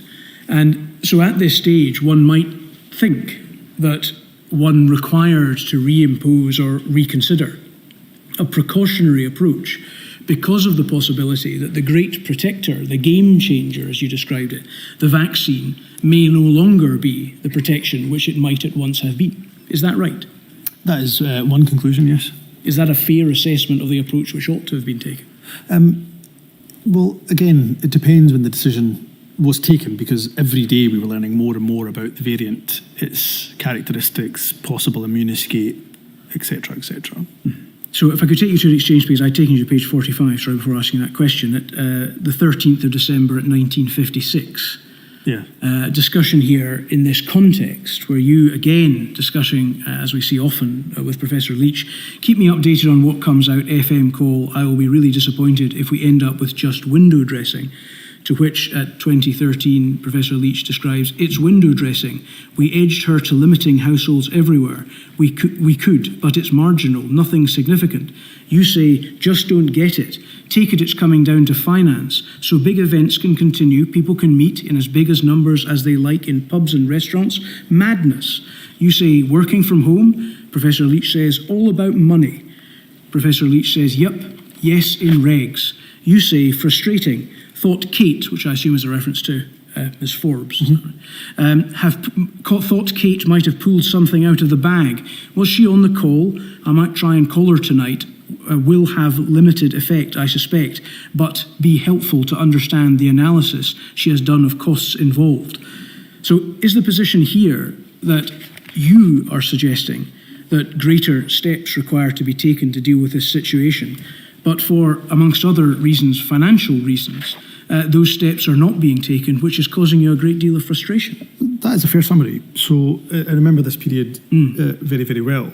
And I go back to the comments I made a moment ago in response to a different question that you asked. As Cabinet Secretary for Health, I was always going to be the person around the Cabinet table that was pushing the government to go further, to go faster, to go harder, given that I was the one who was dealing with the health service on a day-to-day basis and seeing the impacts on the health service. I think the other important point of context around funding and finance here, which is exceptionally important, is of course by this point I believe the UK government had already significantly reduced, if not entirely withdrawn its funding in relation to business support. So therefore, if we were going to try to find money for business support, if we were going to introduce restrictions on hospitality, then we would have to find that compensation within the Scottish Government's budget, which was already under extreme pressure, given that we were still, we had been fighting the pandemic that whole year. So there is no doubt that I had thought at this period in time that we should have gone further, and I'm not sure if it's quite at this time or slightly later in the month that we end up with an options paper around various different options that Cabinet considers. Now, it's no surprise that I am the one who opts for what I think was option C at the time, which was the one with the most restriction in place, including further restriction on hospitality and leisure. But we had to consider not just all four harms, which was our guiding light, but we had to consider whether or not we would be able to compensate businesses or not if we added further restriction. So yes, I think your summary is fair. I wanted to go further, but ultimately that had to be a collective decision that Cabinet would have had, considering all of the factors, including finance, of course, as well as ultimately the priority, which is public health. But First Minister, over this period, as we described, there was considerable uncertainty as to what might happen. There was a threat from a new variant, cases were rising. There was a need to take a precautionary approach, was there not? Yes, and that's why further limitations were brought in, and you can see that from the exchange with Jason. Limiting households everywhere, but it's marginal, and I would have wanted us to go further. I think by this point we also had a better understanding about immune escape, and that the vaccine was still very effective against our booster. The dose of that vaccine was incredibly effective against the Omicron variant. So again, as well as NPIs, the non-pharmaceutical interventions, we were also looking at how we would rapidly increase the level of vaccination as well. There are some further exchanges in this regard, expressing your frustration at the position the First Minister seemed to take. This period, the correspondence goes on in this vein over this period. If I could take you a bit further down, please, to the 5th of January 2022 at 118.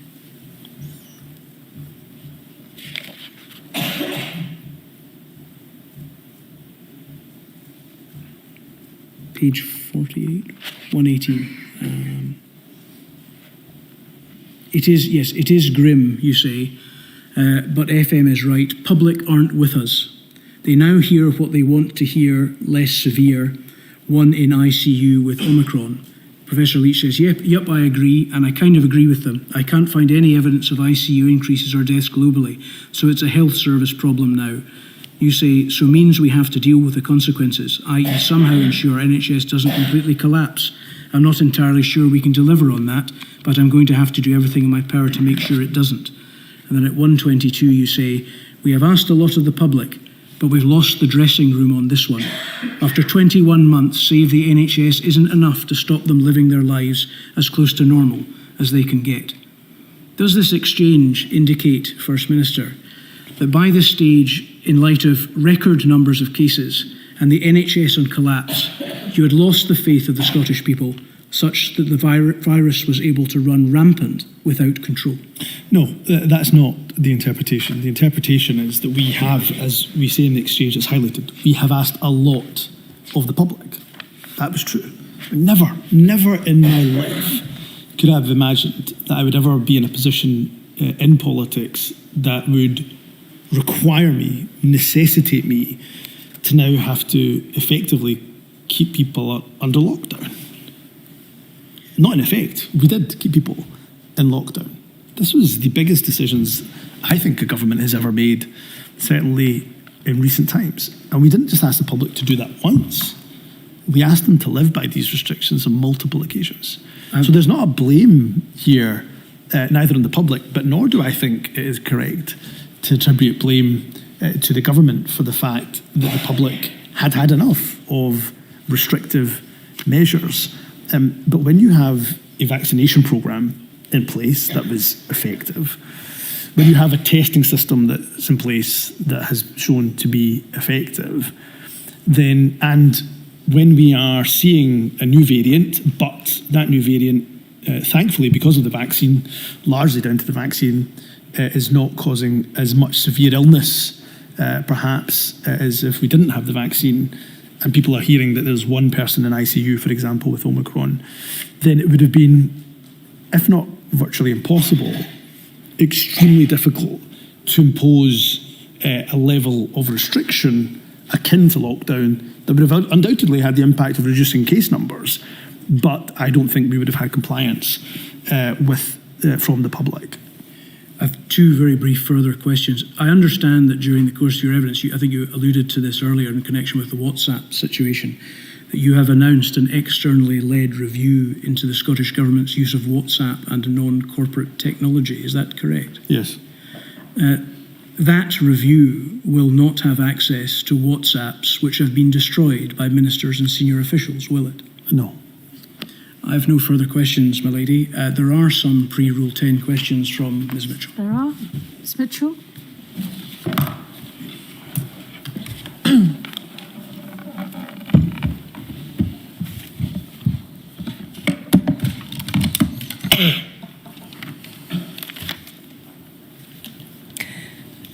First Minister, I appear as instructed by Amar Anwar and Company on behalf of the Scottish COVID bereaved.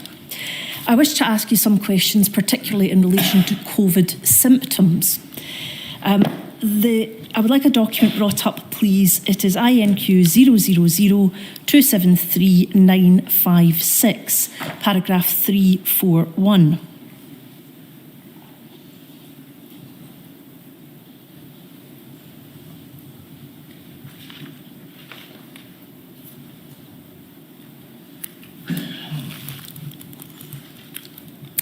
I'll start by explaining that paragraph says, in 2020, the Cabinet Secretary for Health and Sport would have received advice from scientific and clinical experts in relation to the risk of transmission within care homes of patients being discharged to care homes from hospital care. The Scottish Government were aware that older people were more at risk of serious illness from the virus, but in the initial stages of the pandemic, there was an evolving understanding of asymptomatic transmission.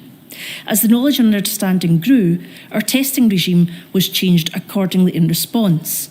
And then you explain that this is why there was a change in routinely testing from those from hospital to care homes who were asymptomatic to testing all people moving from hospital to care homes on 21st of April 2020. We see from our discussion of cabinet meetings that the issue of care homes was frequently discussed, and I would like to ask you, as a member I appreciate of the cabinet, but not as the member who had specific responsibility for this, but nevertheless a member of the cabinet who was making these decisions. What was your understanding, and when did you become aware of the possibility of asymptomatic transfer of COVID-19? Now, before you respond to that, I use the word possibility with care, not when did it become clear that that was an issue, but can you recall when the live issue of asymptomatic transfer was a possibility? Thank you. Can I reiterate now that I'm speaking directly to you and as the representative of Scottish COVID bereaved, can I reiterate that apology that I made at the beginning for the way that we've handled the WhatsApp issue? It was not good enough, and it's caused, I know, serious grief and re-trauma for those that you represent, and there's no excuses for me. That should have been handled better, and in the future will be handled better. In relation to the substance of your question, I couldn't give you an absolute date of when the possibility became clear. But as you can imagine, many of us in government, regardless of whether they were Health Secretary at the time or not, have reflected on this issue and this question of asymptomatic testing for those who are being discharged from hospitals into care homes. And there will be a long list of potential lessons that the government and governments could have learnt. I think the issue around possible asymptomatic transmission of the virus was known as a possibility early on through various international journals, through various academic articles. And there will be a number of things that we could have done better. It is in my view, as the current First Minister, that we should have been testing those who were leaving hospitals, going into care homes who were asymptomatic sooner than we actually did. And can I press you, when you say early, when are we talking about? January, February? Forgive me, I couldn't recall exactly when that was. So I suppose implicit in your response was that you were aware of the possibility of asymptomatic transfer at the time it was decided to move people from hospitals into care homes. Yes, yes. I mean, I would certainly say that pre the 21st of April 2020, I think it would be fair to say that there was a possibility, and that was the word you very specifically used, because it wasn't clear, may not have been clear well in advance of that date, but it was certainly a possibility that asymptomatic transmission could have happened. And therefore, as I say, if there's an area of reflection that I think about very often, it is whether we should have, and it is my view actually, we should have perhaps more routinely tested those moving from hospital to care homes who are asymptomatic sooner. Well, I understand that you've reflected upon that and that's your view now. Can you explain to the inquiry what you're thinking, what the impact of that was at the time, what your thinking was at the time when you decided, well, there might be a possibility of asymptomatic transfer, but I'm still going to be a collective part of a decision to transfer from the hospital environment into the care home environment? So I can try to talk you through that to the best of my ability. So first of all, is that issue around a possibility. And I should say at this point, I also had a family member in a care home, my wife's gran, who's in the care home to this day.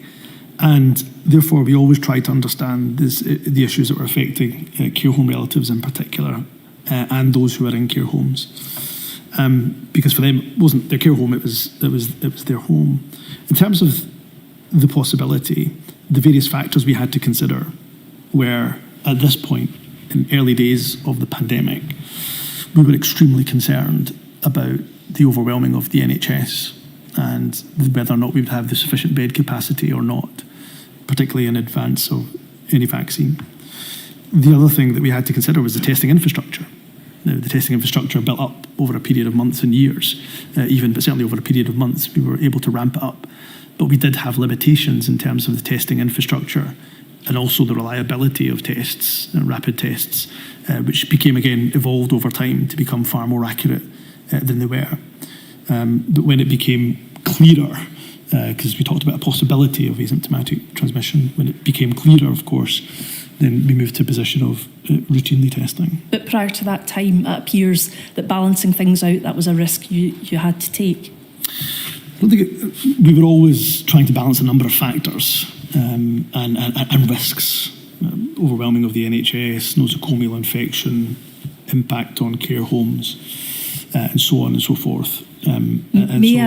May I move on to my next question, and that is in relation to the changing picture of COVID symptoms over the piece.